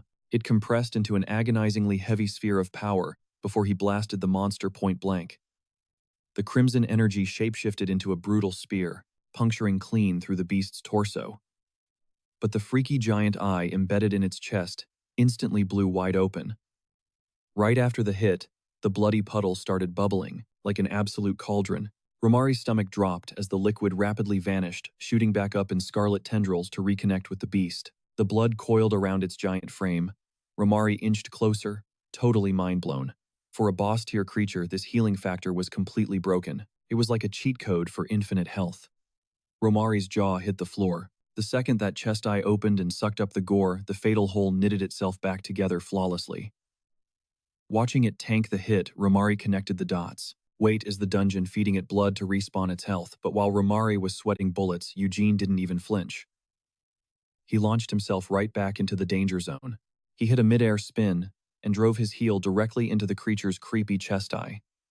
Thick, gooey liquid exploded outward on impact. Romari gagged an eye, bleeding like a faucet, was beyond gross. Eugene touched down just to use the floor as a springboard, ricocheting right back up to curb stomp the eye before it could hide beneath the skin. Refusing to let up, he zipped circles around the giant, raining down an absolutely cracked barrage of rapid-fire strikes. He completely locked down its healing phase. Mid-brawl, it finally clicked for Eugene. The actual final boss of this dungeon was never the Minotaur. The whole layout was basically a twisted terrarium built to keep humans alive indefinitely, explaining the hundreds of missing people. They had all been devoured by this very structure. Eugene pieced together the sick truth. The dungeon itself was the actual cult deity they worshipped and bled for. While the monster flailed for its life, deep inside a hidden chamber, a sinister chant began. The ancient god was furious, itching to wipe this entire continent off the map. Only the chosen savior could shut it down. Cultists hit their knees, hands clasped in desperate prayer. Meanwhile, Eugene was going feral, absolutely pummeling the beast as the massive stone doors slowly sealed shut. "O mighty savior, descend upon us, rain your mercy over our wretched soil," Ludit sneered, letting out an absolutely unhinged cackle. "That's it. Let the divine rage consume everything. Break your chains. I am the one who woke you, so grant my wish." Back in the arena, Eugene's relentless beatdown finally forced the blood puddle to dry up. Even Romari started sweating when the gore entirely vanished. High above them, the massive iron sphere violently jerked to life. It pulsed with a toxic neon-purple glow, spitting out chaotic lightning bolts. Dead in its center, a monstrous eye snapped open. Right on cue, a dozen smaller eyes on the metal orb lit up like spotlights. Down below, grotesque fleshy wings violently ripped out of the beast's spine, and right smack in the middle of its chest, a second massive pupil peeled apart. A suffocating wave of dark mana exploded from the creature, dropping the room's atmospheric pressure to zero. It flapped those demonic wings, launching its colossal body straight into the sky like a rocket. Romari screamed, "Wait, what the hell, where is it going?" But the beast didn't even look back. It blitzed upward, smashing right through the iron sphere and obliterating the dungeon ceiling to break free into the overworld. All the color drained from Romari's face. An S-class monster physically escaping its own raid zone. That was literally unheard of in the history of hunters. We are so cooked. Then a horrific thought hit him. There was a totally defenseless civilian village right above them. Just then Miriam fluttered down, totally oblivious, cheering Eugene. You actually found the way out. But when she tilted her head to look at the ceiling, her jaw instantly dropped. Oh my god, what happened here? The entire roof was caved and raining massive boulders down on them. Miriam scrambled out of the way, totally freaking out. The whole place is caving in, she shrieked. Eugene, we need to dip right now. But the second Miriam stepped forward, he totally froze. An overwhelming, suffocating aura blasted off Eugene, shutting him up instantly. Eugene just stood there dead still. Right in front of him was Galfredric's lifeless body, still brutally skewered by those massive spikes. Miriam whispered his name. Nothing. Eugene completely blanked him out before taking a slow, heavy step toward his fallen friend. Watching from the sidelines, Romari was low-key stunned. Like, since when do vampires actually grieve over some random human? But Eugene's hollow gaze never left the corpse. Trembling fingers reached out, brushing against the cold blood smeared across Galfredric's pale face. Romari was genuinely tripping out over this. Eugene had been playing the role of a knight, keeping his dark secret completely under wraps. Romari had literally never witnessed a bloodsucker form such a deep, unbreakable bond with a mortal, especially a guy with such high-tier royal blood. But right then, the whole vibe shifted into something absolutely crazy. Eugene slowly tilted his head back. His jaw parted, flashing those lethal, razor-sharp fangs right over Galfredric's exposed throat. Zero hesitation. He clamped down ruthlessly, sinking his teeth straight into the flesh with absolute deadly precision. Cut to a wild, beastly shadow launching itself into the pitch-black sky, slamming down onto its feet, before instantly sparking up with this blinding, aggressive energy. Right beneath the creature's ribs, two demonic crimson eyes snapped open, glaring up at a massive, blood-soaked moon hovering in the night. While the clueless humans below just went about their boring lives, a flashback hit. Cyranoa's voice echoed in Eugene's mind. Yo, have you ever heard the legends of the primal vampires? He broke it down. The primals weren't just your average nightwalkers, they were top-tier aristocracy, holding the absolute highest authority in the vampire food chain. I didn't clock it at first, Cyranoa confessed. But seeing you snap and power up like this, it all makes sense now. You're different. You're literally packing the DNA of a primal vampire. His expression turned dead serious, heavily guarded. Locking eyes with Eugene, he dropped another bombshell. There's one more insane detail. A true primal has the power to bring someone back from the dead and flip a fresh corpse into a fully loyal thrall. Eugene threw a sidelong glance at Galfredric's body, dipping his head slightly as Cyranoa kept pressing him. You already know how to draft an army, don't you? Eugene kept his mouth shut, but his mind raced. No, duh, I know. Just rip into their jugular and inject my own blood through the fangs. Finally, he broke his silence, keeping his voice painfully flat. I actually tried to make a pawn once, but the dude's mind totally snapped. He couldn't handle the juice, so he was practically a one-hit wonder before I had to trash him. For your average nobody, yeah, that tracks, Cyranoa countered smoothly. But if we're talking about an elite warrior like Galfredric, that's a whole different ballgame. Cyranoa relayed a secret passed down from his mentor. He visualized Eugene's raw power and explained that if a human possesses an insanely unbreakable mental fortitude, taking a hit of primal blood won't melt their brain. Instead of turning into a mindless zombie, they actually keep their ego intact and hold on to every single skill they mastered back when they had a heartbeat. Honestly, I say we risk it. But then Cyranoa glanced at the dead night anxiety creeping into his voice. The catch is, he's incredibly prideful. Getting dragged back to life as a blood-sucking freak, he might see that as the ultimate disrespect. If he wakes up, triggered, he's definitely coming for our throats. Tuning out the warning, Eugene stood perfectly rigid, his eyes locked onto Galfredric in deafening silence. So what's the play, boss? He's barely holding on. He dropped his gaze, letting Eugene drown in his own chaotic headspace. I've been catfishing him this whole time. I have zero clue if he secretly despises my kind. Memories of their deep conversations and tight brotherhood flooded his brain, leaving him speechless. Taking a heavy breath, he spun around and started walking off. Back in the present, was there really no other option to save him? Eugene closed the distance, unhinged his jaw, and aimed straight for his dead friend's throat. It was a massive gamble, but it was do or die. Suddenly, an intense, fiery red aura violently erupted from both of their bodies. Eugene's pupils shrank in pure shock. His fangs were buried way too deep into Galfredric's flesh. What the hell? The blood flow is going into overdrive. Panic washed over him as he realized he literally couldn't pull his teeth out. The ultimate succession ritual had forcefully triggered itself. Galfredric's inner core started spasming, thrashing wildly against the dark infection. The ancient rule is, absolute thrall is the literal property of their master. Once that blood pact is sealed, the servant's very soul gets tethered to the boss. And all that raw power they hold, yeah, that gets hijacked by the master too. Just like that, the unholy binding was 100% locked in. Seen from a distance, the two figures began pulsing with insane neon energy. Eugene threw his head back as crazy, blinding laser beams exploded outward from their skin. The glowing streams violently crashed together, forming a massive magic circle, before firing a god-tier beam of light straight into the stratosphere. That colossal flash lit up the entire mountain range like it was broad daylight. Ground Zero was already completely engulfed in aggressive, roaring flames. Civilians started losing their minds, scrambling in pure terror and screaming, "Move out of the way." Two random guys just stared up at the sky, absolutely paralyzed by fear. Is that? Romer panic erupted as the terrified crowd scattered in every direction. The entire dungeon is caving in. Run. A colossal dragon breached the surface, unleashing absolute carnage on the townspeople. Right behind it, a grotesque beast, sporting a massive eyeball on its chest, tore into the streets. Its massive hands scooped up screaming victims. From a safe distance, Lugitz watched the bloodbath unfold. "The moment is finally here," he whispered. A twisted smirk crept across his face. It was payback time, his grand reward for feeding countless souls to the dungeon. Perched high above the chaos, Lugitz chilled, watching the massacre below like it was a movie. These clueless fools will never realize, he thought. This entire bloodbath, just a perfectly scripted show directed by me in the dungeon. His mind raced with sadistic joy as the villagers' sheer terror hit a boiling point under the Minotaur's brutal rampage. When all hope is dead, I'll swoop in and obliterate that Minotaur. He flexed his hand, revealing a glowing purple sigil branded into his skin. The ultimate cheat code. My contract reward for treating human lives like dungeon fodder. Completely playing their fragile psychology. The deeper they sink into despair, the harder they'll beg for a hero. And I will be their absolute savior.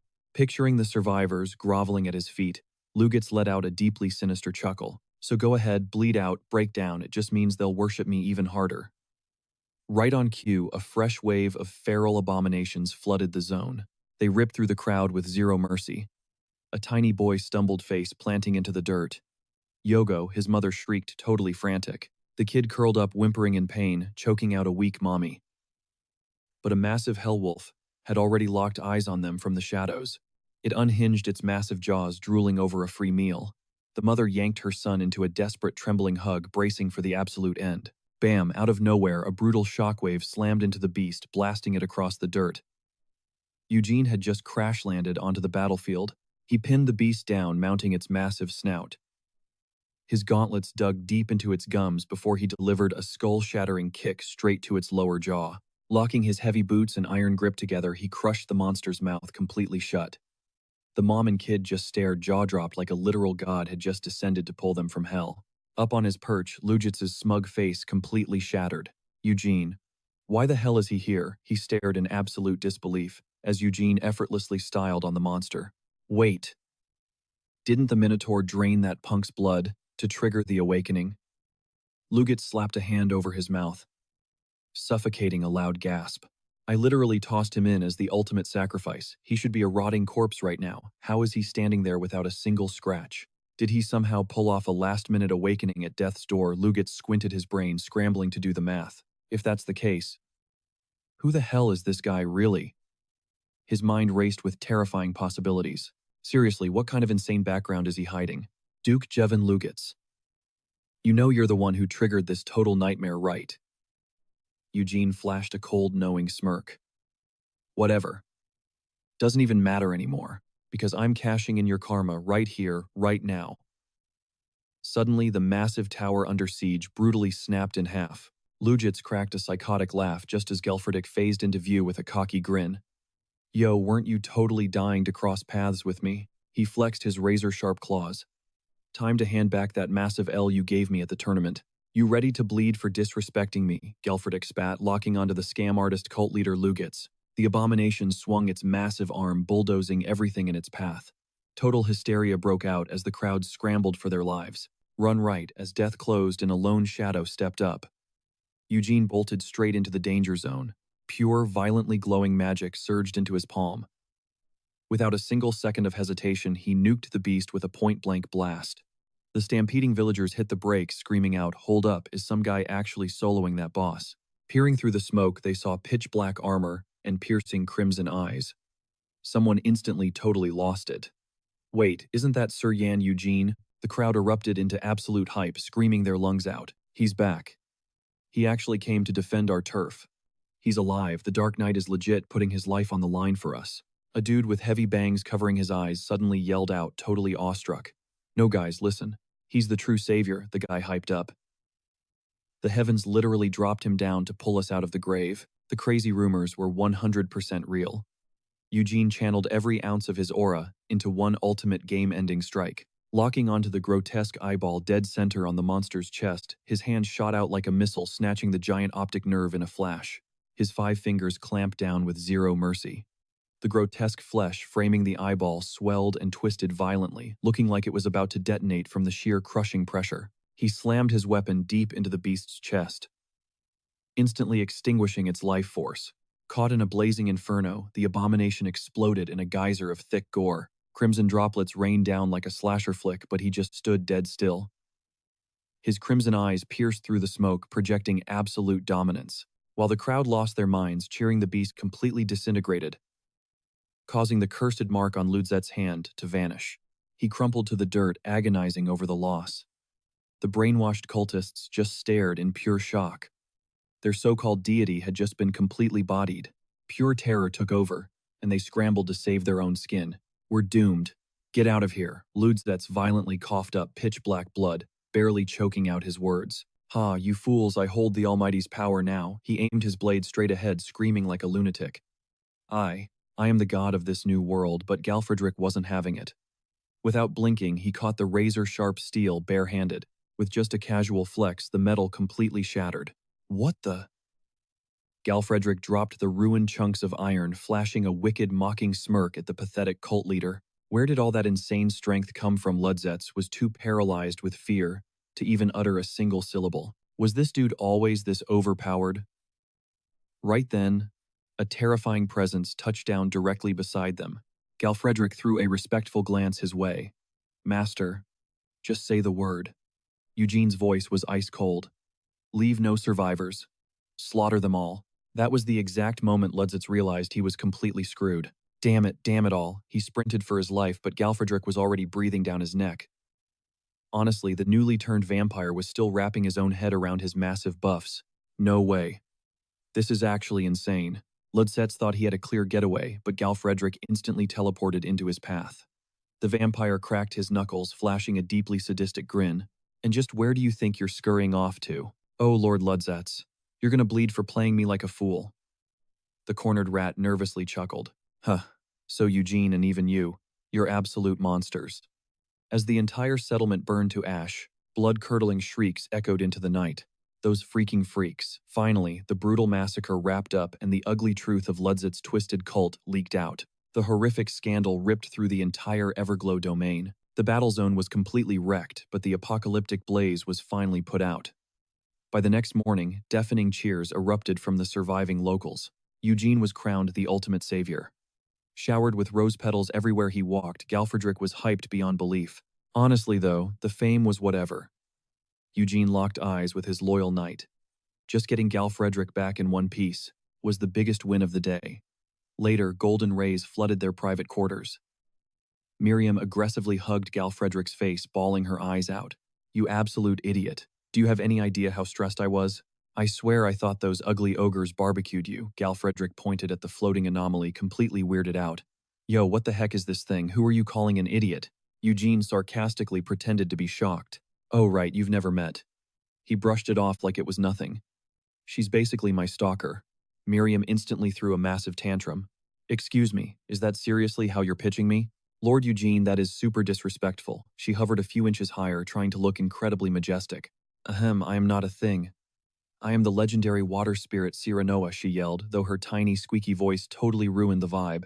Wait, you can actually see me. Miriam totally lost her chill, yapping at light speed. Listen up, newbie. As the boss's #1 contracted spirit, I'm at the top of the food chain. That makes you my underling. Mid-rant, Eugene effortlessly snatched her right out of the air. He sighed, admitting that while her non-stop talking was super annoying, she was actually a pretty top-tier utility buff. Normal humans are completely blind to her kind. But since you've been soaking up my aura, your vision must be upgraded. Eugene locked dead on, with Galfredrick laying down the harsh reality of his new existence. He handed out the ultimate rulebook, moving forward. You are restricted to animal blood. I only require monster drops a couple of times a month. Galfredrick stared blankly at his own palms, existential dread sinking in. So, this is my life as a literal bloodsucker now, the knight muttered. Wait, does that mean the sun is going to melt me? Miriam pointed a tiny accusatory finger. Duh. You're a freaking vampire now. Unless you want to be turned into a pile of crispy dust, stay out of the UV rays. But the dude completely brushed her off, sprinting straight out the door like an absolute madman. Gotta test this out, he yelled. Ah, you absolute clown, Eugene panicked, terrified his own brutal struggles dodging sunlight had been totally pointless. Miriam practically stopped breathing. But Eugene just stood there, jaw on the floor. Standing dead center in the blinding sun, Gelfredick was totally chilling. The guy just threw his hands up with a smug grin. See, totally fine. Not a single blister. Eugene's brain literally could not compute what he was seeing. What in the actual world was happening right now? Cyranoa, looking totally unbothered, dropped the lore drop. He is a primal vampire, after all, she stated coolly. Turning into crispy bacon in the sun, yeah, that only happens to your basic bottom-tier bloodsuckers. Primals are top-tier nobles. Strutting around in broad daylight is literally zero issue for us. Lord Gelfredick belongs to that ultra-rare bloodline. So obviously he is completely immune. Catching on to this, Eugene slowly stepped into the glaring rays. Bracing himself, he dropped his magic shield. He stuck his bare hand right into the blinding heat. Crickets. Nothing cooked. Eugene was absolutely shook. Literally, zero damage. He let out a dark, self-deprecating laugh. Are you kidding me? I spent all that time suffering in the shadows for literally nothing. Gelfredick suddenly yanked Eugene into a massive bro hug, flashing a ridiculously huge grin. Yo, what was that absolute cap you fed me before? Fairy race, my foot, he roasted him. Now the truth comes out. No wonder you were always rocking that massive hood like an emo kid, and ducking every single one of my fight requests. Look, playing dead was my only survival strat back then, Eugene shot back. But Gelfredick wasn't having it. Well, your free trial of excuses just expired, buddy. I'm expecting some elite training from you from now on, but for some weird reason his tongue tripped over Eugene's name. Gelfredick tried forcing the word out again. That's when Cyranoa shut him down. Hold up. You do not have the clearance to drop his first name anymore. From this second forward, he is master to you. Gelfredick blue-screened. Wait, what, bro, why? Cyranoa wasn't budging. Because you are officially property of Eugene's clan now. Gelfredick instantly fired back. What kind of absolute garbage rule is that? Before this whole vampire squad thing, we were literally best bros. Cyranoa just rolled her eyes. Don't waste your breath whining to me. The scene suddenly flashed back to that brutal, blood-soaked night. Right after sinking his fangs into Gelfredick's throat to snatch him back from death, Eugene laid down the cold, hard truth. Gelfredick's human card was officially revoked. It was the absolute only play to keep him breathing. Eugene dropped the heavy reality check from here on out. His existence would be completely chained down and insanely lethal. Honestly, hitting the game over screen might have been less painful. Eugene muttered completely, dodging his friend's gaze. Turning his back to the moonlight, Eugene whispered, If you think I just ruined your life, you can walk away right now. Dragging you back from the grave was just a selfish impulse. Gelfredick just sat there, paralyzed, his brain buffering, as the insane reality crashed down on him. But just as Eugene started fading into the shadows, a voice called out, Ouch. That's kinda harsh, don't you think, partner? Shaking off the dirt, Gelfredick forced himself onto his feet, a genuine smirk creeping up. Human monster, whatever. I literally could not care less. The only thing that matters is that I'm riding with you, and frankly, getting saved by a legend like you is pretty freaking epic. Eugene stopped dead in his tracks, glancing over his shoulder. Gelfredick was beaming, radiating zero regrets. Do I look like some trash-tier backstabber who'd take a revive and dip a clan, huh? Sounds like a vibe, he declared, voice rock solid. I'm with you until the end of time, snap back to the present. Gelfredick and Cyranoa were still aggressively going at it. To him, banning him from dropping his best friend's name was straight-up clown behavior. Bro, it's fine, why are you even pressing me on this? He groaned. Watching them, Eugene hid a wicked little smirk, thinking to himself, should I just stitch that loud mouth of his totally shut? But then a light bulb went off and he instantly crashed their petty squabble. Oh shoot, wait a sec. Gelfredick paused, giving him a massive question mark look. Wait boss, where did the dude rocking that goofy yellow mushroom hat and Partek run off to? Eugene shot a super cryptic look off into the distance. I deployed them on a highly classified Black Ops mission. No clue if they've wrapped it up yet, honestly. Cut to Jevon, who was giving Eugene the quick, too long didn't read, of a sketchy new letter. Turns out, the St. Logran Holy Abbey just dropped a massive thank you letter straight to Lord Eugene's desk. They claimed his actions totally exposed and nuked a massive cult hiding inside their own walls. But Jevon dropped a bomb. The Temple Knights had heavily abused strictly forbidden artifacts. They were actively hoarding anti-demon crystals to supercharge their own abilities and spread their twisted cult vibes. The second he crashed their little party, he barked at them to freeze right there. That was the exact moment Lord Eugene unraveled their massive lie, ordering his hired blades to lock them all up.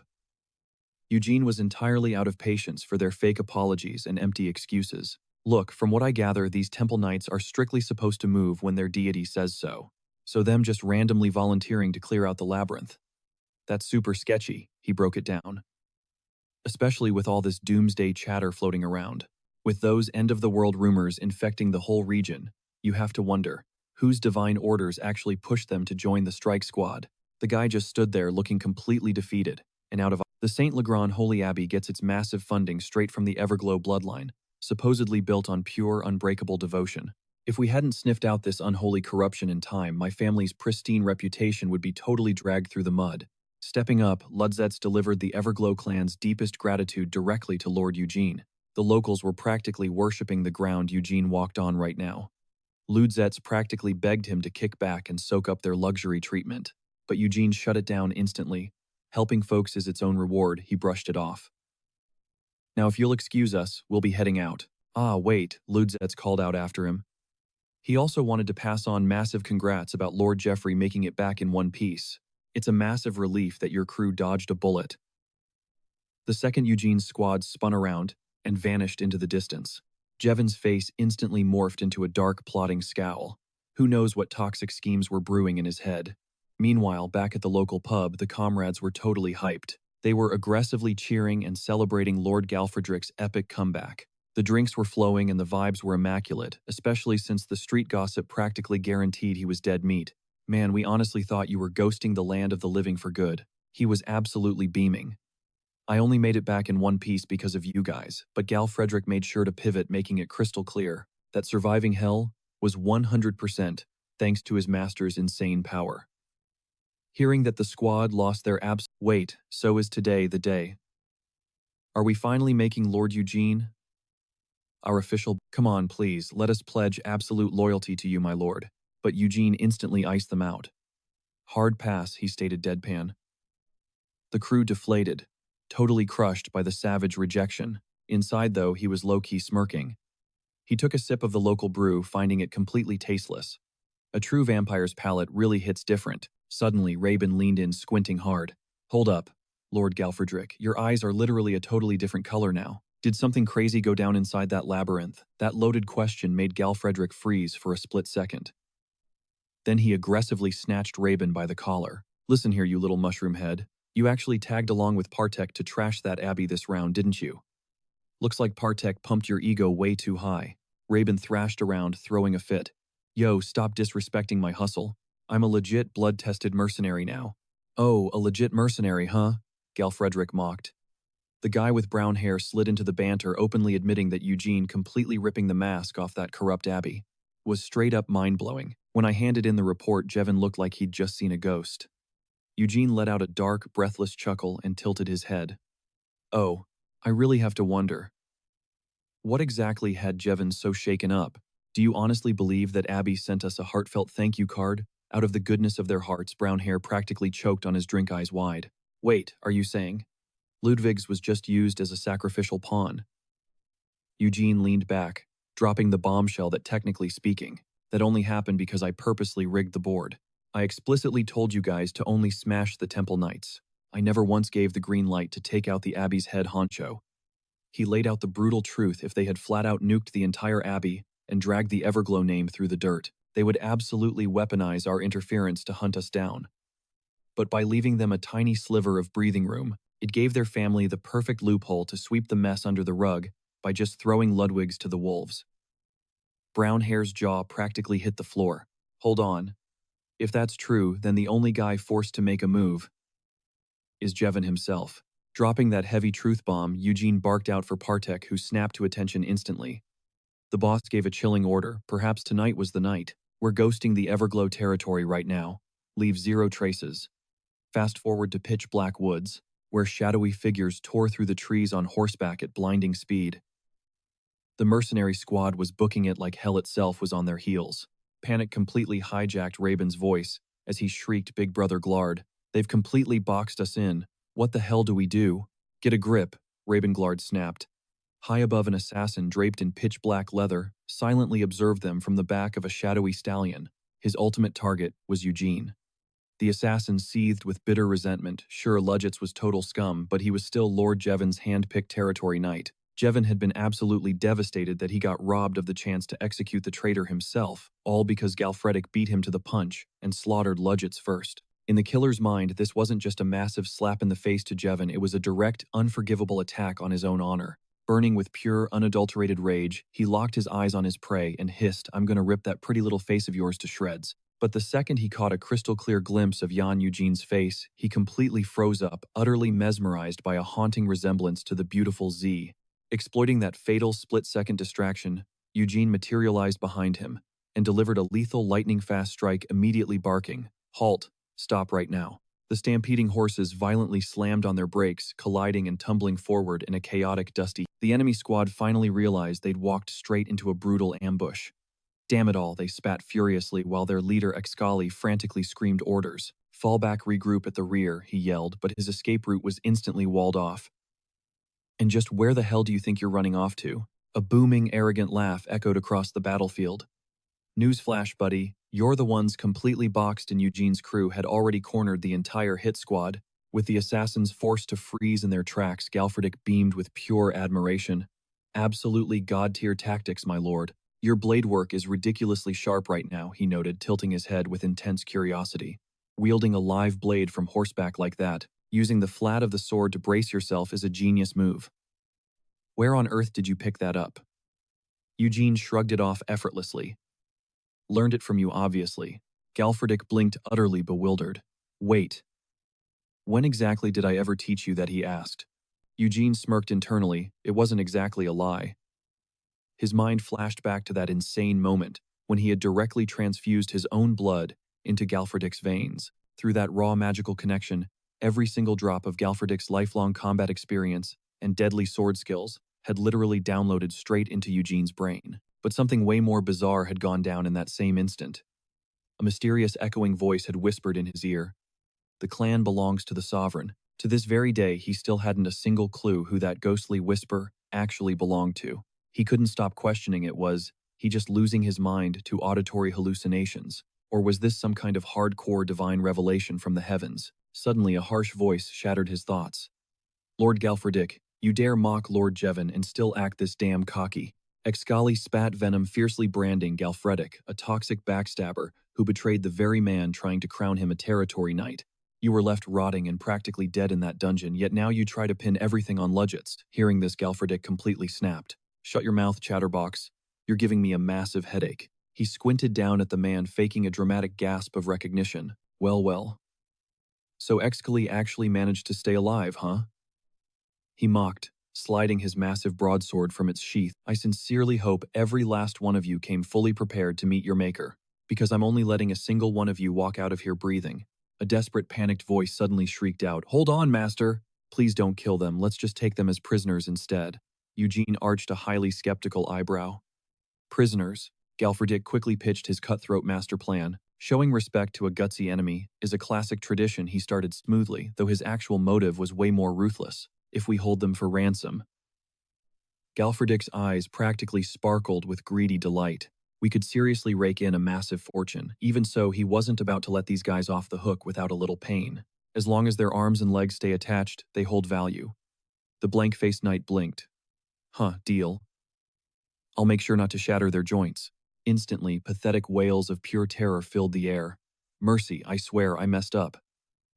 Soon after, despite looking completely battered and bruised, the surviving captives somehow forced relieved, shaky smile. Jackpot Pretzella cheered, running out to greet the chaotic crew with massive enthusiasm. Lord Eugene, are you seriously saying we can shack up here? This is literally the first time in my life I've seen hostages get total VIP treatment. Don't stress about the bills, Lord Eugene. This hostage hustle will totally cover all our living expenses. He gave a slow, approving nod. Perfect Eugene smirked, tossing out his next ruthless idea. As for the stragglers, we'll just milk Lord Jevon for every penny of their ransom. They might look like absolute scrubs, but they're official territory knights. That makes them prime cash cows. Her jaw practically hit the floor. Wait, you mean Lord Jevon? The heir to the legendary Evergrow family, she gasped, reeling from his utterly insane request. Fix up this gear for me. Priscilla's jaw practically hit the floor. Dragonfangs couldn't even scratch this plating yet. Some basic iron rod had punched a clean hole straight through it. Snapping out of her daze, she nodded instantly. I'll reinforce this thing until it's practically indestructible. Eugene casually tossed out another order. While you're at the Forgecraft, a fresh set of heavy gear for Galfredic. Galfredic's eyes lit up like fireworks. You're actually outfitting me too, my liege? Eugene shot back with his signature ice-cold tone. Obviously, you belong to me now. Look the part, carry yourself with some damn pride, and your life will get a whole lot better. Man, pledging my absolute loyalty to you was the greatest choice I ever made. Seriously, the absolute best. Watching this exchange, Priscilla smirked to herself. Her radar for spotting absolute powerhouses was still dead on. Snagging a legendary knight like him, that was an insane flex. The gears in her merchant brain started spinning at warp speed. This guy constantly hauls in mountains of top-tier loot, throwing in multiple custom armor orders on top of that. Giving this dude the ultimate VIP discount was a total no-brainer. She silently hyped herself up. Sticking close to a monster of this caliber was a guaranteed goldmine. Leaning in with a slick smile, she fished for intel. So Lord Eugene, if it's not where exactly are you heading next? Eugene didn't even blink. For the time being, I'm going to keep steamrolling through the upper-tier zones of the labyrinth. Bingo. Priscilla immediately laid out her bait. If you want to pull off massive moves, you're going to need a much bigger bag. I happen to know a wildly entertaining playground. Sound like a vibe?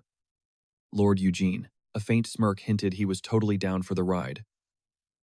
Meanwhile, miles away, Jevon viciously smashed his fist into his mahogany desk. Screw this, he erupted into a violent tantrum, spitting out a toxic string of curses. Not a single one of these useless trash bags can execute a simple order.